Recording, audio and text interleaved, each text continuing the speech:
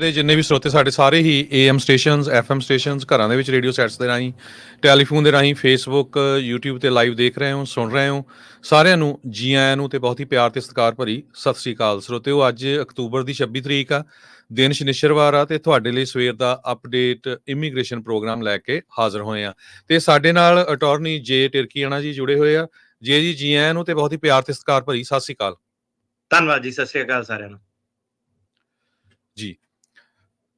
ਸੋ ਸਰੋਤਿਓ, ਜਿਸ ਤਰ੍ਹਾਂ ਤੁਹਾਨੂੰ ਪਤਾ ਹੀ ਆ ਵੀ ਹਰ ਸ਼ਨਿਚਰਵਾਰ ਨੂੰ ਆਪਾਂ ਇਮੀਗ੍ਰੇਸ਼ਨ ਦਾ ਸ਼ੋਅ ਲੈ ਕੇ ਹਾਜ਼ਰ ਹੁੰਦੇ ਆ ਤੇ ਇਸ ਵਿੱਚ ਕੀ ਕੁਝ ਜਿਹੜੀਆਂ ਅਪਡੇਟਸ ਪਿਛਲੇ ਹਫਤੇ ਰਹੀਆਂ ਹੈਗੀਆਂ ਉਹ ਤੁਹਾਡੇ ਨਾਲ ਡਿਸਕਸ ਕਰਦੇ ਹੈਗੇ ਅਟਾਰਨੀ ਉਹਨਾਂ ਦੇ ਨਾਲ। ਸਰੋਤਿਆਂ ਤੋਂ ਥੋੜੀ ਮਾਫੀ ਮੰਗਦੇ ਆ ਕਿਉਂਕਿ ਜਿਹੜੀ ਪਹਿਲਾਂ ਰਾਜਕਨਵੀਰ ਸਿੰਘ ਉਹਨਾਂ ਨੇ ਸਪੈਸ਼ਲ ਰਿਪੋਰਟ ਪੇਸ਼ ਕੀਤੀ ਸੀ US ਕਾਂਗਰਸ ਦੇ ਵਿੱਚ ਪਹਿਲੀ ਵਾਰੀ 1984 ਚ ਜੋ ਸਿੱਖਾਂ ਦਾ ਜੈਨੋਸਾਈਡ ਹੋਇਆ ਸੀ ਉਹ ਮਤਾ ਪੇਸ਼ ਹੋਣ ਜਾ ਰਿਹਾ ਬਾਈ ਪਾਰਟੀਸ਼ਨ ਬਿੱਲ।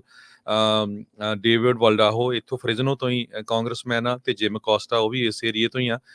ਸੋ ਇਹ ਕਿਉਂਕਿ ਇਮੀਗ੍ਰੇਸ਼ਨ ਦੇ ਨਾਲ ਵੀ ਰਿਲੇਟਡ ਆ, ਬਹੁਤ ਸਾਰੇ ਜਿਹੜੇ ਆਪਣੇ ਵੀਰ ਪੋਲੀਟੀਕਲ ਅਸਾਈਲਮ ਅਪਲਾਈ ਕਰਦੇ ਹੈਗੇ ਆ ਤੇ ਉਹਨਾਂ ਦੇ ਲਈ ਵੀ ਇਹ ਬਹੁਤ ਜ਼ਰੂਰੀ ਹੈਗਾ, ਇਸ ਕਰਕੇ ਆਪਾਂ ਰਿਪੋਰਟ ਸਾਂਝੀ ਕੀਤੀ ਸੀ। ਸੋ ਜੀ ਆਪਾਂ ਅੱਜ ਦੇ ਪ੍ਰੋਗਰਾਮ ਵੱਲ ਚੱਲੀਏ ਤੇ ਅਸਾਈਲਮ ਬਾਰੇ ਅਪਡੇਟਸ ਜਿਹੜੀਆਂ ਉਹ ਦੱਸਦੇ ਜਾਓ। ਜੀ ਬਿਲਕੁਲ, ਅਸਾਈਲਮ ਬਾਰੇ ਆਪਣੀ ਗੱਲਬਾਤ ਅੱਜ ਜਿਹੜੀ ਕਰਾਂਗੇ ਤੇ ਅਕਸਰ ਜਿਹੜਾ ਹਫਤੇ 'ਚ ਜੋ ਵੀ ਵਾਪਰੀ ਹੁੰਦੀ ਆ ਉਹ ਲੋਕਾਂ ਅੱਗੇ ਪੇਸ਼ ਕਰੀਦਾ। ਤੇ ਅਸਾਈਲਮ ਦੇ ਵਿੱਚ ਜੀ ਲੇਟੈਸਟ ਇਹ ਹੈ ਕਿ ਜਿਹੜਾ ਸੈਂਟਾ ਐਨਾ ਕੋਟਾ ਹੁਣ ਜਿਹੜਾ ਉਹਨੂੰ ਜੇ ਆਪਾਂ ਇੱਕ ਪਲ ਲਈ ਉੱਤੇ ਪੌਜ਼ ਕਰੀਏ, ਕਾਫੀ ਚਿਰ ਵੀ ਇਹਦੇ ਬਾਰੇ ਸਾਨੂੰ ਗੱਲ ਕਰਦੇ ਹੋ ਗਿਆ, 1-2 ਸਾਲ ਘੱਟੋ ਘੱਟ ਆਪਾਂ ਇਸ ਕੋਰਟ ਬਾਰੇ ਵੀ ਗੱਲ ਕੀਤੀ ਆ, ਜੱਜਸ ਬਾਰੇ ਵੀ ਆਪਾਂ ਕਾਫੀ ਡਿਟੇਲ 'ਚ ਜਿਹੜਾ ਡਿਸਕਸ ਕੀਤਾ ਤੇ ਤਰੀਕ ਬਹੁਤ ਛੇਤੀ ਜਿਹੜੀ ਪਾ ਦਿੰਦੇ ਆ ਲੋਕਾਂ ਦੇ। ਕਈ ਵਾਰੀ ਵਰਕ ਪਰਮਿਟ ਵੀ ਜਿਹੜੇ ਆਏ ਨਹੀਂ ਹੁੰਦੇ, ਕਲੌਕ ਨਹੀਂ ਚੱਲਿਆ ਹੁੰਦਾ ਤੇ ਤਰੀਕ ਜਿਹੜੀ ਉਹਨਾਂ ਦੀ ਪੈ ਜਾਂਦੀ ਆ।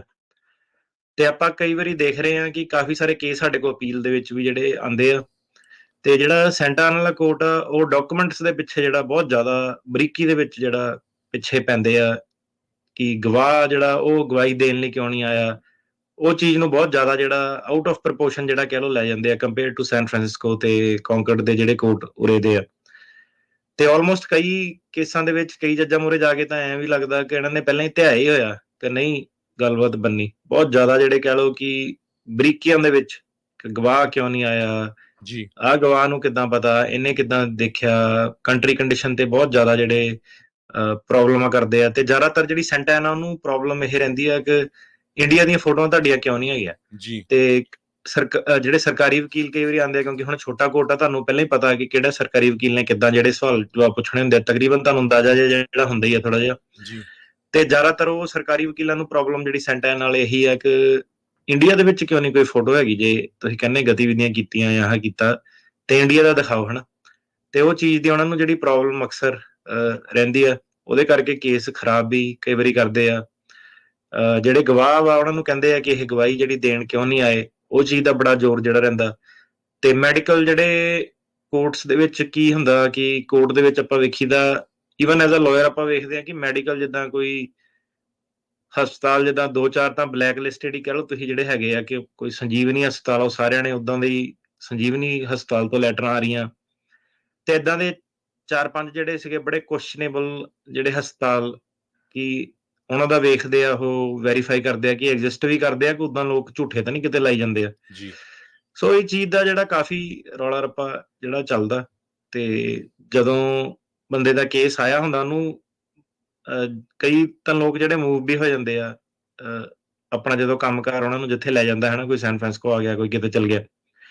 ਇਹ ਜਿਹੜੇ ਕੋਰਟ ਆ ਫਿਰ ਇਹ ਤੁਹਾਨੂੰ ਮੋਸ਼ਨ ਟੂ ਟਰਾਂਸਫਰ ਵੈਨਿਊ ਕਿ ਤੁਸੀਂ ਹੁਣ ਜੇ ਜਗ੍ਹਾ ਬਦਲ ਗਈ ਤੁਹਾਡੀ ਤੇ ਕੋਰਟ ਬਦਲ ਜਾਣਾ ਚਾਹੀਦਾ, ਉਹ ਵੀ ਡਿਨਾਈ ਤੁਹਾਡੀ ਜਿਹੜੀ ਕਰ ਦਿੰਦੇ ਆ। ਜੀ ਤੇ ਤਕਰੀਬਨ ਜਿਹੜਾ ਆਪਣੀ ਸਲਾਹ ਸਾਰਿਆਂ ਨੂੰ ਇਹੀ ਹੁੰਦੀ ਆ, ਚਾਹੇ ਸੀਗਾ ਪੋਰਟਲੈਂਡ ਸੀਗਾ, ਕਿ ਭਾਈ ਜਿਹਨੇ ਜਾਣਾ ਉਹ ਟਾਈਮ ਸਰ ਜਾਵੇ ਆਪਣਾ, ਹਨਾ। ਕਿ ਇੱਕ ਵਾਰੀ ਜਦੋਂ ਤੇ ਕੋਰਟ 'ਚ ਤਰੀਕ ਸੈੱਟ ਹੋ ਜਾਂਦੀ ਆ ਤੇ ਜਿਹੜੇ ਜੱਜ ਸਾਹਿਬ ਹੈਗੇ ਉੱਥੇ ਦੇ ਉਹ ਨਹੀਂ ਕਰਦੇ ਟਰਾਂਸਫਰ ਵੈਨਿਊ, ਕਈ ਵਾਰੀ ਉੱਥੇ ਕੇਸ ਜਿਹੜੇ ਲਟਕੇ ਰਹਿੰਦੇ ਆ।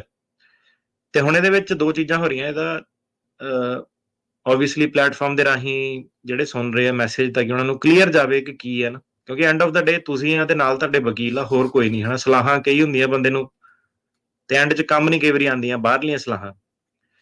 ਸੋ ਕੀ ਚੀਜ਼ ਆ ਕਿ ਲੋਕੀ ਕਈ ਵਾਰੀ ਵਰਕ ਪਰਮਿਟ ਦੇ ਲਾਲਚ ਨੂੰ, ਕਿ ਵਰਕ ਪਰਮਿਟ ਪਹਿਲਾਂ ਆ ਜਾਊਗਾ, ਕਲੌਕ ਚੱਲ ਜੂਗੀ, ਚੱਲ ਆਹ ਸਲਾਹ ਉਹਨਾਂ ਨੂੰ ਮਿਲਦੀ ਆ ਬਾਹਰੋਂ, ਜੀ ਸੱਜਣ ਮਿੱਤਰ ਵਾਲੀ ਸਲਾਹ ਜਿਹੜੀ ਹੁੰਦੀ ਆ। ਜੀ ਤੇ ਜਿਹੜਾ ਸੈਂਟਾ ਵਾਲਾ ਕੋਡ ਆ ਉਹ ਕਹਿੰਦੇ ਟੂ ਲੇਟ, ਆਪਾਂ ਕਰਨਾ ਨਹੀਂ। ਠੀਕ ਆ, ਤੇ ਇਹ ਬੰਦੇ ਕਈ ਵਾਰੀ 6-6 ਮਹੀਨਿਆਂ ਦੇ ਵਿੱਚ ਵੀ ਜਿਹੜੀ ਆ ਤਰੀਕ ਪੈ ਜਾਂਦੀ ਆ, ਤੇ ਕਈ ਵਾਰੀ ਇਦਾਂ ਦੇ ਹਾਲਾਤ ਪੈ ਜਾਂਦੇ ਕਿ ਤਰੀਕ 6 ਮਹੀਨਿਆਂ ਚ ਆ ਗਈ ਵਰਕ ਪਰਮਿਟ ਤੋਂ ਪਹਿਲਾਂ ਹੀ, ਤੇ ਕਲੌਕ ਜਿਹੜੀ ਪੂਰੀ ਨਹੀਂ ਹੋਈ, ਤੇ ਜੱਜ ਕਿਤੇ ਹੋਰ ਜਾਣ ਨਹੀਂ ਦਿੰਦੇ, ਰਾਈਟ। ਸੋ ਇਹ ਵਰਕ ਪਰਮਿਟ ਵਾਲੇ ਲਾਲਚ ਚ ਨਾ ਜਿਹੜਾ ਫਸਿਓ। ਜਿਹੜਾ ਬੰਦਾ ਮੂਵ ਹੋ ਰਿਹਾ ਵਾ, ਉਹਨੇ ਹੋਣਾ ਹੀ ਆ, ਜਿਹਨੇ ਮੂਵ ਬੰਦੇ ਨੇ, ਉਹ ਆਪਣਾ ਜਿਹੜੀ ਜਰਨੀ ਉਹਨੂੰ ਪਰਸਿਊ ਕਰੇ ਵਰਕ ਪਰਮਿਟ ਦੇ ਲਾਲਚ ਦੇ ਵਿੱਚ, ਆਪਣਾ ਗਲਤ ਜਗ੍ਹਾ ਨਾ ਜਿਹੜਾ ਆਪਣਾ ਲੱਤ ਫਸਾ ਲਿਓ। ਜੀ ਸੋ ਇਹ ਇੱਕ ਜਿਹੜੀ ਬੜੀ ਮੇਨ ਚੀਜ਼ ਹੈ, ਇਹ ਚ ਕਾਫੀ ਸਾਨੂੰ ਸਟਰਗਲ ਵੀ ਰਹਿੰਦੀ ਆ। ਬਾਅਦ ਚ ਆ ਕੇ ਸਾਨੂੰ ਕਹਿੰਦੇ ਮੇਰੇ ਦੋਸਤ ਨੇ ਇਦਾਂ ਕਹਿਤਾ, ਅਸੀਂ ਉਦਾਂ ਕਹਿਤਾ ਸੀ, ਤੇ ਦੋਸਤ ਵੀ ਬਾਅਦ ਚ ਭੱਜ ਭੁੱਜ ਜਾਂਦੇ ਸਾਰੇ, ਕੱਖ ਨਹੀਂ। ਉਹ ਤੁਹਾਨੂੰ ਪਤਾ ਉੜਦੀ ਸਲਾਹ ਹੁੰਦੀ ਆ, ਉਹ ਕਿਹੜਾ ਕੋਈ ਐਕਸਪਰਟ ਆ ਜਾਂ ਪਤਾ ਉਹਨਾਂ ਨੂੰ ਕੀ ਆ। ਆਪਣੇ ਜੇ ਬੰਦੇ ਨੂੰ ਇੱਕ ਚੀਜ਼ ਪਤਾ, ਉਹ ਐ ਸ਼ੋ ਕਰਦਾ ਕਿ ਮੈਨੂੰ 5 ਪਤਾ ਵਾ। ਸੋ ਇਹ ਜਿਹੜਾ ਕੋਰਟ ਦਾ ਸਿੱਧੇ ਹਾਲ ਆ, ਜਿਹਨਾਂ ਦੇ ਕੇਸ ਉੱਥੇ ਗਏ ਆ, ਉਹਨਾਂ ਨਾਲ ਤੁਸੀਂ ਗੱਲ ਕਰਕੇ ਜਿਹੜਾ ਦੇਖਿਓ ਕਿ ਕੋਰਟ ਦੇ ਵਿੱਚ ਕਿੱਦਾਂ ਹਿਸਾਬ ਕਿਤਾਬ ਰਿਹਾ। ਜੇ ਤੁਹਾਡਾ ਕੋਈ ਤੇ ਅਲਟੀਮੇਟਲੀ ਜਿਹੜਾ ਇਹ ਹੈ ਕਿ ਸੈਨ ਫਰਾਂਸਿਸਕੋ ਸਪੈਸ਼ਲੀ ਜਿਹੜਾ ਥੋੜਾ ਜਿਹਾ ਵੱਡਾ ਕੋਰਟ ਆ, ਤੇ ਆਂਦੇ ਭਾਵੇਂ ਦੋਨੋਂ 9th ਸਰਕਿਟ ਦੇ ਵਿੱਚ ਹੀ ਆ, ਕੈਲੀਫੋਰਨੀਆ ਸੈਂਟਾ ਐਨਾ ਵੀ ਤੇ ਵੀ, ਪਰ ਜਿਹੜਾ ਜੱਜਾਂ ਦਾ ਵਤੀਰਾ ਵੀ ਜਿਹੜਾ ਉਹ ਇਹਨਾਂ ਕੋਰਟਾਂ 'ਚ ਜਿਹੜਾ ਜ਼ਿਆਦਾ ਵਧੀਆ ਨਾਰਦਰਨ ਕੈਲੀਫੋਰਨੀਆ ਦੇ ਵਿੱਚ। ਤੇ ਕਈ ਵਾਰੀ ਥੱਲੇ ਜਦੋਂ ਜਾਈਦਾ ਤਰੀਕ ਕਰਨ, ਤੇ ਉਹ ਕਮੈਂਟ ਵੀ ਮਾਰ ਦਿੰਦੇ ਜੱਜ ਜਾਂ ਉਹ ਕਿ ਮੈਨੂੰ ਨਹੀਂ ਪਤਾ ਕਿ ਤੁਹਾਡੇ ਸੈਨ ਫਰਾਂਸਿਸਕੋ 'ਚ ਕਿੱਦਾਂ ਕਰਦੇ ਆ, ਪਰ ਸਾਡੇ ਕੋਰਟ 'ਚ ਏਦਾਂ ਹੁੰਦਾ। ਸੋ ਇਦਾਂ ਦੀਆਂ ਗੱਲਾਂ ਵੀ ਜਿਹੜੀਆਂ ਕਈ ਵਾਰੀ ਸੁਣਨ ਨੂੰ ਜਿਹੜੀਆਂ ਮਿਲ ਜਾਂਦੀਆਂ, ਤੇ ਕਰ ਤੇ ਕੁਛ ਨਹੀਂ ਸਕਦੇ ਹੁਣ, ਕਿਉਂਕਿ ਆਬਵੀਅਸਲੀ ਜੱਜ ਨੇ ਆਪਣਾ ਫੈਸਲਾ ਜਿਹੜਾ ਕਰਨਾ ਹੁੰਦਾ। ਤੇ ਕਈ ਜੱਜ ਜਿਹੜੇ ਉਰੇ ਦੇ ਆ ਬਹੁਤ ਨਾਈਸ ਹੁੰਦੇ ਆ, ਲੋਕਾਂ ਦਾ ਪਲੇਜ਼ੈਂਟ ਐਕਸਪੀਰੀਅੰਸ ਜਿਹੜਾ ਬਣਾਉਂਦੇ ਆ, ਕਲਾਇੰਟਾਂ ਨਾਲ ਬੜੇ ਵਧੀਆ ਤਰੀਕੇ ਨਾਲ ਗੱਲ ਕਰਦੇ ਆ। ਜੇ ਕੇਸ ਪਾਸ ਹੁੰਦਾ, ਜੱਜ ਇਦਾਂ ਦੇ ਵੀ ਆਈ ਬਣਾ ਕੇ ਕਈ ਵਾਰੀ ਬੰਦੇ ਨੂੰ ਪਰਸਨਲੀ ਵੀ ਮੈਂ ਦੇਖਿਆ ਕਿ ਫੀਮੇਲ ਕੇਸਿਸ ਜਿਹੜੇ ਸਪੈਸ਼ਲੀ ਆ, ਕਿ ਫੀਮੇਲ ਜੱਜਸ ਆ ਕੇ ਉਹਨਾਂ ਨੇ ਕਿਹਾ ਕਿ ਕਲਾਇੰਟ ਨੂੰ ਜੱਫੀ ਵੀ ਪਾ ਲਈ। ਇਹ ਲੈਵਲ ਤੱਕ ਵੀ ਜਿਹੜੇ ਜੱਜਾਂ ਦੀ ਕਾਈਂਡਨੈਸ ਜਿਹੜੀ ਹੈਗੀ ਆ।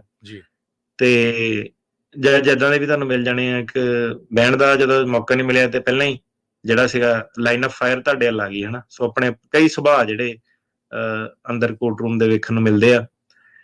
ਤੇ ਜ਼ਿਆਦਾਤਰ ਜਿਹੜੇ ਸੈਂਟਾਨਾ ਦੇ ਵਿੱਚ ਸੀਗਾ, ਜਿਹੜਾ ਸਾਡੇ ਵਾਲਾ ਹੁਣ ਜਿਹੜਾ ਕੇਸ ਸੀਗਾ 2395, ਨੇ ਬਹੁਤ ਚੀਜ਼ਾਂ ਜਿਹੜੀਆਂ ਸਿੰਘ ਵਰਸਸ ਗਾਰਲੈਂਡ ਚੇਂਜ ਕਰਤੀਆਂ।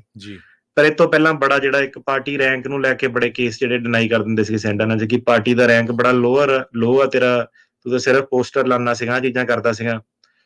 ਤੇ ਹੁਣ ਉੱਤੇ ਦੇਖਦੇ ਆ ਕਿੰਨਾ ਫਰਕ ਪੈਂਦਾ ਨਵੀਂ ਅਥਾਰਟੀ ਤੋਂ ਬਾਅਦ, ਕਿਉਂਕਿ ਪਾਰਟੀ ਰੈਂਕ ਵਾਲਾ ਮੇਰੇ ਹਿਸਾਬ ਨਾਲ ਜਿਹੜਾ ਸੀਗਾ ਰੀਲੋਕੇਸ਼ਨ ਵਾਲਾ ਮੁੱਦਾ ਸੀਗਾ, ਉਹਦੇ ਵਿੱਚ ਸਾਡੇ ਕੇਸ ਨੇ ਕਾਫੀ ਜਿਹੜੀ ਚੀਜ਼ ਆ ਤਬਦੀਲੀ ਜਿਹੜੀ ਕਰ ਦਿੱਤੀ ਆ। ਤੇ ਉਹ ਅਜੇ ਦੇਖਣਾ ਬਾਕੀ ਹੈ ਕਿ ਸੈਂਟਾਨਾ ਕਿੱਦਾਂ ਉਹਦੇ ਹਿਸਾਬ ਨਾਲ ਚੇਂਜ ਹੁੰਦਾ। ਤੇ ਇਹੀ ਚੀਜ਼ ਜਿਹੜੀ ਸੈਨ ਫਰਾਂਸਿਸਕੋ 'ਚ ਕਰੀਏ, ਤਾਂ ਜਿਹੜੇ ਵੀ ਆਰਕੇਕੇ ਦੇ ਪੈਕੇਟ ਵਗੈਰਾ ਸੀਗੇ, ਉਹ ਸਾਰੇ ਸਰਕਾਰ ਨੇ ਵਾਪਸ ਜਿਹੜੇ ਲੈ ਲਏ ਆ ਸਾਡੇ ਕੇਸ ਤੋਂ ਬਾਅਦ।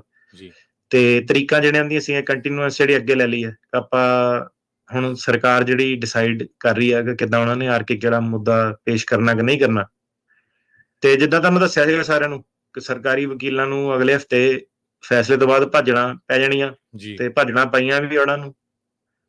ਤੇ ਆਰਕੇਕੇ ਵਾਲਾ ਜਿਹੜਾ ਹੁਣ ਸੀਗਾ, ਤੁਸੀਂ ਵੇਖੋਗੇ ਕਿ ਨੀਅਰ ਟਾਈਮ ਦੇ ਵਿੱਚ ਜਿਹੜੇ ਸੀਗੇ ਪੈਕਟ ਪੋਕਟ ਸਾਰੇ ਜਿਹੜੇ ਵਾਪਸ ਉਹ ਲੈ ਲਏ ਆ। ਉਹ ਇੱਕ ਮੁੱਦਾ ਜਿਹੜਾ ਸੀਗਾ ਕਿ ਇੱਕ ਅੱਧਾ ਜੱਜ ਜਿਹੜਾ ਸਟ੍ਰਿਕਟ ਵੀ ਸੀਗਾ, ਉਹ ਆਰਕੇਕੇ ਦੇ ਬੇਸ ਤੇ ਡਿਨਾਈ ਕਰ ਰਿਹਾ ਸੀਗਾ ਕੌਂਕਰਡ ਸੈਨ ਫਰਾਂਸਿਸਕੋ ਦੇ ਵਿੱਚ।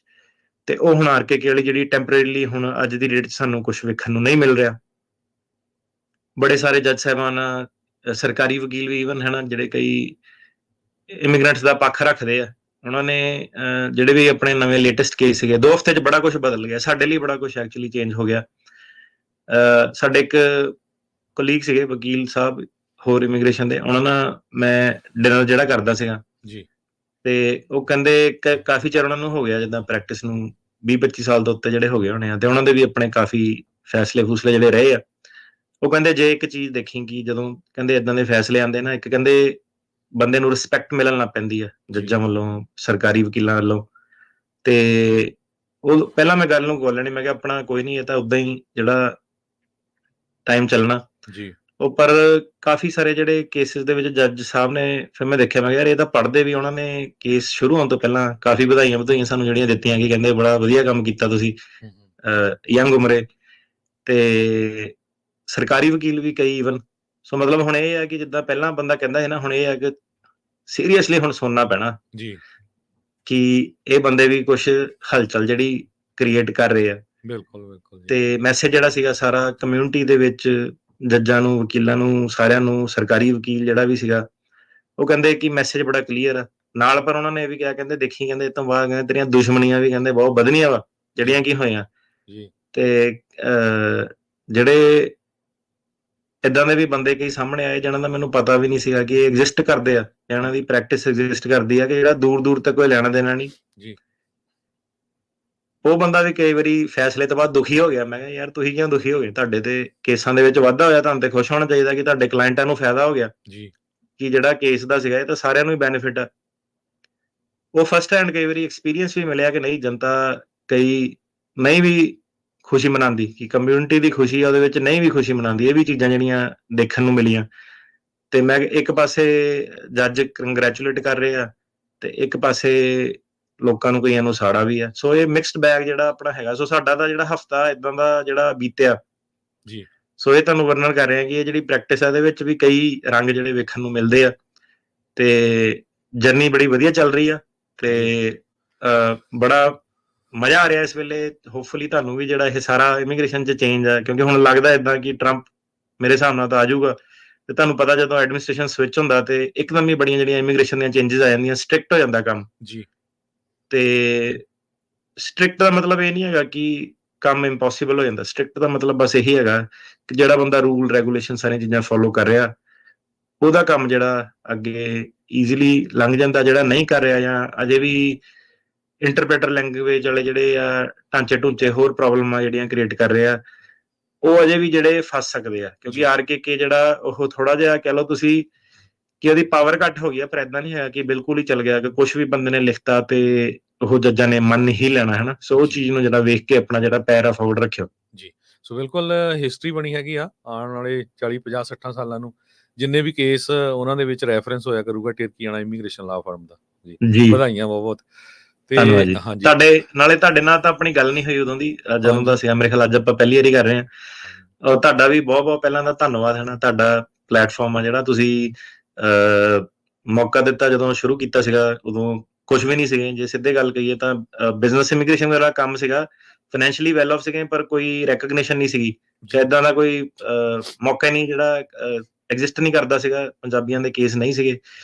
ਤੇ ਤੁਹਾਡੇ ਜਿਹੜੇ ਪਲੇਟਫਾਰਮ ਤੇ ਆਉਣ ਤੋਂ ਬਾਅਦ ਹੀ ਜਿਹੜੇ ਇਦਾਂ ਦੇ ਕੇਸ ਆਪਣੇ ਕੋਲ ਜਿਹੜੇ ਆਣੇ ਸ਼ੁਰੂ ਹੋਏ, ਤੁਹਾਡੇ ਪਲੇਟਫਾਰਮ ਦੇ ਰਾਹੀਂ ਜਿਹੜਾ ਸੀਗਾ ਇੱਕ ਮੌਕਾ ਮਿਲਿਆ ਲੋਕਾਂ ਨੂੰ ਦੱਸਣ ਦਾ ਕਿ ਆਹ ਚੀਜ਼ ਵੀ ਆਪਾਂ ਜਿਹੜੀ ਕਰਦੇ ਆ।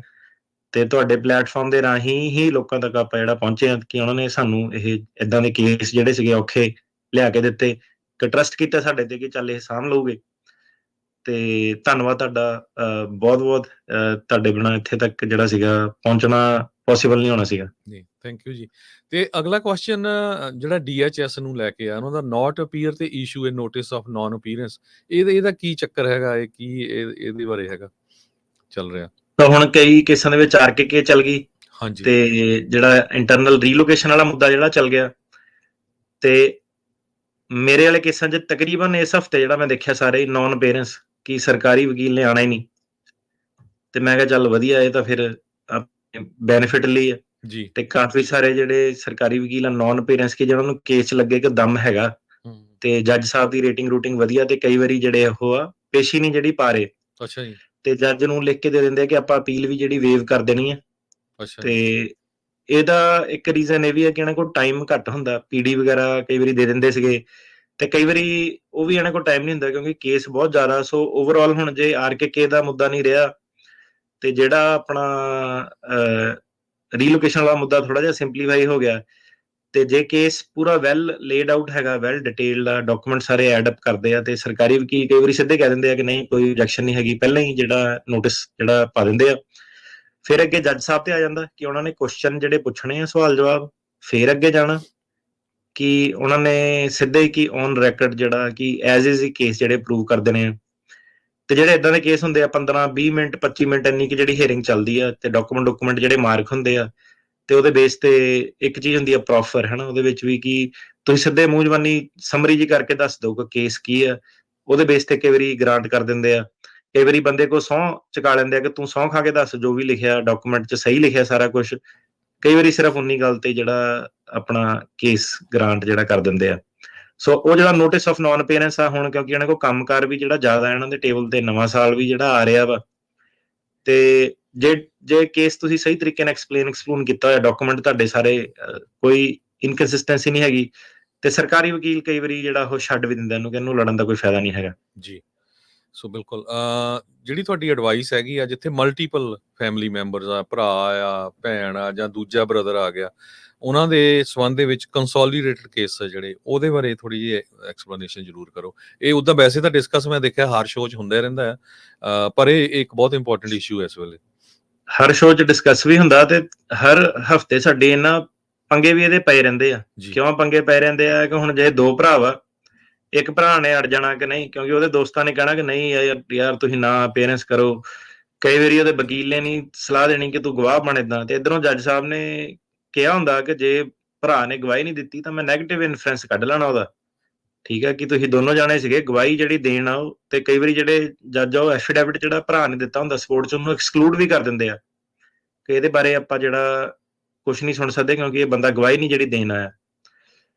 ਤੇ ਕਈ ਤਾਂ ਕੇਸ ਜਿਹੜੇ ਇਦਾਂ ਦੇ ਵੀ ਸਾਹਮਣੇ ਆਉਂਦੇ ਆ, ਉਹ ਕਹਿੰਦੇ ਕਿ ਮੇਰੇ ਭਰਾ ਨੇ ਤਾਂ ਦੱਸਿਆ ਹੀ ਨਹੀਂ ਸੀ, ਉਹਦੇ ਵਕੀਲ ਰਾਹੀਂ, ਪੁਰਾਣੇ ਵਕੀਲ ਨੇ ਉਹਦੇ ਭਰਾ ਦਾ ਜਦੋਂ ਕੇਸ ਸੀਗਾ, ਉਹਨੇ ਦੱਸਿਆ ਨਹੀਂ ਕਿ ਮੈਂ ਇੱਥੇ ਹੈਗਾ। ਮੈਂ ਕਿਹਾ ਉਹ ਤਾਂ ਫਿਰ ਫਰਾਡ ਹੋ ਗਿਆ ਜੇ ਦੱਸਿਆ ਨਹੀਂ ਤਾਂ, ਕਿਉਂਕਿ ਉਹਦਾ ਤੁਸੀਂ ਫਿਰ ਐਪਲੀਕੇਸ਼ਨ 'ਚ ਸੈਲਮ ਐਪਲੀਕੇਸ਼ਨ ਝੂਠ ਬੋਲ ਰਹੇ ਆ ਜੀ, ਕੱਲ ਨੂੰ ਘਰ ਦੇ ਵੀ ਆਊਗੇ। ਸੋ ਉਹ ਜਿਹੜੇ ਨਾ ਇਦਾਂ ਦੇ ਚੱਕਰਾਂ 'ਚ ਨਾ ਫਸਿਆ ਕਰੋ। 2024 ਚੱਲਦਾ ਪਿਆ, 1980 ਨਹੀਂ। ਉਹ ਜਿਹੜਾ ਪੁਰਾਣੀ ਸੋਚ ਜਿਹੜੀ ਸੀ ਨਾ, ਉਹ ਰਹਿ ਗਿਆ ਟਾਈਮ ਪਰੇ। ਬਿਲਕੁਲ, ਜੇ ਰਿਸ਼ਤੇਦਾਰ ਤੁਹਾਡੇ ਉਰੇ ਹੈਗੇ ਉਹਨੂੰ ਦੱਸਣਾ ਪੈਣਾ। ਜੇ ਤੁਸੀਂ ਅੱਜ ਨਹੀਂ ਦੱਸਦੇ ਆ, ਕੱਲ ਨੂੰ ਘਰ ਦੇ ਘੁਰਦੇ ਆਣੇ ਆ, ਉਹਨਾਂ ਦੀਆਂ ਐਪਲੀਕੇਸ਼ਨਾਂ ਪਊਗੀਆਂ, DS-260 ਵਗੈਰਾ, ਹਰੇਕ ਚੀਜ਼ ਹੁੰਦੀ ਹੈ ਕਿ ਕਿਹੜਾ ਬੰਦਾ ਕਿੱਥੇ ਆ, ਤੁਹਾਡੇ ਕਿੰਨੇ ਜਵਾਕ ਆ, ਰਾਈਟ। ਸੋ ਇਹ ਚੀਜ਼ਾਂ 'ਚ ਝੂਠ ਨਹੀਂ ਬੋਲਿਆ ਜਾ ਸਕਦਾ, ਤੇ ਬੋਲਣਾ ਚਾਹੀਦਾ ਵੀ ਨਹੀਂ, ਕਿਉਂਕਿ ਹਰੇਕ ਚੀਜ਼ ਜਿਹੜੀ ਕੋਰਟ ਨੂੰ ਸਬਮਿਟ ਹੁੰਦੀ ਆ, ਪੈਨਲਟੀ ਆਫ ਪਰਜਰੀ ਤੇ ਸਬਮਿਟ ਹੁੰਦੀ ਆ। ਤੇ ਐਟ ਦਾ ਮਿਨੀਮਮ ਤੁਹਾਨੂੰ ਜਿਹੜਾ ਆਪਣੇ ਰਿਲੇਟਿਵ ਦੀ ਇਨਫੋਰਮੇਸ਼ਨ ਜਿਹੜੀ ਡਿਸਕਲੋਜ਼ ਕਰਨੀ ਪੈਣੀ ਹੈ, ਕੌਣ ਕਿੱਥੇ ਆ। ਠੀਕ ਆ, ਉਹ ਚੀਜ਼ ਤੋਂ ਨਹੀਂ ਭੱਜਣਾ ਕਿਸੇ ਨੇ ਵੀ। ਉਹ ਬਿਲਕੁਲ ਜਿਹੜੀ ਗਲਤ ਸਲਾਹ ਵਾ, ਟੈਂਪਰੇਰੀ ਜਿਹੜਾ ਸਲਾਹ ਨਾ ਲਿਓ ਕਿਸੇ ਤੋਂ, ਨਾ ਫਸਿਓ ਉਹਦੇ ਵਿੱਚ। ਠੀਕ ਆ, ਕਈ ਲੋਕੀ ਕੰਨ ਭਰਨ ਵਾਲੇ ਹੁੰਦੇ ਆ। ਸੋ ਕਾਨੂੰਨੀ ਮਸਲੇ ਜਿਹੜੇ ਹੈਗੇ ਆ, ਇਨਫੋਰਮੇਸ਼ਨ ਡਿਸਕਲੋਜ਼ ਕਰਨੀ ਪੈਣੀ ਹੈ। ਦੂਜਾ ਮੁੱਦਾ ਇਹ ਆ ਜਾਂਦਾ ਕਿ ਗਵਾਹੀ ਇੱਕ ਭਰਾ ਨੇ ਦੂਜੇ ਦੇ ਕੇਸ 'ਚ ਦੇਣੀ ਹੈ ਕਿ ਨਹੀਂ ਦੇਣੀ ਆ, ਉਹ ਤੁਹਾਡੀ ਪਰਸਨਲ ਪ੍ਰੈਫਰੈਂਸ ਵੀ ਆ ਜਾਂਦੀ ਆ, ਪਰ ਕਈ ਵਾਰੀ ਜੱਜ ਫੋਰਸ ਵੀ ਕਰ ਦਿੰਦੇ ਆ। ਠੀਕ ਆ, ਤੇ ਜੇ ਨਹੀਂ ਗਵਾਹੀ ਦਿਓ ਤਾਂ ਇਹ ਫਿਰ ਉਹਦਾ ਤੁਹਾਡੇ ਅਗੇਂਸਟ ਵੀ ਜਿਹੜਾ ਜਾ ਸਕਦੇ ਆ। ਹੁਣ ਕੀ ਚੀਜ਼ ਹੁੰਦੀ ਹੈ ਕਿ ਇਹਦੇ ਵਿੱਚ ਗਵਾਹੀ ਦੇਣ ਲਈ ਤੁਹਾਨੂੰ ਪ੍ਰਾਈਵੇਸੀ ਵੇਵਰ ਇੱਕ ਕਰਨਾ ਹੁੰਦਾ, ਤੇ ਦੋਨੋਂ ਭਰਾਵਾਂ ਨੇ ਸਾਈਨ ਕਰਨਾ ਹੁੰਦਾ ਕਿ ਮੈਨੂੰ ਕੋਈ ਇਤਰਾਜ਼ ਨਹੀਂ ਕਿ ਸਾਡੀਆਂ ਫਾਈਲਾਂ ਅਦਲੀਆਂ ਬਦਲੀਆਂ ਕੀਤੀਆਂ ਜਾ ਸਕਣ, ਇੱਕ ਦੂਜੇ ਦੇ ਨਾਲ ਜਿਹੜੀ ਇਨਫੋਰਮੇਸ਼ਨ ਸ਼ੇਅਰ ਹੋ ਗਈ ਕੇਸ ਦੇ ਵਿੱਚ। ਸੋ ਉਹਨੂੰ ਕਹਿੰਦੇ ਪ੍ਰਾਈਵੇਸੀ ਵੇਵਰ, ਕਿ ਸਰਕਾਰ ਜਿਹੜੀ ਫਾਈਲ ਕਢਾ ਸਕੇ ਦੂਜੇ ਭਰਾ ਦੀ। ਉਹਨਾਂ ਨੇ ਇਹ ਦੇਖਣਾ ਕਿ ਇਹ ਕੀ ਚੀਜ਼ ਲਿਖ ਰਿਹਾ, ਦੋਨਾਂ 'ਚ ਫਰਕ ਕੀ ਹੈ, ਕਹਿਣੀ ਕਰਨੀ 'ਚ। ਠੀਕ ਹੈ, ਤੇ ਪ੍ਰਾਈਵੇਸੀ ਵੇਵਰ ਜਿਹੜਾ ਹੈਗਾ, ਹੁਣ ਆਬਵੀਅਸਲੀ ਜੇ ਦੋ ਵਕੀਲ ਇਨਵੋਲਡ ਹੈ, ਇੱਕ ਦਾ ਕੇਸ ਕਿਸੇ ਕੋ ਚੱਲਦਾ, ਇੱਕ ਦਾ ਕਿਸੇ ਕੋ ਚੱਲਦਾ, ਤੇ ਇਹ ਵੀ ਲਾਜ਼ਮੀ ਕਈ ਵਾਰੀ ਪੈ ਜਾਂਦਾ ਕਿ ਵਕੀਲ ਤੋਂ ਸਲਾਹ ਲੈਣੀ ਪੈਂਦੀ ਹੈ ਉਹਦੇ ਦੂਜੇ ਤੋਂ।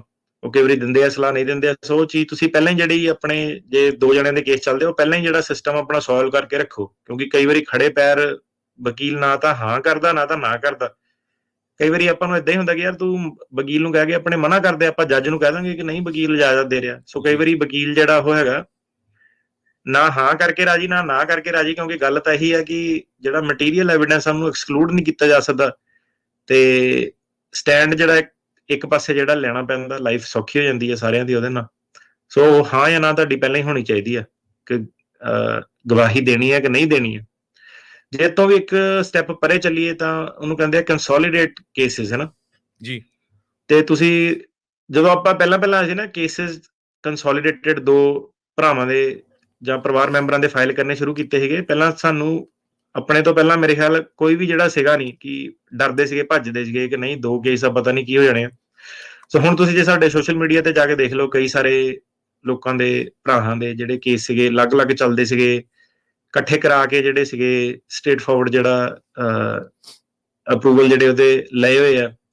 ਸੋ ਤੁਸੀਂ ਦੇਖੋ, ਗੱਲ ਸੁਣੋ ਉਹਨਾਂ ਦੀ ਕਿ ਕਿੱਦਾਂ ਕੰਸੋਲੀਡੇਟ ਕੇਸ ਕਰਨ ਦਾ ਫਾਇਦਾ ਵੀ ਹੋ ਜਾਂਦਾ, ਕਈ ਵਾਰੀ ਨੁਕਸਾਨ ਵੀ ਹੋ ਜਾਂਦਾ। ਪਰ ਜੇ ਗਵਾਹੀ ਤੁਹਾਡੀ ਵਧੀਆ ਇੱਕ ਦੂਜੇ ਦੇ ਫੇਵਰ 'ਚ ਦੇ ਸਕਦੇ ਆ, ਤੇ ਕੇਸ ਇਕੱਠੇ ਕਰਕੇ ਜਿਹੜਾ ਜ਼ਿਆਦਾ ਫਾਇਦਾ ਹੁੰਦਾ। ਕਿਉਂ ਫਾਇਦਾ ਹੁੰਦਾ? ਕਿਉਂਕਿ ਫੋਰ ਐਗਜ਼ਾਮਪਲ ਜੇ ਦੇਖੋ ਕਿ ਪਿੱਛੇ ਕੋਈ ਗਵਾਹ ਤੁਹਾਡੇ ਘਰੇ, ਉਹਨੇ ਕੋਈ ਚੀਜ਼ ਕਹਿਣੀ ਕਿ ਤੁਹਾਡੇ ਘਰੇ ਏਦਾਂ ਹੋਇਆ ਸੀ ਜਾਂ ਏਦਾਂ ਹੋ ਰਿਹਾ, ਉਹਦੇ ਵਿੱਚ ਉਹ ਗਵਾਹ ਨੇ ਦੋਨਾਂ ਬਾਰੇ ਇੱਕੋ ਵਾਰੀ 'ਚ ਗੱਲ ਲਿਖ ਦੇਣੀ ਕਿ ਇਹਦੇ ਬਾਰੇ ਏਦਾਂ ਹੋਇਆ, ਇਹਦੇ ਬਾਰੇ ਏਦਾਂ ਹੋਇਆ, ਰਾਈਟ। ਹੁਣ ਉਹੀ ਜੇ ਦੋ ਕੇਸ ਅਲੱਗ-ਅਲੱਗ ਚੱਲਦੇ ਆ, ਡਬਲ ਤੁਹਾਡੇ ਡਾਕੂਮੈਂਟ ਆ, ਇੱਕ ਦਾ ਕਿਸੇ ਸਾਲ ਤਰੀਕ ਪੈ ਰਹੀ ਆ, ਦੂਜੇ ਕਿਸੇ ਦੀ ਕਿਸੇ ਸਾਲ ਪੈ ਰਹੀ ਆ। ਸੋ ਕੰਸੋਲੀਡੇਸ਼ਨ ਦਾ ਇਹ ਫਾਇਦਾ ਹੋ ਜਾਂਦਾ ਕਿ ਜਿਹੜੇ ਡਾਕੂਮੈਂਟ ਬੜੇ ਸਟ੍ਰੀਮਲਾਈਨ ਜਿਹੜੇ ਹੋ ਜਾਂਦੇ ਸਾਰੇ ਕੇਸ ਦੇ, ਕਿ ਸਾਰਾ ਟੱਬਰ ਆ ਜਿਹੜਾ ਉਹ ਕੀ ਚੀਜ਼ ਜਿਹੜੀ ਕਹਿ ਰਿਹਾ, ਸੋ ਇਹ ਚੀਜ਼ ਵੱਲ ਜਿਹੜਾ ਗੌਰ ਜਿਹੜਾ ਜ਼ਰੂਰ ਕਰੋ। ਜੀ, ਇੱਕ ਜਿਹੜਾ ਇਨਵੈਸਟਮੈਂਟ ਬੇਸਡ ਇਮੀਗ੍ਰੇਸ਼ਨ ਆਪਸ਼ਨਸ ਜਦੋਂ ਪ੍ਰੋਸੀਡਿੰਗ ਚ ਆ, ਉਹ ਥੋੜਾ ਡਿਸਕਸ ਕਰੇ। ਸੋ ਇਹ ਕਿਸੇ ਨੇ ਮੈਨੂੰ ਸ਼ੁਰੂ ਹੋਣ ਤੋਂ ਪਹਿਲਾਂ ਅੱਜ ਸਵਾਲ ਵੀ ਪੁੱਛਿਆ ਸੀਗਾ ਕਿ ਜਿਹੜਾ ਅਸਾਲਮ ਵਾਲਾ ਬੰਦਾ ਉਹ ਇਨਵੈਸਟਮੈਂਟ ਬੇਸ ਕਰ ਸਕਦਾ ਕਿ ਨਹੀਂ ਕਰ ਸਕਦਾ। ਸੋ ਜਿਹੜੀ ਇਨਵੈਸਟਮੈਂਟ ਬੇਸਡ ਇਮੀਗ੍ਰੇਸ਼ਨ ਆ, ਉਹ ਬਿਜ਼ਨਸ ਇਮੀਗ੍ਰੇਸ਼ਨ ਦੀ ਕੈਟਾਗਰੀ ਦੇ ਵਿੱਚ ਜਿਹੜੀ ਆਉਂਦੀ ਹੈ, ਕਾਰਪੋਰੇਟ ਇਮੀਗ੍ਰੇਸ਼ਨ ਦੀ ਕੈਟਾਗਰੀ 'ਚ ਕਾਫੀ ਸਾਰੇ ਵਕੀਲ ਜਿਹੜੇ ਇਹ ਨਹੀਂ ਹੱਥ ਪਾਉਂਦੇ ਇਹਨੂੰ, ਬਿਜ਼ਨਸ ਇਮੀਗ੍ਰੇਸ਼ਨ ਆਉਂਦੀ ਨਹੀਂ ਉਹਨਾਂ ਨੂੰ, ਠੀਕ ਹੈ। ਉਹਨਾਂ ਦਾ ਫੋਕਸ ਜਿਹੜਾ ਸਿਰਫ ਅਸਾਲਮ ਦੇ ਕੇਸਿਸ ਤੇ ਹੁੰਦਾ। ਤੇ ਅਗੇਨ ਤੁਸੀਂ ਸਾਡੀ ਜੇ ਸਾਨੂੰ ਫੋਲੋ ਕਰਦੇ ਆ ਤਾਂ ਆਪਣਾ ਜਿਹੜਾ ਬਿਜ਼ਨਸ ਇਮੀਗ੍ਰੇਸ਼ਨ ਤੋਂ ਹੀ ਆਪਾਂ ਪਹਿਲਾਂ ਜਿਹੜਾ ਕੰਮ ਸ਼ੁਰੂ ਕੀਤਾ ਸੀਗਾ, ਇਨਵੈਸਟਮੈਂਟ ਤੇ ਬਿਜ਼ਨਸ ਇਮੀਗ੍ਰੇਸ਼ਨ ਤੋਂ। ਸੋ ਇਨਵੈਸਟਮੈਂਟ ਤੇ ਜਿਹੜੀ ਇਨਵੈਸਟਮੈਂਟ ਇਮੀਗ੍ਰੇਸ਼ਨ ਹੈ, ਇਹਦੇ ਥਰੂ ਗ੍ਰੀਨ ਕਾਰਡ ਤੁਹਾਨੂੰ ਲੈਣ ਲਈ ਜਿਹੜਾ EB-5 ਪ੍ਰੋਗਰਾਮ ਹੈਗਾ, $8 ਲੱਖ ਦੀ ਮਿਨੀਮਮ ਤੁਹਾਨੂੰ ਇਨਵੈਸਟਮੈਂਟ ਜਿਹੜੀ ਚਾਹੀਦੀ ਹੈ। ਤੇ ਕਈ ਏਰੀਆ ਦੇ ਵਿੱਚ ਤੁਹਾਨੂੰ 1,50,000 ਦੀ ਇਨਵੈਸਟਮੈਂਟ ਚਾਹੀਦੀ ਹੈ। ਸੋ ਪਹਿਲਾਂ ਤਾਂ ਇਹਦੇ ਵਿੱਚ ਤੁਹਾਡੇ ਕੋਲ ਵਾਈਟ ਮਨੀ ਜਿਹੜਾ ਹੋਣਾ ਚਾਹੀਦਾ। ਇੱਥੇ ਤੁਸੀਂ ਇੱਕ ਬਿਜ਼ਨਸ 'ਚ ਇਨਵੈਸਟ ਕਰ ਸਕਦੇ ਹੋਣੇ ਚਾਹੀਦੇ ਹੋ। ਉਹ ਬਿਜ਼ਨਸ ਇਸ ਲੈਵਲ ਦਾ ਬਾਅਦ 'ਚ ਜਾਣਾ ਚਾਹੀਦਾ ਕਿ ਤੁਸੀਂ 10 ਜਿਹੜੀਆਂ ਪੱਕੀਆਂ ਨੌਕਰੀਆਂ ਫੁੱਲ ਟਾਈਮ ਕ੍ਰੀਏਟ ਕਰ ਸਕੋ ਬਿਜ਼ਨਸ ਦੇ ਵਿੱਚ। ਸੋ ਇਹ ਜਿਹੜਾ ਆਧਾਰ ਆਪਣਾ ਇਨਵੈਸਟਮੈਂਟ ਬੇਸ ਗ੍ਰੀਨ ਕਾਰਡ ਦਾ ਜਿਹੜਾ ਪੈਂਦਾ।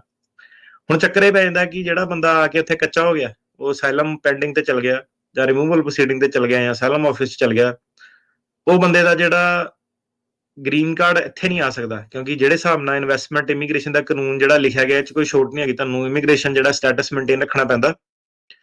ਤੇ ਉਹਦੇ ਵਿੱਚ ਜਿਹੜੀ ਸਭ ਤੋਂ ਇੰਪੋਰਟੈਂਟ ਚੀਜ਼ ਇਹ ਆ ਜਾਂਦੀ ਆ ਕਿ ਬੰਦਾ ਕਿਤੇ 6 ਮਹੀਨੇ ਤੋਂ ਵੱਧ ਕੱਚਾ ਤਾਂ ਨਹੀਂ ਹੋ ਗਿਆ ਸੀਗਾ ਜੀ। ਇਹ ਚੀਜ਼ ਜਿਹੜੀ ਤੁਹਾਡੀ ਆ ਜਾਂਦੀ ਆ ਜਦੋਂ ਤੁਸੀਂ ਅਸਾਈਲਮ ਫਾਈਲ ਕਰ ਦਿੰਦੇ ਆ ਪੈਂਡਿੰਗ, ਉਹ ਤੁਹਾਨੂੰ ਅਨਲੌਫੁਲ ਪ੍ਰੈਜ਼ੈਂਸ ਤੋਂ ਬਚਾ ਲੈਂਦਾ, ਉਹਦੇ ਨਾਲ ਤੁਹਾਡਾ ਬਚਾਅ ਹੋ ਜਾਂਦਾ। ਪਰ ਜਿਹੜੇ 6 ਮਹੀਨੇ ਕੱਚੇ ਹੋਣ ਤੋਂ ਬਾਅਦ ਚ ਜਿਹਨਾਂ ਨੇ ਅਸਾਈਲਮ ਫਾਈਲ ਜਿਹੜੀ ਕੀਤੀ ਸੀਗੀ, ਉਹ ਇਨਵੈਸਟਮੈਂਟ ਦੇ ਰਾਹੀਂ ਨਹੀਂ ਜਾ ਸਕਦੇ। ਪਰ ਜਿਹੜੇ ਲੋਕਾਂ ਨੇ ਆਂਦੇ ਸਾਰੀ ਜਾਂ ਜੇ ਵੀਜ਼ੇ ਤੇ ਆਏ ਸੀ, ਮਤਲਬ 6 ਮਹੀਨੇ ਤੋਂ ਵੱਧ ਬੰਦਾ ਕਿਸੇ ਵੀ ਹਾਲਾਤ 'ਚ ਕੱਚਾ ਨਹੀਂ ਰਿਹਾ ਹੋਣਾ ਚਾਹੀਦਾ ਤੇ ਅਸਾਈਲਮ ਜਿਹੜੀ ਫਾਈਲਡ ਐਂਡ ਪੈਂਡਿੰਗ ਹੋਣੀ ਚਾਹੀਦੀ ਆ। ਤੇ ਜੇ ਉਹਨਾਂ ਕੋਲ $8 ਲੱਖ ਜਾਂ ਉਹ ਤੋਂ ਉੱਤੇ ਏਦਾਂ ਦੀ ਫਾਈਨੈਂਸ਼ੀਅਲ ਕੈਪੈਸਿਟੀ ਹੈਗੀ ਆ, ਤੇ ਉਹ ਨਾਲ ਇੱਕ ਪੈਰਲਲ ਆਪਣਾ EB-5 ਜਿਹੜਾ ਪ੍ਰੋਸੈਸ ਆ ਉਹ ਵੀ ਆਪਣਾ ਚਲਾ ਸਕਦੇ ਆ, ਠੀਕ ਹੈ। ਸੋ ਇਹ ਕਾਫੀ ਘੱਟ ਆਪਸ਼ਨ ਲੋਕਾਂ ਨੇ ਕਿਉਂ ਸੁਣੀ ਆ, ਕਿਉਂਕਿ ਲੋਕੀ ਇਹ ਜਿਹੜੇ ਵਕੀਲ ਆ ਉਹ ਇਹ ਕੰਮ ਕਰਦੇ ਨਹੀਂ ਆ। ਜਿਹੜਾ EB-5 ਵਾਲਾ ਉਹ ਅਸਾਈਲਮ ਦਾ ਨਹੀਂ ਕਰਦਾ, ਜਿਹੜਾ ਅਸਾਈਲਮ ਦਾ ਕਰਦਾ ਉਹਨੂੰ EB-5 ਦਾ ਨਹੀਂ ਪਤਾ।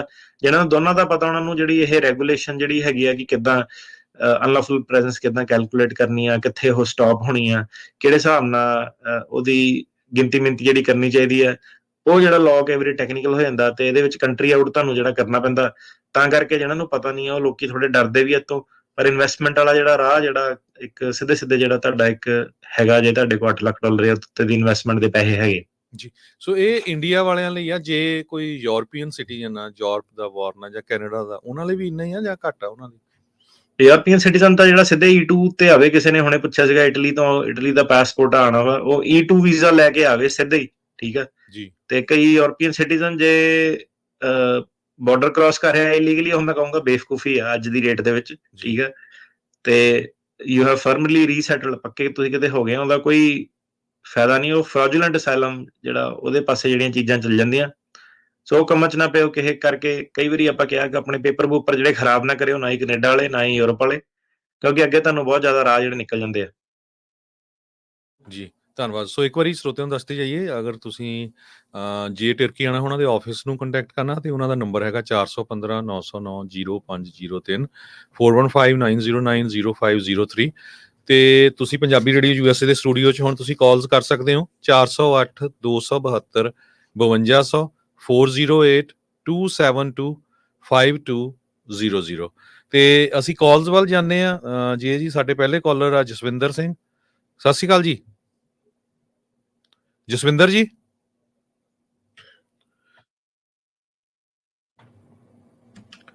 ਮਨਜੀਤ ਸਿੰਘ ਜੀ, ਸਤਿ ਸ਼੍ਰੀ ਅਕਾਲ ਜੀ। ਅੱਜ ਮੈਨੂੰ ਲੱਗਦਾ ਟੈਕਨੀਕਲ ਗਲਿਚ ਆ ਗਿਆ। ਗੁਰਜੀਤ ਸਿੰਘ ਜੀ,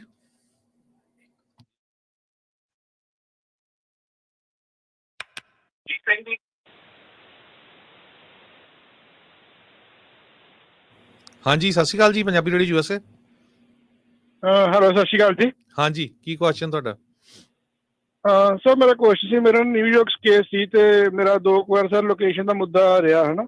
ਮੈਂ ਕਿਤੇ ਰਹਿੰਦਾ ਕਿਤੇ ਹੋਰ ਸੀ, ਸ਼ੋ ਉੱਥੇ ਕੀਤਾ ਸੀ ਤੇ ਬਟ ਹੁਣ ਮੇਰਾ ਕੈਲੀਫੋਰਨੀਆ ਕੇਸ ਮੂਵ ਕਰਤਾ ਤੇ ਮੈਂ ਰਹਿੰਦਾ ਵੀ ਇੱਥੇ ਹੀ ਹਾਂ। ਤੇ ਜੀ। ਹੁਣ ਸਰ ਮੈਂ ਪੁੱਛਣਾ ਸੀ ਕਿ ਜਿਹੜਾ ਪੁਰਾਣਾ ਮੇਰਾ ਲੋਕੇਸ਼ਨ ਦਾ ਮੁੱਦਾ ਉਹ ਤਾਂ ਨਹੀਂ ਹੋਊਗਾ ਕੁਛ ਉਹਦਾ ਕੁਛ ਵਿੱਚ ਇੰਟਰਫੇਅਰ? ਨਹੀਂ, ਬਿਲਕੁਲ ਬਿਲਕੁਲ ਜਿਹੜਾ ਹੋਊਗਾ, ਜੇ ਤੁਸੀਂ ਕੋਈ ਦਰੁਸਤੀ ਕਰਾਣੀ ਹੈ ਆਪਣੇ ਅਸਾਈਲਮ ਦੀ ਐਪਲੀਕੇਸ਼ਨ 'ਚ, ਤੁਹਾਨੂੰ ਬਿਲਕੁਲ ਆਪਣੇ ਜਿਹੜੇ ਸਾਰੇ ਸੱਚ ਦੱਸਣੇ ਚਾਹੀਦੇ ਆ। ਤੇ ਉਹਨਾਂ ਨੇ ਤੁਹਾਡੀਆਂ ਪੁਰਾਣੀਆਂ ਜਿਹੜੀਆਂ ਐਪਲੀਕੇਸ਼ਨਾਂ ਵੀ ਲੈ ਕੇ ਆਏ, ਜਿਹੜੀਆਂ ਸਾਹਮਣੇ ਰੱਖਣੀਆਂ ਕਿ ਇਹਦੇ ਵਿੱਚ ਤੇਰੇ ਐਡਰੈਸ ਦਾ ਜਿਹੜਾ ਏਦਾਂ ਕਿਉਂ ਲਿਖਿਆ ਸੀਗਾ, ਤੇ ਤੁਹਾਨੂੰ ਉਹਦੀ ਜਿਹੜੀ ਸਫਾਈ ਦੇਣੀ ਪੈਣੀ ਹੈ ਕਿ ਕਿਉਂ ਤੁਸੀਂ ਏਦਾਂ ਕੀਤਾ, ਨਿਊਯਾਰਕ ਦਾ ਕਿਉਂ ਦਿਖਾਇਆ ਸੀਗਾ ਤੇਰੇ ਨੇ, ਕਿਤੇ ਹੋਰ ਕਿਉਂ ਸੀਗੇ। ਧੰਨਵਾਦ ਜੀ। ਸਿਮਰਜੋਤ ਕੌਰ ਜੀ। ਹਾਂਜੀ, ਸਤਿ ਸ਼੍ਰੀ ਅਕਾਲ ਵੀਰ ਜੀ। ਜੀ ਵੀਰ ਜੀ, ਮੈਂ ਪੁੱਛਣਾ ਸੀਗਾ ਕਿ ਜਿਸ ਤਰ੍ਹਾਂ ਮਤਲਬ ਕਿ ਮੈਂ ਬਲੱਡ ਰਿਲੇਸ਼ਨ 'ਚ ਆਪਣੇ ਬ੍ਰਦਰ ਦਾ ਅਪਲਾਈ ਕੀਤਾ ਹੋਇਆ, ਜਿੱਦਾਂ ਉਹਨਾਂ ਦਾ ਨਿਕਲ ਗਿਆ, ਤੇ ਉਹ ਜਿਸ ਤਰ੍ਹਾਂ ਹੁਣੇ ਮੇਰੇ ਨਾ ਮਤਲਬ ਕਿ ਉਹਨਾਂ ਦੇ ਬੇਬੀ ਹੋਇਆ ਆ, ਤੇ ਕੋਈ ਪ੍ਰੋਸੈਸ ਹੈਗੀ ਜਿਹੜੇ ਉਹ ਫੋਲੋ ਕਰ ਸਕਦੇ ਆ ਕਿ ਜਿਸ ਤਰ੍ਹਾਂ ਮੇਰਾ ਬ੍ਰਦਰ ਆ ਜੇ ਤੇ ਜਿਸ ਤਰ੍ਹਾਂ ਉਹਦੇ ਬੱਚਾ ਤੇ ਵਾਈਫ ਜਿਹੜੀ ਆ ਉਹ ਮਤਲਬ ਕਿ ਜਿਸ ਤਰ੍ਹਾਂ ਮਤਲਬ ਕਿ 1-2 ਸਾਲ ਬਾਅਦ ਜੇ ਆ ਸਕਣ ਤਾਂ? ਹਾਂਜੀ, ਤੁਸੀਂ ਜਿਹੜਾ ਆਪਣਾ ਇਮੀਗ੍ਰੈਂਟ ਵੀਜ਼ਾ ਜਿਹੜਾ ਹੈਗਾ ਉਹ 2 ਸਾਲ ਬਾਅਦ ਆਉਣਾ ਉਹਨਾਂ ਨੇ? ਹਾਂਜੀ, ਉਹਨਾਂ ਦੀ ਕੋਸ਼ਿਸ਼ ਇਹ ਹੈ ਕਿ ਥੋੜਾ ਜਿਹਾ ਬੱਚਾ ਵੱਡਾ ਹੋ ਜਾਏ ਕਿ ਆ ਕੇ ਮਤਲਬ ਕਿ ਕੰਮ ਕਰਨ 'ਚ ਵੀ ਜਿੱਦਾਂ ਮਾੜੀ ਮੋਟੀ ਜਿੱਦਾਂ ਹੈਲਪ ਹੋ ਜਾਊਗੀ, ਪ੍ਰੋਬਲਮ ਅੱਛਾ, ਮਤਲਬ ਕਿ ਨਹੀਂ ਆਊ। ਦੇਖੋ ਇਹਦਾ ਹਾਂਜੀ ਜਿਹੜੀ ਪ੍ਰੈਕਟੀਕਲ ਸਲਾਹ ਤਾਂ ਇਹ ਹੈਗੀ ਹੈ ਕਿ ਸਾਰੇ ਜਣੇ ਆਪਣਾ ਗ੍ਰੀਨ ਕਾਰਡ ਵਗੈਰਾ ਜਿਹੜਾ ਲੈਣ ਇੱਥੇ ਅਮਰੀਕਾ ਆ ਕੇ, ਤੇ ਜਿਹੜਾ ਹੁੰਦਾ ਰੀ ਐਂਟਰੀ ਪਰਮਿਟ ਹੁੰਦਾ ਜਿਹੜਾ ਤੁਹਾਨੂੰ 2 ਸਾਲ ਦੀ ਬਾਹਰ ਰਹਿਣ ਦੀ ਇਜਾਜ਼ਤ ਦਿੰਦਾ, ਉਹਨੂੰ ਤੁਸੀਂ ਐਕਸਟੈਂਡ ਵੀ ਕਰ ਸਕਦੇ ਆ, ਵਧਾ ਸਕਦੇ ਆ। ਤੇ ਆ ਜਾਓ, ਇੱਕ ਵਾਰੀ ਵੀਜ਼ਾ ਲੈ ਲਓ, ਇਹਨੂੰ ਨਾ ਮਨਾ ਕਰਿਓ ਕਿਉਂਕਿ ਕਈ ਕੁਛ ਹੋ ਜਾਂਦਾ ਬਾਅਦ 'ਚ, ਹਨਾ, ਡਾਊਨ ਦਾ ਰੋਡ। ਤੇ ਵੀਜ਼ਾ ਲੈ ਕੇ ਤੁਸੀਂ ਐਂਟਰੀ ਮਾਰੋ, ਤੇ ਫਿਰ ਬਾਅਦ 'ਚ ਜਿਹੜਾ ਹੈਗਾ ਇੱਕ ਵਾਰੀ ਰੀ ਐਂਟਰੀ ਪਰਮਿਟ ਲੈ ਕੇ ਜਿਹੜਾ ਚੱਲ ਜਾਓ। ਠੀਕ ਹੈ ਵੀਰ ਜੀ। ਜੀ, ਤੇ ਵੀਰ ਜੀ, ਇੱਕ ਫੋਲੋ ਟੂ ਜੁਆਇਨ ਮੈਂ ਪੜ੍ਹ ਰਹੀ ਸੀ ਇੰਟਰਨੈਟ ਤੇ, ਇਹਦਾ ਕੀ ਪ੍ਰੋਸੈਸ ਹੁੰਦਾ? ਨਹੀਂ, ਜਿਹੜਾ ਨਾ ਫੋਲੋ ਟੂ ਜੁਆਇਨ ਜਿਹੜੀ ਹੋਰ ਚੀਜ਼ ਹੁੰਦੀ ਹੈ, ਜਿੱਦਾਂ ਹੁਣ ਇੰਪਲੋਇਮੈਂਟ ਬੇਸਡ ਆ ਜਾਂ ਕਿਸੇ ਨੂੰ ਕਿਸੇ ਦਾ ਗ੍ਰੀਨ ਕਾਰਡ ਉਰੇ ਆਇਆ ਤੇ ਆਲਰੇਡੀ ਪਹਿਲਾਂ ਮੈਰਿਡ ਸੀਗਾ, ਤੇ ਇਹ ਵਾਲੇ ਤੁਹਾਡੇ ਫੋਲੋ ਟੂ ਜੁਆਇਨ ਸਿਨੈਰੀਓ ਨਹੀਂ ਹੈਗਾ, ਠੀਕ ਹੈ। ਠੀਕ ਤੇ ਉਦਾਂ 824 ਪਟੀਸ਼ਨ ਹੁੰਦੀ ਹੈ, ਉਹਦੇ ਨਾਲ ਤੁਸੀਂ ਫੋਲੋ ਟੂ ਜੁਆਇਨ ਜਿਹੜਾ ਬਾਅਦ 'ਚ ਕਰ ਸਕਦੇ ਆ। ਤੇ ਫੋਲੋ ਟੂ ਜੁਆਇਨ ਜਿਹੜਾ ਪ੍ਰੋਸੈਸ ਥੋੜਾ ਜਿਹਾ ਅਲੱਗ ਆ, ਇਹਦੇ ਵਿੱਚ ਤੁਹਾਡੇ ਲਈ ਬੈਸਟ ਇਹੀ ਰਹਿਣਾ ਕਿ ਆਪਣੀ ਜਿਹੜੀ ਗ੍ਰੀਨ ਕਾਰਡ ਜਿਹੜਾ ਲੈ ਕੇ ਤੇ ਫਿਰ ਇੱਕ ਐਂਟਰੀ ਮਾਰ ਲਓ, ਤੇ ਟਰੈਵਲ ਡਾਕੂਮੈਂਟ ਜਿਹੜਾ ਰੀ ਐਂਟਰੀ ਪਰਮਿਟ ਆ ਉਹ ਲੈ ਲਓ। ਉਹਨਾਂ ਤੁਸੀਂ 2 ਸਾਲ ਦਾ ਕਰਕੇ ਮਿਲਦਾ, ਕਿਉਂਕਿ ਜੇ ਤੁਸੀਂ ਹੁਣ 2 ਸਾਲ ਕਹਿ ਰਹੇ ਆ ਨਾ, ਕਈ ਵਾਰੀ ਤੁਹਾਨੂੰ 2 ਸਾਲ ਤੋਂ ਵੱਧ ਵੀ ਜਿਹੜਾ ਲੱਗ ਸਕਦੇ ਆ, ਰਾਈਟ, ਕਿ ਤੁਹਾਡਾ ਫਿਰ ਪਲਾਨ ਬਦਲ ਗਿਆ। ਜਿਹੜਾ ਰੀ ਐਂਟਰੀ ਪਰਮਿਟ ਆ ਉਹ ਫਿਰ ਦੁਬਾਰਾ ਤੁਸੀਂ 2 ਸਾਲ ਦਾ ਅਪਲਾਈ ਕਰ ਸਕਦੇ ਆ। ਸੋ ਉਹਨਾਂ ਬੰਦਾ 4-5-6 ਸਾਲ ਵੀ ਜੇ ਟਿਕ ਸਕਦਾ ਜੇ ਉਹ ਰਹਿਣਾ ਚਾਹੁੰਦਾ ਹੋਵੇ। ਤੇ ਜਿਹੜੇ ਫੋਲੋ ਟੂ ਜੁਆਇਨ ਜਿਹੜੀ ਕੈਟਾਗਰੀਜ਼ ਆਫਰ ਕਰਦੀਆਂ ਵੀ ਆ, ਫੋਲੋ ਟੂ ਜੁਆਇਨ ਦੇ ਵਿੱਚ 2 ਸਾਲ ਦੇ ਅੰਦਰ ਤੁਹਾਨੂੰ ਫਾਈਲਿੰਗ ਕਰਨੀ ਪੈਂਦੀ ਆ, ਪ੍ਰੋਸੈਸ ਨੂੰ ਲਟਕਾਉਣਾ ਪੈਂਦਾ ਥੋੜਾ ਜਿਹਾ। ਤੇ ਔਨ ਬੈਲੈਂਸ ਜਿਹੜਾ ਤੁਹਾਡੇ ਲਈ ਬੈਸਟ ਇਹੀ ਰਹੂਗਾ ਕਿ ਵੀਜ਼ਾ ਜਿਹੜਾ ਤੁਸੀਂ ਲੈ ਲਓ, ਇਮੀਗ੍ਰੈਂਟ ਵੀਜ਼ਾ। ਠੀਕ ਹੈ, ਧੰਨਵਾਦ ਜੀ। ਗੁਰਜੀਤ ਸਿੰਘ ਜੀ। ਹਾਂਜੀ, ਸਤਿ ਸ਼੍ਰੀ ਅਕਾਲ ਭਾਜੀ। ਸਤਿ ਸ਼੍ਰੀ ਅਕਾਲ ਜੀ। ਜੀ, ਹਾਂਜੀ ਸਰ, ਜੀ ਆਪਾਂ ਪੁੱਛਣਾ ਜੀ, ਲੂਜੀਆਨਾ ਜੇ ਆਪਣਾ ਬੰਦਾ ਜੀ ਕੈਂਪ 'ਚ, ਤੇ ਉੱਥੋਂ ਦਾ ਕਿੰਨਾ ਕੁ ਪ੍ਰੋਸੈਸਿੰਗ 2 ਵੀਕਾਂ ਹੋ ਗਈਆਂ ਜੀ ਉੱਥੇ ਉਹਨੂੰ? ਪ੍ਰੋਸੈਸਿੰਗ ਮਤਲਬ ਆਪਣਾ ਕਿੰਨੀ ਦੇਰ 'ਚ ਬਾਹਰ ਛੱਡੋਗੇ ਵਾਲਾ ਪੁੱਛ ਰਹੇ, ਹੀਅਰਿੰਗ ਦਾ ਪੁੱਛ ਰਹੇ? ਹਾਂਜੀ ਸਰ, ਹਾਂਜੀ ਸਰ। ਮੈਨੂੰ ਭਾਜੀ ਪਤਾ ਨਹੀਂ ਕਿ ਕਿੰਨਾ ਉਹਦੇ ਵਿੱਚ ਲੂਜ਼ੀਆਨਾ ਦੇ ਵਿੱਚ ਰਸ਼ ਇਸ ਵੇਲੇ ਹੈਗਾ, ਉਹ ਤਾਂ ਲੋਕਲ ਹੀ ਲਾਇਰ ਜਿਹੜਾ ਦੱਸ ਸਕਦਾ ਉੱਥੇ। ਠੀਕ ਹੈ ਮੇਰਾ ਜੀ। ਤੇ ਬਾਕੀ ਇਹ ਹੈ ਕਿ ਜਿਹੜੇ ਡਿਟੇਨਡ ਕੇਸ ਆ ਉਹਨਾਂ ਨੂੰ ਬਾਹਲੀ ਦੇਰ ਤਾਂ ਨਹੀਂ ਰੱਖਦੇ, 3 ਕੁ ਮਹੀਨਿਆਂ 'ਚ ਸਾਰਿਆਂ ਦਾ ਜਿਹੜਾ ਹੈਗਾ ਉਹ ਕੁਛ ਨਾ ਕੁਛ ਜਵਾਬਦੇਹੀ ਕਰਦੇ ਹੀ ਆ। ਠੀਕ ਹੈ ਸਰ। ਧੰਨਵਾਦ ਜੀ। ਰਜਿੰਦਰ ਸਿੰਘ ਜੀ। ਸਤਿ ਸ਼੍ਰੀ ਅਕਾਲ ਜੀ। ਹਾਂਜੀ, ਸਤਿ ਸ਼੍ਰੀ ਅਕਾਲ ਜੀ। ਜੁਲਾਈ ਮਹੀਨੇ ਮੇਰੀ ਨਾ ਡੇਟ ਹੋਈ ਸੀ ਨਿਊਯਾਰਕ ਫਾਈਨਲ, ਤੇ ਸਵਾਲ ਜਵਾਬ ਸਾਰੇ ਹੋ ਗਏ ਸੀ, ਜਦੋਂ ਫੈਸਲਾ ਦੇਣਾ ਸੀ, ਟਾਈਮ ਹੋ ਗਿਆ ਸੀ। ਉਹਨਾਂ ਨੇ ਮੇਰੀ ਨਾ ਡੇਟ ਪਾਈ ਅੱਗੇ ਦਸੰਬਰ 'ਚ ਹੁਣ ਫੇਰ ਅੱਗੇ ਕਰਤੀ ਹੈ 26 ਮਈ ਨੂੰ ਅੱਗੇ। ਤੇ ਇਹਦਾ ਕੋਈ ਪ੍ਰੋਸੀਜਰ ਹੈ ਸਰ, ਕੋਈ ਫਾਸਟ ਹੋ ਜਾਏ ਇਹਦਾ? ਪਾਸ ਹੋ ਜਾਵੇ ਮਤਲਬ ਬਿਆਨ ਪੂਰੇ ਹੋ ਗਏ? ਮਤਲਬ ਛੇਤੀ ਹੋ ਜਾਏ, ਆ ਬਿਆਨ ਪੂਰੇ ਹੋ ਗਏ, ਖਾਲੀ ਫੈਸਲਾ ਦੇਣਾ ਹੋਣਾ। ਤੇ ਮਈ 2025 ਪਾਇਆ? 26 ਪਾਇਆ, ਮਈ 26। ਜੇ ਹਾਂਜੀ, ਮੋਸ਼ਨ ਟੂ ਐਡਵਾਂਸ ਕਰਕੇ ਦੇਖ ਲਓ ਉਹਨੂੰ, ਜੇ ਕਰਦੇ ਆ। ਠੀਕ ਹੈ, ਧੰਨਵਾਦ ਜੀ। ਜਗਮੀਤ ਸਿੰਘ ਜੀ। ਹਾਂਜੀ, ਸਤਿ ਸ਼੍ਰੀ ਅਕਾਲ ਜੀ। ਮੈਂ ਸਿਟੀਜ਼ਨ ਹਾਂ ਜੀ। ਮੈਂ I-130 ਪੇਰੈਂਟਸ ਦਾ ਪਾਇਆ ਹੋਇਆ ਹੈ, ਤੇ ਮੈਂ ਉਹਨਾਂ ਦਾ B1 B2 ਲਵਾਇਆ ਸੀ। ਮੇਰਾ ਕੁਐਸਚਨ ਇਹ ਹੈ ਕਿ ਫਸਟ ਟਾਈਮ ਉਹ ਅਜੇ ਆਏ ਨਹੀਂ ਹੈ, ਔਰ DS 160 ਤੇ ਅਸੀਂ 2 ਵੀਕ ਲਿਖਿਆ ਸੀ ਕਿ ਟਰੈਵਲ ਕਰਨਾ ਹੈ। ਤੇ ਹੁਣ ਅਸੀਂ ਚਾਹੁੰਦੇ ਹਾਂ ਕਿ ਅਗਰ ਕੋਈ ਚਾਂਸ ਹੈਗਾ ਵੀ ਫਸਟ ਟਾਈਮ ਵੀ ਉਹ ਜ਼ਿਆਦਾ ਟਾਈਮ ਲਈ ਰੁਕ ਪਾਣ, ਕਾਫੀ 올ਡ ਏਜ 'ਚ ਨੇ ਪੇਰੈਂਟਸ ਮੇਰੇ।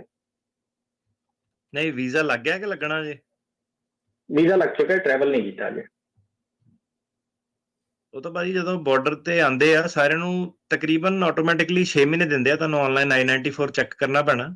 ਡੀਫਾਲਟ ਉਹ 6 ਮਹੀਨੇ ਜਿਹੜਾ ਦੇ ਦਿੰਦੇ ਆ, ਪਰ ਆਫ ਕੋਰਸ ਕਈ ਵਾਰੀ ਘੱਟ ਵੀ ਦੇ ਸਕਦੇ ਆ। ਉਹਦਾ ਹੁਣ ਜਦੋਂ ਬਾਰਡਰ ਤੇ ਆਉਗੇ ਉਹਨਾਂ ਨੇ ਫਿਰ ਦੁਬਾਰਾ ਪੁੱਛਣਾ ਕਿ ਬਾਈ ਕਿੰਨੀ ਦੇਰ ਤੁਸੀਂ ਰੁਕਣਾ ਇੱਥੇ, ਕੀ ਹਿਸਾਬ ਕਿਤਾਬ ਆ, ਬੰਦੇ ਦੇ ਪਲਾਨ ਚੇਂਜ ਹੁੰਦੇ ਰਹਿੰਦੇ ਆ, ਤੁਸੀਂ ਦੱਸ ਦਿਓ ਕਿ ਇੰਨੀ ਦੇਰ ਆਪਾਂ ਰੁਕਣਾ ਚਾਹੁੰਦੇ ਆ ਤੇ ਫਿਰ ਚੱਲ ਜਾਣਾ। ਓਕੇ ਜੀ, ਇੱਕ ਲਾਸਟ ਕੁਐਸਚਨ ਹੈ ਜੀ, ਫੋਲੋ ਅਪ। ਜੀ। ਅਗਰ ਸਰਟਨ ਟਾਈਮ ਲਈ ਆਉਂਦੇ ਨੇ ਤੇ ਵਾਪਸ ਟਾਈਮ ਫॉर एग्जांपल ਉਹ ਬਾਹਰ ਰਹਿ ਕੇ ਵਾਪਸ ਆਣਾ ਚਾਹੁੰਦੇ ਨੇ ਤੇ ਈਅਰ ਰੁਕਣਾ ਪੈਂਦਾ ਹੈ ਜਾਂ ਕਿਸੇ ਕੰਟਰੀ ਜਾ ਕੇ ਵਾਪਸ ਆ ਸਕਦੇ ਨੇ ਜਿੱਦਾਂ ਕੈਨੇਡਾ ਵਗੈਰਾ? ਕੈਨੇਡਾ ਤਾਂ ਨਹੀਂ ਲੱਗਦੇ, ਅਮਰੀਕਾ ਦੇ ਮੈਕਸੀਕੋ ਹੋ ਗਿਆ, ਕੈਨੇਡਾ ਹੋ ਗਿਆ, ਜਿਹੜੇ ਇਹਨਾਂ ਦੇ ਖੁਦ ਦੇ ਟੈਰੀਟਰੀਜ਼ ਆ, ਉਹਦੇ ਨਾਲ ਤੁਹਾਡਾ ਜਿਹੜਾ ਦੁਬਾਰਾ ਤੁਹਾਡਾ ਰੀਸੈਟ ਨਹੀਂ ਹੁੰਦਾ, ਉਹੀ ਜਿਹੜਾ I-94 ਸੇਮ ਹੀ ਚੱਲਦਾ ਰਹਿੰਦਾ, ਜਿਹੜੀ ਐਂਟਰੀ 6 ਮਹੀਨੇ ਵਾਲੀ ਹੁੰਦੀ ਹੈ। ਤੇ ਨਾਨ ਕੰਟੇਜੀਅਸ ਟੈਰੀਟਰੀ ਜਿੱਦਾਂ ਹੁਣ ਤੁਸੀਂ ਕੋਸਟਾ ਰੀਕਾ ਚੱਲ ਗਏ, ਅੱਗੇ ਹੋਰ ਚੱਲ ਗਏ, ਪੇਰੂ ਵਗੈਰਾ ਚੱਲ ਗਏ, ਉਸ ਤੋਂ ਬਾਅਦ ਤੁਸੀਂ ਵਾਪਸ ਜਦੋਂ ਆਉਂਦੇ ਆ ਫਿਰ ਤੁਹਾਡਾ ਜਿਹੜਾ ਕਲੌਕ ਜਿਹੜੀ ਰੀਸੈਟ ਹੋ ਜਾਂਦੀ ਹੈ। ਤੇ ਉਹਨਾਂ ਨੇ ਬੇਸਿਕਲੀ ਇਹ ਦੇਖਣਾ ਹੁੰਦਾ ਕਿ ਇਹਨਾਂ ਦਾ ਪੈਟਰਨ ਜਿਹੜਾ ਟਰੈਵਲ ਕਰਨ ਦਾ ਕੀ ਹੈਗਾ, ਕਿ ਇਹ ਕਿਤੇ ਇਦਾਂ ਤਾਂ ਨਹੀਂ ਕਿ ਟੂਰਿਸਟ ਵੀਜ਼ੇ ਦੇ ਹਿਸਾਬ ਬਹਾਨੇ ਨਾਲ ਇੱਥੇ ਰਹੀ ਜਾ ਰਹੇ ਆ, ਹਨਾ। ਤੇ ਐਟ ਸਮ ਪੁਆਇੰਟ ਉਹਨਾਂ ਨੂੰ ਰੋਕਿਆ ਵੀ ਜਾ ਸਕਦਾ, ਵਾਰਨਿੰਗ ਵੀ ਦੇ ਸਕਦੇ ਆ, ਤੇ ਕਈਆਂ ਦਾ ਵੀਜ਼ਾ ਵੀ ਕੈਨਸਲ ਕਰ ਸਕਦੇ ਜਿਹਨਾਂ ਨੂੰ ਲੱਗੇ ਕਿ ਇਹ ਅਬਿਊਜ਼ ਕਰ ਰਹੇ ਆ। Right, thank you so much ਜੀ। ਧੰਨਵਾਦ ਜੀ। ਜਤਿੰਦਰ ਸਿੰਘ ਜੀ, ਜਤਿੰਦਰ ਜੀ, ਇੰਦਰਜੀਤ ਜੀ। ਹਾਂਜੀ ਸਤਿ ਸ੍ਰੀ ਅਕਾਲ ਤੇ ਦੋਵਾਂ ਵੀਰਾਂ ਨੂੰ ਤੇ ਸਾਰੇ ਸੁਣਨ ਵਾਲਿਆਂ ਨੂੰ ਸਤਿ ਸ਼੍ਰੀ ਅਕਾਲ ਜੀ। ਸਤਿ ਸ਼੍ਰੀ ਅਕਾਲ ਜੀ। ਹਾਂਜੀ, ਤੇ ਮੇਰਾ ਸਵਾਲ ਵੈਰੀ ਸਿੰਪਲ ਹੈ। ਤੇ ਜਿਵੇਂ UVJ ਚ ਟਾਈਮ ਲੱਗ ਰਿਹਾ ਤੇ father son and dad the petition ਜਿਹੜੀ ਫਾਈਲ ਕੀਤੀ ਹੋਈ ਹੈ ਉਹ ਸਤੰਬਰ 2011 ਦੀ ਫਾਈਲ ਕੀਤੀ ਹੋਈ ਆ, ਤੇ ਆਪਾਂ ਇੱਕ ਸਾਲ ਪਹਿਲਾਂ ਜੇ ਆਪਾਂ ਉਹਨੂੰ ਪਟੀਸ਼ਨ ਨੂੰ ਇੱਥੇ ਰਹਿੰਦੇ ਹੋਏ ਵੀ ਕਰ ਸਕਦੇ ਹਾਂ, ਕੀ ਉਹਨੂੰ ਕਰ ਸਕਦੇ ਹਾਂ ਕੰਟੀਨਿਊ ਜਾਂ ਉਹਨੂੰ ਰੀਓਪਨ ਕਰ ਸਕਦੇ ਹਾਂ? ਭਾਜੀ ਫੈਕਟਸ ਵਿੱਚ ਬਹੁਤ ਜ਼ਿਆਦਾ ਮਿਸ ਹੋ ਗਏ, ਮਤਲਬ ਬੰਦੇ ਪਹਿਲਾਂ ਜਿਹੜੇ ਹੈਗੇ ਆ ਇਮੀਗ੍ਰੈਂਟ ਉਹ ਇੱਥੇ ਅਮਰੀਕਾ ਦੇ ਵਿੱਚ ਰਹਿੰਦੇ ਆ। ਹਾਂਜੀ, ਮੈਂ ਆਪਣੀ ਗੱਲ ਕਰਦਾ, ਅਮਰੀਕਾ 'ਚ ਰਹਿੰਦੇ ਆ। ਤੇ ਸੈਕੰਡ ਗੱਲ ਹੈ ਵੀ ਉਹ ਤੇ ਵੀਜ਼ਾ ਸਟੇਟਸ ਕੀ ਹੈਗਾ, ਕੱਚੇ ਆ ਕਿ ਪੱਕੇ ਆ? ਅਸਾਲਮ ਲੱਗੀ ਸੀ, ਡਿਪੋਰਟੇਸ਼ਨ ਲੱਗੀ ਸੀ, ਹੋਰ ਬੜੀਆਂ ਸਾਰੀਆਂ ਚੀਜ਼ਾਂ ਤੁਸੀਂ ਖਾ ਗਏ ਵਿੱਚੋਂ ਦੀ। ਹਾਂਜੀ, ਡਿਪੋਰਟੇਸ਼ਨ ਲੱਗੀ ਸੀਗੀ, ਪਰ ਹੁਣ ਇਸ ਟਾਈਮ ਵਰਕ ਪਰਮਿਟ ਹੈਗਾ, ਬੋਨਾਫਾਈਡ UVJ ਦੇ ਵਿੱਚ ਮਿਲਿਆ ਹੋਇਆ ਹੈ। ਹਾਂਜੀ, ਦੇਖੋ ਜਿਹੜੀ ਫੈਮਿਲੀ ਪਟੀਸ਼ਨ ਆ ਨਾ, ਜੇ ਤੁਹਾਡੇ ਡਿਪੋਰਟੇਸ਼ਨ ਲੱਗੀ ਹੋਈ ਆ, ਉਹਨਾਂ ਤੁਸੀਂ ਇੱਥੇ ਪੱਕੇ ਨਹੀਂ ਹੋ ਸਕਦੇ। ਹੁਣ ਸਟੇਟਸ ਲੀਗਲ ਉਹਨਾਂ ਨੇ ਵਰਕ ਪਰਮਿਟ ਕਰਤਾ ਹੈਗਾ, ਨਹੀਂ ਉਹਨੂੰ ਲੀਗਲ ਨਹੀਂ ਮੰਨਦੇ, ਵਰਕ ਪਰਮਿਟ ਨੂੰ ਲੀਗਲ ਨਹੀਂ ਮੰਨਦੇ। ਠੀਕ ਹੈ ਜੀ, ਠੀਕ। ਤੁਸੀਂ ਆਪਣੇ ਨਾਲ ਬਹਿ ਕੇ ਵਕੀਲਾਂ ਜਾਂ ਡਿਟੇਲ 'ਚ ਗੱਲ ਕਰੋ, ਕਈ ਸਾਰੀਆਂ ਚੀਜ਼ਾਂ ਤੁਹਾਡੀਆਂ ਚੱਲ ਰਹੀਆਂ, ਯੂ ਵੀਜ਼ਾ ਵੀ ਹੈ, ਡਿਪੋਰਟੇਸ਼ਨ ਵੀ ਹੈ, ਉਹਨਾਂ ਬਹਿ ਕੇ ਜਿਹੜੀ ਗੱਲ ਕਰੋ ਕਿੱਦਾਂ ਪ੍ਰੋਸੀਡਿੰਗਸ ਵਾਲਾ ਰੀਓਪਨ ਹੋ ਸਕਦੀਆਂ, ਟਰਮੀਨੇਟ ਹੋ ਸਕਦਾ, ਕਾਫੀ ਲੰਬਾ ਡਿਸਕਸ਼ਨ ਆ। ਤੇ ਜਿਹੜਾ ਤੁਸੀਂ ਹੁਣ ਜਿੱਦਾਂ ਬੜਾ ਸਿੰਪਲਫਾਈ ਕਰਕੇ ਸਵਾਲ ਜਿਹੜਾ ਪੁੱਛਦੇ ਆ ਕਿ ਇਦਾਂ ਸੀਗਾ, ਇਹ ਤਾਂ ਹੁਣ ਮੈਂ ਕਿਹਾ ਵਿੱਚ ਐਂ ਲੱਗਦਾ ਕਿ ਜਿਹੜੇ ਪੰਗੇ ਹੋਰ ਕਈ ਸਾਰੇ ਆ, ਕਿਉਂ ਡਿਪੋਰਟੇਸ਼ਨ ਲੱਗੀ, ਕਿੱਦਾਂ ਲੱਗੀ, ਚਲੋ ਡਿਟੇਲ 'ਚ ਬਹਿ ਕੇ ਆਪਣੇ ਵਕੀਲ ਨਾਲ ਜਿਹੜੀ ਸਲਾਹ ਕਰੋ ਇਹਦੇ ਉੱਤੇ। ਸੋ ਬਿਲਕੁਲ, ਮੈਨੂੰ ਲੱਗਦਾ ਉਹ ਤੁਹਾਡੇ ਕਸਟਮਰ ਆ, ਬਾਅਦ 'ਚ ਕਾਲ ਕਰ ਲਿਓ ਇੰਦਰ ਜੀ ਭਾਜੀ, ਨੋ ਪ੍ਰੋਬਲਮ। ਅਗਲੇ ਕਾਲਰ ਸਾਡੇ ਮਨਜੀਤ ਸਿੰਘ ਜੀ। ਹਾਂਜੀ, ਸਤਿ ਸ੍ਰੀ ਅਕਾਲ ਜੀ। ਸਤਿ ਸ਼੍ਰੀ ਅਕਾਲ ਜੀ। ਹਾਂਜੀ ਹਾਂਜੀ, ਤੇ ਕਹਿਣਾ ਜੀ, ਸਤਿ ਸ੍ਰੀ ਅਕਾਲ ਜੀ। ਸਤਿ ਸ਼੍ਰੀ ਅਕਾਲ ਜੀ। ਮੈਂ ਨਾ 2016 ਵਿੱਚ ਗ੍ਰੀਨ ਕਾਰਡ ਤੇ ਆਪਣੇ ਬੇਟੇ ਦਾ ਅਪਲਾਈ ਕਰਿਆ ਤਾ ਜੀ। ਜੀ। ਤੇ ਮੇਰਾ ਜਨਵਰੀ 2017 ਚ ਅਪਰੂਵਲ ਲੈਟਰ ਆ ਗਿਆ ਤਾ ਜੀ। ਉਸ ਤੋਂ ਬਾਅਦ ਜੀ 8 ਸਾਲ ਹੋ ਗਏ ਜੀ, ਅਜੇ ਤੱਕ ਕੋਈ ਇਨਫੋਰਮੇਸ਼ਨ ਨਹੀਂ ਆਈ ਜੀ। ਬੇਟਾ ਅਨਮੈਰਿਡ ਹੈ ਜੀ। ਅਨਮੈਰਿਡ? ਤੇ ਤੁਸੀਂ US ਸਿਟੀਜ਼ਨ? ਹਾਂਜੀ ਹਾਂ, USA ਸਿਟੀਜ਼ਨ ਹੁਣ ਮੈਂ 2022 ਚ ਹੋਇਆ ਜੀ। ਪਹਿਲਾਂ ਮੈਂ ਗ੍ਰੀਨ ਕਾਰਡ ਤੇ ਅਪਲਾਈ ਕਰਿਆ ਤਾ ਜੀ। ਅਨਮੈਰਿਡ ਦਾ, ਠੀਕ ਹੈ। ਸੋ ਕਿਹੜੇ ਸਾਲ ਚ ਕੀਤਾ ਸੀਗਾ ਤੁਸੀਂ? 2016 ਦਸੰਬਰ ਦੇ ਵਿੱਚ ਕਰਿਆ, ਅਪਰੂਵਲ ਲੈਟਰ ਆਇਆ ਜੀ 2017 ਜਨਵਰੀ ਜੀ।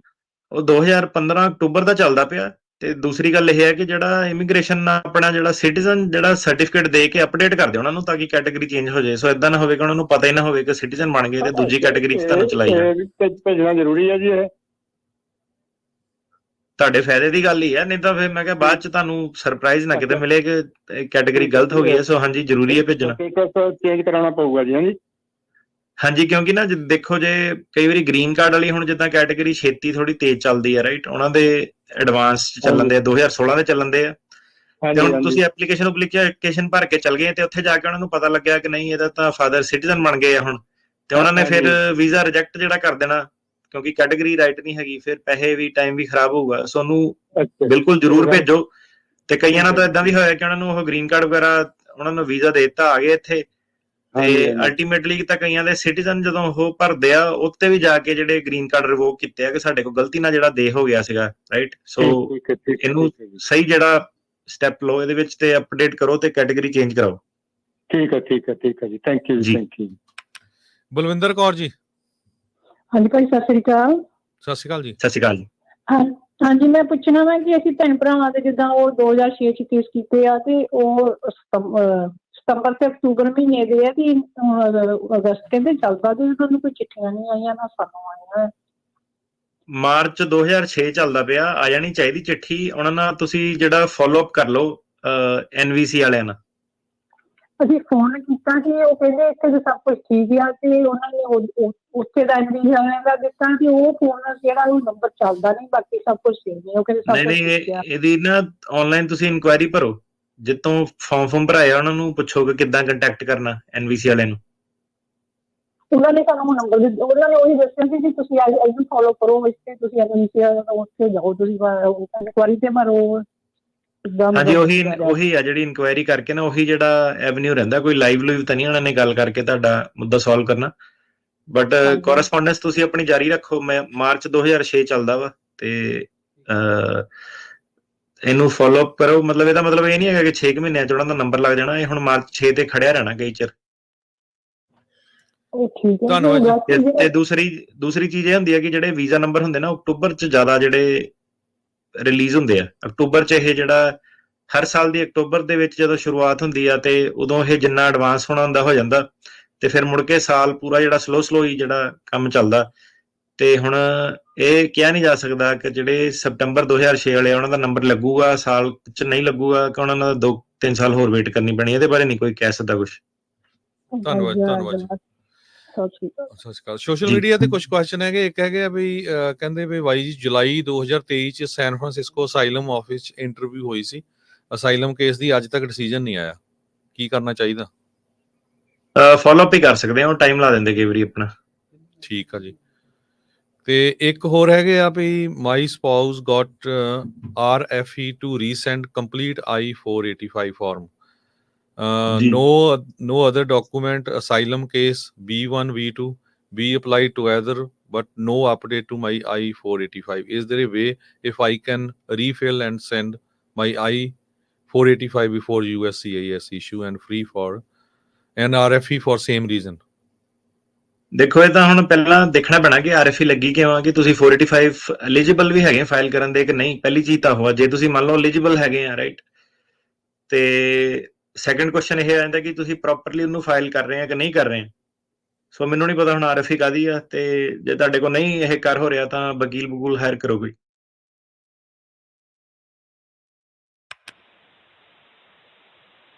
ਭਾਜੀ ਸਤਿ ਸ਼੍ਰੀ ਅਕਾਲ ਜੀ। ਸਤਿ ਸ਼੍ਰੀ ਅਕਾਲ ਜੀ।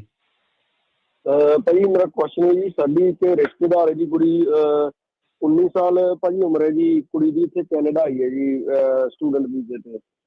ਤੇ ਉਹਦੇ ਕੋਲ ਹੁਣ ਅਮਰੀਕਾ ਦਾ ਵੀਜ਼ਾ ਵੀ ਹੈ ਜੀ, ਅਮਰੀਕਾ ਦਾ ਵੀਜ਼ਾ ਉਹਨੂੰ ਮਿਲ ਗਿਆ, ਤੇ ਕੀ ਉਹ ਜੇ ਅਮਰੀਕਾ ਵਿੱਚ ਆ ਜਾਂਦੀ ਹੈ ਤੇ ਗਾਰਡੀਅਨਸ਼ਿਪ ਦਾ ਕੇਸ ਲਾ ਸਕਦੇ ਆ ਉਹਦਾ? ਨਹੀਂ ਭਾਜੀ, ਏਦਾਂ ਤਾਂ ਨਹੀਂ ਇਹਦੇ ਵਿੱਚ ਸਲਾਹ ਦੇ ਦਿੱਤੀ ਜਾ ਸਕਦੀ, ਤਾਂ ਫਰਾਡ ਹੋ ਜਾਣਾ। ਕਿਉਂਕਿ ਹੁਣ ਜਿੱਦਾਂ ਉਹਨੇ ਬਾਰਡਰ ਤੇ ਆਉਣਾ ਤਾਂ ਉਹਨੂੰ ਸੱਚ ਦੱਸ ਕੇ ਆਉਣਾ ਪੈਂਦਾ, ਤੇ ਐਜ਼ ਅ ਲਾਇਰ ਵੀ ਆਪਾਂ ਤੁਹਾਨੂੰ ਉਹੀ ਕਹਾਂਗੇ ਕਿ ਸੱਚ ਦੱਸ ਕੇ ਆਓ, ਰਾਈਟ। ਹੁਣ ਟੂਰਿਸਟ ਵੀਜ਼ੇ ਤੇ ਆਊਗੀ ਉਹ, ਤਾਂ ਓਬਵੀਅਸਲੀ ਉਹ ਤਾਂ ਹੀ ਆਊਗੀ ਨਾ ਜੇ ਉਹਨੇ ਵਾਪਸ ਜਾਣਾ, ਰਾਈਟ। ਸੋ ਆਹ ਚੀਜ਼ ਤੇ ਨਹੀਂ ਸਲਾਹ ਆਪਾਂ ਦੇ ਸਕਦੇ।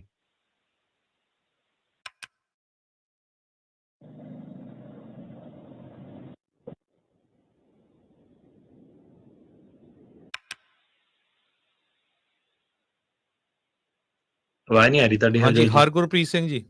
ਜੀ ਹੈਲੋ, ਸਤਿ ਸ਼੍ਰੀ ਅਕਾਲ ਜੀ। ਸਤਿ ਸ਼੍ਰੀ ਅਕਾਲ ਜੀ। ਸਤਿ ਸ਼੍ਰੀ ਅਕਾਲ ਜੀ।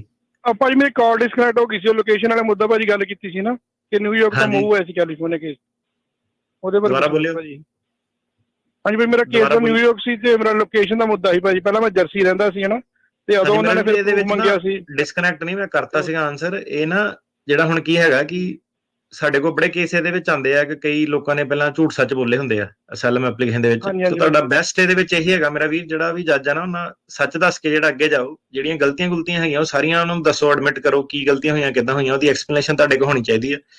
ਜਿਹੜੀ ਵੀ ਪੁਰਾਣੀ ਤੁਹਾਡੀ ਸਾਲਮ ਦੀ ਐਪਲੀਕੇਸ਼ਨ ਆ ਫਾਈਲ ਆ ਉਹ ਤੁਹਾਡੇ ਅਗੇਂਸਟ ਜਿਹੜੀ ਵਰਤੀ ਜਾਣੀ ਹੈ, ਠੀਕ ਹੈ, ਜਿਹੜੀ ਵੀ ਇਨਫੋਰਮੇਸ਼ਨ ਆ। ਤੇ ਤੁਸੀਂ ਆਲਰੇਡੀ ਜਿਹੜਾ ਤੁਹਾਨੂੰ ਕੋਰਟ ਨੇ ਫੜ ਲਿਆ ਮੈਨੂੰ ਲੱਗਦਾ ਹੈ ਨਾ, ਤਾਂ ਹੀ ਤੁਸੀਂ ਇਹ ਗੱਲ ਜਿਹੜੀ ਕਰ ਰਹੇ ਆ ਰਾਈਟ, ਆਲਰੇਡੀ ਉਹਨਾਂ ਨੇ ਲੋਕੇਸ਼ਨ ਟ੍ਰੇਸ ਕਰ ਲਈ ਸਰ ਉਹਨਾਂ ਨੇ, ਫੋਨ ਦੀ ਲੋਕੇਸ਼ਨ। ਹਾਂਜੀ ਹਾਂਜੀ। ਤੇ ਭਾਜੀ ਇਹਨੂੰ ਹੁਣ ਦੁਬਾਰਾ ਨਾ ਇਹਦੇ ਤੇ ਝੂਠ ਬੋਲਿਓ, ਦੈਟ ਵਿਲ ਬੀ ਹੈ ਨਾ। ਨਹੀਂ ਹੁਣ ਭਾਜੀ ਮੈਂ ਕੈਲੀਫੋਰਨੀਆ ਐਡਰੈਸ ਤੇ ਰਹਿਣਾ, ਬਸ ਸੇਮ ਹੈ ਐਡਰੈਸ ਤੇ। ਹਾਂਜੀ, ਸੋ ਦੇ ਹਿਸਾਬ ਨੇ ਭਾਜੀ ਅੱਗੇ ਜਾਓ ਫਿਰ, ਤੇ ਐਕਸਪਲੇਨੇਸ਼ਨ ਆਪਣੀ ਤਿਆਰ ਰੱਖਿਓ, ਕੋਈ ਝੂਠ ਕਿਉਂ। ਹਾਂਜੀ ਸੌਰੀ ਮੈਂ ਪੁੱਛਣਾ ਸੀ ਇਹ ਗੱਲ। ਮੇਰਾ ਵੀ ਇਦਾਂ ਕਿ ਮੈਂ ਲੌਂਗ ਸਟੋਰੀ ਸ਼ਾਰਟ ਕਰਦਾ। ਹਰੇਕ ਜਿਹੜਾ ਲਾਇਰ ਉਹਨਾਂ ਦੀ ਆਪਣੀ ਆਪਣੀ ਜਿਹੜੀ ਸਟ੍ਰੈਟਜੀ ਹੁੰਦੀ ਹੈ, ਠੀਕ ਹੈ। ਮੈਂ ਹੁਣ ਕੁਝ ਕਹਿ ਦਵਾਂ ਮੇਰੇ ਕਹਿਣ ਨਾਲ ਤਾਂ ਇਹ ਵਕੀਲ ਨੇ ਤਾਂ ਉਸ ਹਿਸਾਬ ਨਾਲ ਆਰਗਿਊ ਕਰਨਾ ਨਹੀਂ, ਰਾਈਟ। ਹਾਂਜੀ ਹਾਂਜੀ। ਸਾਡੇ ਤਾਂ ਮੈਂ ਕਿਹਾ ਵਕੀਲ ਸਾਡੀ ਕਿਹੜਾ ਮੇਰੇ ਵਕੀਲ ਨੇ ਗੱਲ ਮੰਨ ਲੈਣੇ, ਤੂੰ ਦੱਸਣਾ ਵੀ ਯਾਰ ਇਹਨੇ ਏਦਾਂ ਕਿਹਾ ਸੀਗਾ, ਉਹਨੇ ਤਾਂ ਪਹਿਲਾਂ ਹੀ ਭੱਜਣਾ ਦੂਰ ਲੈ, ਮੈਂ ਉਹਦੀ ਗੱਲ ਨਹੀਂ ਸੁਣਨੀ। ਸੋ ਜਿਹੜੀ ਇਹ ਗੱਲ ਤਾਂ ਹੈ, ਉਹ ਕਹਿੰਦਾ ਫਿਰ ਅਸੀਂ ਆਪਣੇ ਹਿਸਾਬ ਨਾਲ ਕਰਨਾ ਹੈ ਨਾ ਸਰ। ਤੇ ਸਰ ਇੱਕ ਲਾਸਟ ਕੁਐਸਚਨ ਪੁੱਛਣਾ ਸੀ, ਤੇ ਜਿੱਦਾਂ ਮੇਰਾ ਕੇਸ ਆਪਣਾ ਜੱਜ ਸਾਹਿਬ ਨੇ ਮੂਵ ਕੀਤਾ ਨਿਊਯਾਰਕ ਤੋਂ, ਤੇ ਮੇਰਾ ਵਿਦਿਨ 7 days ਮੂਵ ਹੋ ਗਿਆ ਸੀ, ਡੇਟ ਵੀ ਆ ਗਈ ਸੀ ਨਾ। ਤੇ ਸਰ ਉਹਦਾ ਵੀ ਕੋਈ ਮੈਨੂੰ ਬੈਨੀਫਿਟ ਹੋ ਸਕਦਾ ਕਿ ਜੇ ਉਹਨਾਂ ਨੂੰ ਨਹੀਂ ਲੱਗਿਆ ਮੈਂ ਇੱਥੇ ਰਹਿਣਾ ਤੇ ਉਹਨਾਂ ਨੇ ਮੂਵ ਕਰਤਾ, ਉਹ ਚੀਜ਼ ਦਾ ਮੈਨੂੰ ਕੋਈ ਬੈਨੀਫਿਟ ਹੋ ਸਕਦਾ ਜਾਂ ਕੁਝ? ਨਹੀਂ, ਬੈਨੀਫਿਟ ਕੋਈ ਨਹੀਂ ਹੋਣਾ। ਤੈਨੂੰ ਮੇਰਾ ਵੀਰ ਐਕਸਪਲੇਨ ਕਰਨਾ ਪੈਣਾ ਕਿ ਜਿਹੜਾ ਇਨਕਨਸਿਸਟੈਂਸੀ ਕਿਉਂ ਆ, ਕਿ ਜਿਹੜੀ ਨਵੀਂ ਐਪਲੀਕੇਸ਼ਨ ਅਪਡੇਟ 5 ਸਾਲ ਦੇ ਪਿਛਲੇ ਐਡਰੈਸ ਲਿਖਣੇ ਹੁੰਦੇ ਆ, ਤੇ ਉਹਦੇ ਵਿੱਚ ਹੋਰ ਚੀਜ਼ ਲਿਖੀ ਹੈ ਤੇ ਪੁਰਾਣੇ ਵਾਲੇ 'ਚ ਹੋਰ ਚੀਜ਼ ਕਿਉਂ ਲਿਖੀ ਹੈ, ਇਹ ਚੀਜ਼ ਦੀ ਐਕਸਪਲੇਨੇਸ਼ਨ ਜਿਹੜੀ ਆ ਤਿਆਰ ਰੱਖਿਓ। ਕਈ ਜਿਹੜੇ ਜੱਜ ਆ ਉਹ ਮੰਨ ਲੈਂਦੇ ਆ, ਥੋੜੇ ਈਜ਼ੀ ਹੁੰਦੇ ਆ, ਤੇ ਕਈ ਜਾਣੇ ਆ ਉਹ ਚੀਜ਼ ਦਾ ਮੁੱਦਾ ਵੀ ਬਣਾ ਸਕਦੇ ਆ। ਜੇ ਬਹਾਨੇ ਵਾਲਾ ਜੱਜ ਮਿਲ ਗਿਆ ਕਿ ਨਹੀਂ ਡਿਨਾਈ ਕਰਨਾ ਕੇਸ, ਉਹਨੇ ਇਸ ਚੀਜ਼ ਤੇ ਡਿਨਾਈ ਕਰ ਦੇਣਾ। ਜੱਜ ਦਾ ਨਾਮ ਡੌਸ ਸੈਕਰਾਮੈਂਟੋ।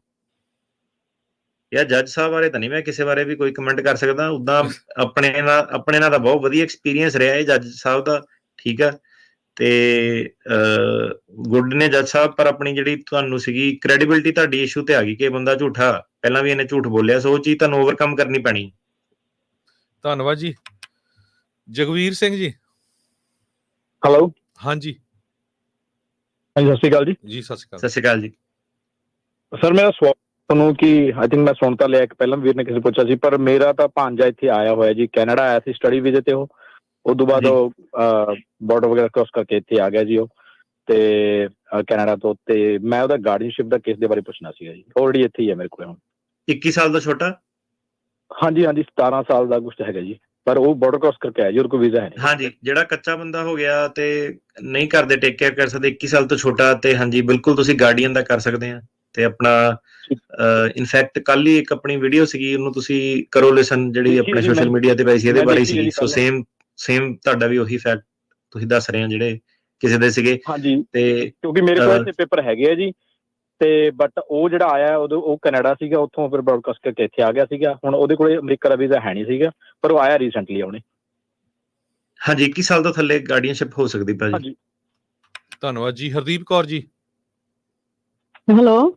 ਹਾਂਜੀ ਸਤਿ ਸ਼੍ਰੀ ਅਕਾਲ ਭਾਜੀ, ਮੈਂ ਗੱਲ ਕਰ ਸਕਦੀ ਕਰਕੇ ਨਾ? ਹਾਂਜੀ ਜੀ ਜੀ ਹਾਂਜੀ, ਸਤਿ ਸ਼੍ਰੀ ਅਕਾਲ ਭਾਜੀ। ਭਾਜੀ ਮੇਰਾ ਕੇਸ ਏਦਾਂ ਕਿ ਮੈਂ ਨਾ ਜਿੱਦਾਂ ਇੰਡੀਆ ਤੋਂ ਨਾ ਜਿੱਦਾਂ ਸਟਾਮ ਓਦਾਂ ਹੀ ਪੇਪਰ ਲੈ ਕੇ ਅਸੀਂ ਕੁੜੀ ਲਈ ਸੀ, ਮੇਰੇ ਬੱਚਾ ਲੇਟ ਹੋਇਆ ਸੀਗਾ, ਤੇ ਫਿਰ ਏਦਾਂ ਮੈਂ 2017 ਚ ਗ੍ਰੀਨ ਕਾਰਡ ਲੈ ਕੇ ਤੇ ਉਹੀ ਤੇ ਕਰਤਾ ਸੀ ਗੋਰੀ ਨੇ। ਤੇ ਜਦੋਂ ਸਾਡੀ 2022 ਚ ਲੈਟਰ ਆਈ ਵੀ ਇਹਦਾ DNA ਟੈਸਟ ਕਰਨਾ, ਤੇ ਮੈਂ ਕਿਹਾ ਵੀ ਮੈਂ ਬੇਟੀ ਲਈ ਆ। ਤੇ ਫਿਰ ਗੋਰੀ ਨੇ ਕਹਿੰਦੀ, ਮੈਂ ਉਹਨੂੰ ਕਿਹਾ ਵੀ ਤੈਨੂੰ ਦੱਸਿਆ ਸੀ ਕਿ ਇਹੀ ਸਾਡੇ ਕੋਲੋਂ ਕੋਈ ਹੈ ਨਹੀਂ, ਮੈਨੂੰ ਕੋਰਟ ਦੀ ਨਹੀਂ ਹੈਗੀ ਡੀਡ, ਤੇ ਇਹੀ ਉਹ ਕਹਿੰਦੀ ਮੈਨੂੰ ਇੰਡੀਆ ਦੇ ਲਾ ਦਾ ਪਤਾ ਨਹੀਂ ਵੀ ਕੀ ਹੁੰਦਾ, ਵੀ ਇਹੀ ਹੈ ਕਿ ਡੀਡ ਹੋਰ ਹੁੰਦੀ। ਫਿਰ ਉਹਨੇ ਸਾਨੂੰ 8 ਮਹੀਨੇ ਦਾ ਟਾਈਮ ਲੈ ਦਿੱਤਾ ਸੀਗਾ, ਇਮੀਗ੍ਰੇਸ਼ਨ ਨੇ 8 ਮਹੀਨੇ ਦਾ ਟਾਈਮ ਦਿੱਤਾ ਸੀਗਾ ਵੀ ਇੰਡੀਆ ਤੋਂ ਬਣਵਾ ਲਓ ਤੁਸੀਂ ਡਾਕੂਮੈਂਟ ਦੀ ਡੀਡ। ਤੇ ਇੰਡੀਆ ਵਾਲਿਆਂ ਨੇ ਸਾਨੂੰ ਲੇਟ ਕਰਤਾ। 11 ਸਤੰਬਰ 2023 ਤੇ ਜਾਣੀ ਸੀਗੀ, ਤੇ 11 ਸਤੰਬਰ ਤੇ ਸਾਨੂੰ ਇੰਡੀਆ ਵਾਲੇ ਨੇ ਪੇਪਰ ਦਿੱਤੇ ਸੀ। ਤੇ ਫਿਰ ਗੋਰੀ ਕਹਿੰਦੀ ਕਿ 11 ਸਤੰਬਰ ਤੇ ਸ਼ਿਕਾਗੋ ਜਾਣੇ ਸੀਗੇ, ਹੁਣ ਤੁਸੀਂ ਲੇਟ ਜੇ, ਇੱਕ ਦਿਨ 'ਚ ਹੀ ਲੇਟ ਹੋ ਗਏ। ਤੇ ਫਿਰ ਉਹਨਾਂ ਨੇ ਡਿਨਾਈ ਕਰਤਾ ਸਾਡਾ ਕੇਸ। ਤੇ ਹੁਣ ਅਸੀਂ ਕਿਸੇ ਪੰਜਾਬੀ ਕੋਲੋਂ ਕੀ ਕਹਿੰਦੇ ਜਿਹੜਾ ਰੀਮੋਸ਼ਨ ਕਰਵਾਇਆ ਸੀ, ਤੇ ਉਹਨੇ ਪਤਾ ਨਹੀਂ ਕੀਤਾ ਕਿ ਨਹੀਂ, ਸਾਲ ਹੋ ਗਿਆ ਸਾਨੂੰ ਜਵਾਬ ਹੀ ਨਹੀਂ ਦਿੰਦਾ, ਫੋਨ ਨਹੀਂ ਚੱਕਦਾ ਸਾਡਾ। ਤੇ ਕੀ ਹੋ ਸਕਦਾ ਅੱਗੇ, ਆਪਾਂ ਸਿਟੀਜ਼ਨ ਹੈ। ਅੱਛਾ, ਸੋ ਸਿਟੀਜ਼ਨ ਦੇਖੋ, ਜਿਹੜੀ ਅਡਾਪਸ਼ਨ ਡੀਡ ਆ ਉਹ ਤਾਂ ਚੱਲਦੀ ਨਹੀਂ ਅਡਾਪਸ਼ਨ ਪਰਪਸ ਲਈ। ਤੇ ਹੁਣ ਇਹਦੀ ਬੇਟੀ ਦੀ ਉਮਰ ਕਿੰਨੀ ਹੈ ਤੁਹਾਡੇ? ਹੁਣ 25 ਸਾਲ ਦੀ ਹੋ ਗਈ ਉਹ। ਦੇਖੋ, ਜਿਹੜੀ ਅਡਾਪਸ਼ਨ ਵਗੈਰਾ ਸਾਰੀ ਉਹ ਤਾਂ ਹੁੰਦੀ ਆ 14 ਸਾਲ ਤੋਂ ਪਹਿਲਾਂ ਕੰਪਲੀਟ ਕਰਨੀ ਹੁੰਦੀ ਆ। ਤੇ ਜਿਹੜੇ ਹਿਸਾਬ ਨਾਲ ਤੁਸੀਂ ਦੱਸ ਰਹੇ ਆ ਤੁਹਾਡੀ ਰਿਕੁਆਇਰਮੈਂਟ ਨਹੀਂ ਪੂਰੀ ਹੋਣੀ ਅਡਾਪਸ਼ਨ ਵਾਲੀ। ਨਹੀਂ, ਜਿੱਦਾਂ ਸਾਡਾ ਇਮੀਗ੍ਰੇਸ਼ਨ ਕੋਲ ਪਹਿਲੋਂ ਸੀ ਨਾ ਸਟਾਮ ਤੇ ਜਿੱਦਾਂ ਲਈ ਸੀ, ਤੇ ਉਹ ਮੇਰੇ ਹਸਬੈਂਡ ਦੀ ਡੈਥ ਹੋ ਗਈ ਸੀ 2009 ਚ ਲਾਈ ਡਾਕੂਮੈਂਟ ਨਾਲ। ਤੇ ਸਾਨੂੰ ਪਤਾ ਨਹੀਂ ਨਾ ਆਪਾਂ ਅਮਰੀਕਾ ਆਉਣਾ, ਤੇ ਸੋ ਆਪਾਂ ਕੁਝ ਨਹੀਂ ਲਿਖਾਇਆ ਵੀ ਉੱਥੋਂ ਕੋਰਟ ਤੋਂ। ਤੇ ਫਿਰ ਕੋਰਟ ਨੇ ਸਾਨੂੰ 8 ਮਹੀਨੇ ਦਾ ਟਾਈਮ ਦਿੱਤਾ ਸੀ ਵੀ ਤੁਸੀਂ ਕੋਰਟ 'ਚ ਬਣਵਾ ਲਿਓ, ਜਿੱਦਾਂ ਵੀ ਨਹੀਂ ਕੋਰਟ ਨੇ ਤਾਂ ਬਣਾ ਲਿਓ, ਪਰ ਜਿਹੜੇ ਨਾ ਅਡਾਪਸ਼ਨ ਦੇ ਕਾਨੂੰਨ ਜਿਹੜੇ ਹੁੰਦੇ ਆ, ਉਹ ਜਿਹੜੀ ਵੈਲਿਡ ਅਡਾਪਸ਼ਨ ਜਿਹੜੀ ਸੀਗੀ ਉਹ 14 ਸਾਲ ਤੋਂ ਪਹਿਲਾਂ ਹੋਣੀ ਚਾਹੀਦੀ ਆ। ਤੇ ਹੁਣ ਤੁਹਾਡਾ ਜਿਹੜਾ ਐ ਸੁਣਨ ਨੂੰ ਲੱਗ ਰਿਹਾ ਕਿ ਕੁੜੀ 25 ਸਾਲ ਦੀ ਹੋ ਗਈ ਹੈ ਤੇ ਅਡਾਪਸ਼ਨ ਤੁਹਾਡੀ ਵੈਲਿਡ ਨਹੀਂ ਹੈਗੀ, ਰਾਈਟ? ਤੇ ਜਿਹੜਾ ਤੁਹਾਡਾ ਡਿਨਾਈ ਉਹਨਾਂ ਨੇ ਕੀਤਾ, ਡਿਨਾਈ ਤੁਸੀਂ ਜਿਹੜਾ ਡਿਨਾਇਲ ਆਪਣਾ ਪੜਿਆ ਸੀਗਾ, ਜਿਹੜਾ ਤੁਸੀਂ ਕਹਿੰਦੇ ਡਿਨਾਇਲ ਆ ਗਿਆ, ਉਹ 'ਚ ਵੇਖਿਆ ਤੁਸੀਂ ਉਹਨਾਂ ਨੇ ਕੀ ਰੀਜ਼ਨ ਲਿਖਿਆ? ਉਹਨਾਂ ਨੇ ਇਹ ਕਿਹਾ ਸੀ ਕਿ ਤੁਹਾਡੇ ਪੇਪਰ ਵਰਕ ਪੂਰੇ ਨਹੀਂ ਆਏ, ਉਹ ਸਾਡਾ ਪੇਪਰ ਨਹੀਂ ਹੀ ਲੇਟ ਦਿੱਤੇ ਨਾ, ਜਿੱਦਾਂ 11 ਸਤੰਬਰ ਤੇ। ਮੇਰੇ ਹਿਸਾਬ ਨਾਲ ਤੁਹਾਡੀ ਨਾ ਸਿਰਫ ਲੇਟ ਵਾਲੀ ਗੱਲ ਨਹੀਂ ਹੈਗੀ, ਜੇ ਤੁਸੀਂ ਟਾਈਮ ਸਿਰ ਕਰ ਵੀ ਦਿੰਦੇ ਨਾ ਮੇਰੇ ਹਿਸਾਬ ਨਾਲ ਤਾਂ ਵੀ ਉਹਨਾਂ ਨੇ ਤੁਹਾਡਾ ਡਿਨਾਈ ਕਰ ਦੇਣਾ ਸੀਗਾ ਮੇਰੇ ਹਿਸਾਬ ਨਾਲ। ਤੇ ਹੁਣ ਦੁਬਾਰਾ ਕਰਨਾ ਪੈਣਾ, ਤੇ ਦੁਬਾਰਾ ਦੇ 8-9 ਸਾਲ ਲੱਗ ਜਾਣੇ ਫਿਰ। ਦੁਬਾਰਾ ਵੀ ਤੁਹਾਡਾ ਮੇਰੇ ਹਿਸਾਬ ਨਾਲ ਨਹੀਂ ਹੋਣਾ, ਕਿਉਂਕਿ ਅਡਾਪਸ਼ਨ ਵੈਲਿਡ ਨਹੀਂ ਸੀਗੀ 14 ਸਾਲ ਤੋਂ ਪਹਿਲਾਂ। ਨਹੀਂ ਅਸੀਂ ਲਈ ਸੀ ਨਾ ਭਾਜੀ, ਅਸੀਂ ਲਈ ਸੀ 1997 ਚ, ਉਹਦੇ ਉੱਤੇ। ਮੈਂ ਸਮਝ ਗਿਆ ਤੁਹਾਡੀ ਗੱਲ, ਪਰ ਜਿਹੜਾ ਪੇਪਰ ਵਰਕ ਜਿਹੜਾ ਸੀਗਾ ਉਹ ਨਹੀਂ ਤੁਸੀਂ ਪੂਰਾ ਕੀਤਾ ਨਾ ਟਾਈਮ ਸਰ। ਕੁੜੀ ਏਜ ਆਊਟ ਹੋ ਗਈ ਮੇਰੇ ਹਿਸਾਬ ਨਾਲ, ਉਹਨੂੰ ਅਸੀਂ ਟਰਾਈ ਕਰ ਸਕਦੇ ਹਾਂ, ਪਰ ਇਹਦੀ ਕੋਈ ਗਰੰਟੀ ਨਹੀਂ ਹੈਗੀ। ਉਹਨਾਂ ਨੇ ਬੇਸਿਕਲੀ ਉਹ ਐਂਡ 'ਚ ਇਹੀ ਕਹਿ ਸਕਦੇ ਕਿ ਠੀਕ ਆ ਅੱਜ ਤੁਹਾਡੇ ਪੇਪਰ ਪੂਰੇ ਆ, ਪਰ ਹੁਣ ਕੁੜੀ 21 ਤੋਂ ਉੱਤੇ ਹੋ ਗਈ ਆ, ਤੇ ਇਹ ਤਾਂ 14 ਸਾਲ ਤੋਂ ਪਹਿਲਾਂ ਜਿਹੜੀ ਖਾਨਾ ਪੂਰਤੀਆਂ ਹੋਣੀ ਚਾਹੀਦੀਆਂ ਸੀਗੀਆਂ ਉਹ ਹੋਈਆਂ ਨਹੀਂ। ਧੰਨਵਾਦ ਜੀ। ਜੇ ਤੁਹਾਨੂੰ ਡਿਟੇਲ 'ਚ ਮਿਲਣਾ ਹੋਇਆ ਤਾਂ ਤੁਸੀਂ ਇਹਨਾਂ ਦੇ ਆਫਿਸ ਦੇ ਵਿੱਚ ਜੇ ਟਿਰਕਿਆਣਾ ਉਹਨਾਂ ਦੇ ਆਫਿਸ ਕਾਲ ਕਰ ਲਿਓ 415 909 0503 ਦੇ ਉੱਤੇ। ਅਗਲੇ ਸਾਡੇ ਕਾਲਰ ਆ ਮਾਜਿਰ ਸਿੰਘ ਜੀ। ਸਰ ਸਤਿ ਸ਼੍ਰੀ ਅਕਾਲ ਜੀ। ਜੀ ਜੀ ਜੀ ਸਰ, ਮੈਂ ਤੁਹਾਡਾ ਕਲਾਇੰਟ ਹਾਂ ਸਰ, ਤੇ ਮੈਂ ਨਿਊਯਾਰਕ ਤੋਂ ਬੋਲਦਾ ਹਾਂ ਸਰ। ਮੇਰਾ ਕੇਸ ਡਿਨਾਈ ਹੋਇਆ ਸੀਗਾ ਦਸੰਬਰ 2022 ਚ, ਤੇ ਸਰ ਮੈਂ ਤੁਹਾਡੇ ਕੋਲ ਆਇਆ ਸੀਗਾ ਉਸ ਸਾਲ। ਮੈਂ ਫਿਰ ਜਲਦੀ ਆ ਗਿਆ ਤੇ ਤੁਸੀਂ ਅਪੀਲ ਲਾਈ ਸੀ, ਮੇਰੀ ਅਪੀਲ ਰਿਸੀਵ ਹੋ ਗਈ ਸੀਗੀ, ਤੇ 16 ਮਈ ਨੂੰ ਬਰੀਫ ਤੁਸੀਂ ਲਾਈ ਸੀ ਸਰ। ਤੇ ਸਰ ਇਹਦੇ ਵਿੱਚ ਆਪਣਾ ਤੁਸੀਂ ਆਪਣੇ ਕੋਲ ਅਪੀਲ ਵਾਸਤੇ ਆਏ ਸੀਗੇ? ਹਾਂਜੀ ਹਾਂਜੀ ਸਰ। ਸਰ ਜੀ ਸਰ ਸਿੰਘ ਤੁਹਾਡਾ ਜਿਹੜਾ ਡਿਨਾਈ ਹੋਇਆ ਸੀਗਾ ਇਹ ਆਪਣਾ ਕੇਸ ਬੇਸ ਤੇ ਡਿਨਾਈ ਹੋਇਆ ਸੀਗਾ ਤੁਹਾਡਾ ਕੇਸ? ਸਿੰਘ ਵਰਸਸ ਗਾਰਲੈਂਡ ਵਾਲਾ ਤੇ ਰੀਲੋਕੇਸ਼ਨ ਦਾ ਮੁੱਦਾ। ਅੱਛਾ, ਰੀਲੋਕੇਸ਼ਨ ਵਾਲਾ ਹੋਇਆ ਸੀਗਾ, ਤੇ ਉਸ ਤੋਂ ਬਾਅਦ ਤੁਸੀਂ ਆਏ ਸੀਗੇ, ਅਪੀਲ ਲਗਾਈ ਸਾਡੇ ਕੋਲ, ਤੇ ਉਹ ਪੈਂਡਿੰਗ ਹੈ ਇਸ ਵੇਲੇ? ਹਾਂਜੀ ਸਰ ਪੈਂਡਿੰਗ ਹੈ। ਤੇ ਇਹਨੂੰ ਕਿੰਨਾ ਟਾਈਮ ਲੱਗੂਗਾ? ਤੇ ਬਾਅਦ ਬੇਟੇ ਦੀ ਫੈਮਿਲੀ ਦਾ ਕੇਸ ਆ, ਤੇ ਬੇਟੇ ਦੇ ਆਪਾਂ ਵਰਕ ਪਰਮਿਟ ਲਾਏ ਸੀਗੇ, ਫੈਮਿਲੀ ਦੇ ਤਿੰਨਾਂ ਦੇ ਸੀ, ਤੇ ਮੇਰਾ ਆ ਗਿਆ ਸੀ, ਤੇ ਬੇਟੇ ਦਾ ਤੇ ਵਾਈਫ ਦਾ ਨਹੀਂ ਸੀ ਆਇਆ। ਤੇ ਹੁਣ ਪਿਛਲੇ 15-20 ਦਿਨ ਪਹਿਲਾਂ ਆਪਾਂ ਫੇਰ ਦੁਬਾਰਾ ਲਾਏ ਸੀਗੇ, ਤੇ ਪਰ ਵਰਕ ਪਰਮਿਟ ਜਲਦੀ ਆ ਗਿਆ, ਥੋੜੇ ਦਿਨਾਂ ਵਿੱਚ ਹੀ ਤੁਸੀਂ ਕੀਤੇ ਸੀ ਅਪਲਾਈ। ਤੇ ਸਰ ਬਾਕੀ ਕੇਸ ਦਾ ਆਪਣਾ ਆਲੀ ਚੀਜ਼ ਨਹੀਂ ਸਮਝ ਆਈ, ਦੁਬਾਰਾ ਦੱਸਿਓ ਕਿ ਸੋ ਅਪੀਲ ਤੁਹਾਡੀ ਪੈਂਡਿੰਗ ਆ, ਤੇ ਜਿਹੜੇ ਬੇਟੇ ਦੇ ਤੇ ਉਹ ਕੇਸ ਉਹ ਵੀ ਤੁਹਾਡੇ ਨਾਲ ਹੀ ਸੀਗੇ ਸਾਰੇ ਜਾਣੇ? ਹਾਂਜੀ ਹਾਂਜੀ ਇਕੱਠੇ ਸੀਗੇ ਸਰ। ਤੇ ਪਰ ਇਹਨਾਂ ਦੀ ਤਰੀਕ ਸਰ ਹੁਣ ਐਤਕੀ ਕੇਸ ਚੈੱਕ ਕਰਦੇ ਨਾ, ਤੇ ਹੁਣ ਅਪ੍ਰੈਲ ਦੀ ਬੋਲਦੀ ਆ ਕਿ ਇਹਨਾਂ ਦਾ ਜਿਹੜਾ ਕੇਸ ਆ ਉਹ 2024 ਚ ਹੁਣ ਅਪ੍ਰੈਲ ਚ ਇਸ ਸਾਲ ਸ਼ੋ ਹੁੰਦਾ ਪਿਆ ਵਾ ਵੀ ਇਹਨਾਂ ਦੇ ਪੇਪਰ ਉੱਥੇ ਸਬਮਿਟ ਹੋਏ ਆ। ਤੇ ਉਹਨਾਂ ਨੇ ਆਪਣੇ ਵਰਕ ਪਰਮਿਟ ਡਿਨਾਈ ਤਾਂ ਕੀਤੇ ਸੀਗੇ ਕਿ ਤੁਸੀਂ ਇਹਨਾਂ ਦੋਨਾਂ ਦਾ ਸਟੇਟਸ ਮੇਰੇ ਨਾਲ ਨਹੀਂ ਸੀ ਬੋਲਦਾ। ਹੁਣ ਇਹਨਾਂ ਦੇ ਕੇਸ ਅਲੱਗ ਲੱਗੇ ਹੋਏ ਇਸ ਵੇਲੇ?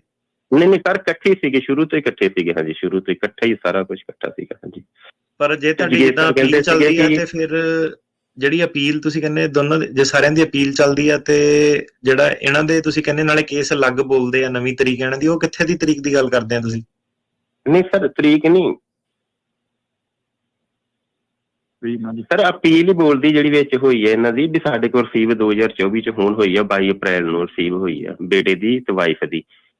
ਤੇ ਉਹ ਫੇਰ ਤਾਂ ਹੁਣ ਉਹਨਾਂ ਨੇ ਵਰਕ ਪਰਮਿਟ ਆਪਾਂ ਨੂੰ ਜਲਦੀ ਦੇਤੇ 15-20 ਦਿਨ ਦੇ ਵਿੱਚ ਹੀ। ਜਗੀਰ ਸਰ ਕਹਿੰਦੇ ਸੀਗੇ ਕਿ ਜਿਹੜੇ ਇਹਨਾਂ ਨੂੰ ਤਾਂ ਨਹੀਂ ਤੁਹਾਨੂੰ ਵਰਕ ਪਰਮਿਟ ਦਿੱਤੇ ਕਿ ਉਹਨਾਂ ਕੋਲ, ਉਹ ਕਹਿੰਦੇ ਕਿ ਸਾਨੂੰ ਬੇਟੇ ਦਾ ਤੇ ਵਾਈਫ ਦਾ ਸ਼ੋ ਨਹੀਂ ਹੋ ਰਿਹਾ ਤੁਹਾਡੇ ਕੇਸ ਦੇ ਨਾਲ। ਅੱਛਾ ਠੀਕ ਆ। ਹੁਣ ਦੋ ਚੀਜ਼ਾਂ ਹੈਗੀਆਂ, ਇੱਕ ਤਾਂ ਜਿਹੜਾ ਅਪੀਲ ਵਾਲਾ ਮਸਲਾ ਉਹ ਤੁਸੀਂ ਸਾਨੂੰ ਕੰਟੈਕਟ ਕਰੋ ਈਮੇਲ ਰਾਹੀਂ, ਜਿਹੜੇ ਉਹ ਆਪਾਂ ਵੇਖ ਲੈਂਦੇ ਆ ਕੀ ਆ। ਤੇ ਵਰਕ ਪਰਮਿਟ ਹੁਣ ਆ ਗਏ ਇਸ ਵੇਲੇ ਸਾਰਿਆਂ ਦੇ? ਹਾਂਜੀ ਆ ਗਏ ਸਰ। ਹਾਂਜੀ 5-5 ਸਾਲ ਦੇ ਆ ਗਏ, ਬੇਟੇ ਦਾ ਵੀ ਆ ਗਿਆ, ਵਾਈਫ ਦਾ ਵੀ ਆ ਗਿਆ, ਦੁਬਾਰਾ ਅਪਲਾਈ ਕਰਨਾ। ਹਾਂਜੀ ਠੀਕ ਹੈ, ਦੱਸੋ ਕੀ ਸਵਾਲ ਆ? ਤੇ ਸਵਾਲ ਸਰ ਇਹ, ਤੇ ਹੁਣ ਟਾਈਮ ਸਰ ਆਪਣਾ ਜਿੱਦਾਂ ਕਿ ਹੁਣ ਕਿੰਨਾ ਟਾਈਮ ਹੋ ਗਿਆ, ਤੇ ਆਪਾਂ ਨੂੰ ਕਿੰਨਾ ਟਾਈਮ ਵੇਟ ਆ? ਜਿੱਦਾਂ ਬੇਟਾ ਮੇਰਾ +2 ਚ ਹੋ ਰਿਹਾ ਵਾ, ਤੇ ਮੈਨੂੰ ਇਹਦੀ ਫਿਕਰ ਆ ਜਿੱਦਾਂ ਵੀ ਕੁਛ ਵੀ ਇਹਨਾਂ ਦਾ ਕਿਤੇ ਬੰਨੇ ਅਸੀਂ ਵੀ ਲੱਗ ਜੀਏ, ਤੇ ਆਪਾਂ ਨੂੰ ਕਿੰਨਾ ਟਾਈਮ ਵੇਟ ਕਰਨੀ ਪਊਗੀ ਇਸ ਚੀਜ਼ ਦੀ?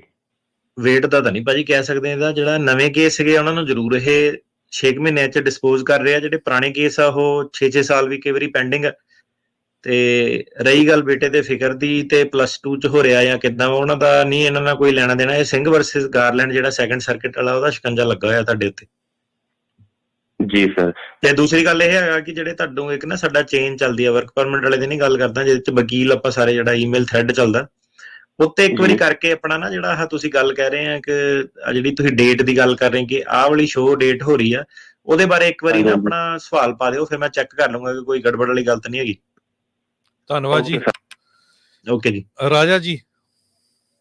ਭਾਈ ਸਤਿ ਸ੍ਰੀ ਅਕਾਲ ਜੀ। ਸਤਿ ਸ਼੍ਰੀ ਅਕਾਲ ਜੀ। ਜੀ ਭਾਜੀ ਪਹਿਲੇ ਤਾਂ ਟਰਕਿਆਣਾ ਸਾਹਿਬ ਦਾ ਥੈਂਕ ਯੂ। ਬੱਚਿਆਂ ਦਾ ਕੇਸ ਇਹਨਾਂ ਕੋਲ ਸੀਗਾ, ਜੁਲਾਈ ਮਹੀਨੇ ਕੰਪਲੀਟ ਹੋ ਗਿਆ ਸੀਗਾ ਤੇ ਮੈਂ ਕਿੰਨੀ ਵਾਰੀ ਫੋਨ ਕੀਤਾ, ਲੱਗਾ ਹੀ ਨਹੀਂਗਾ।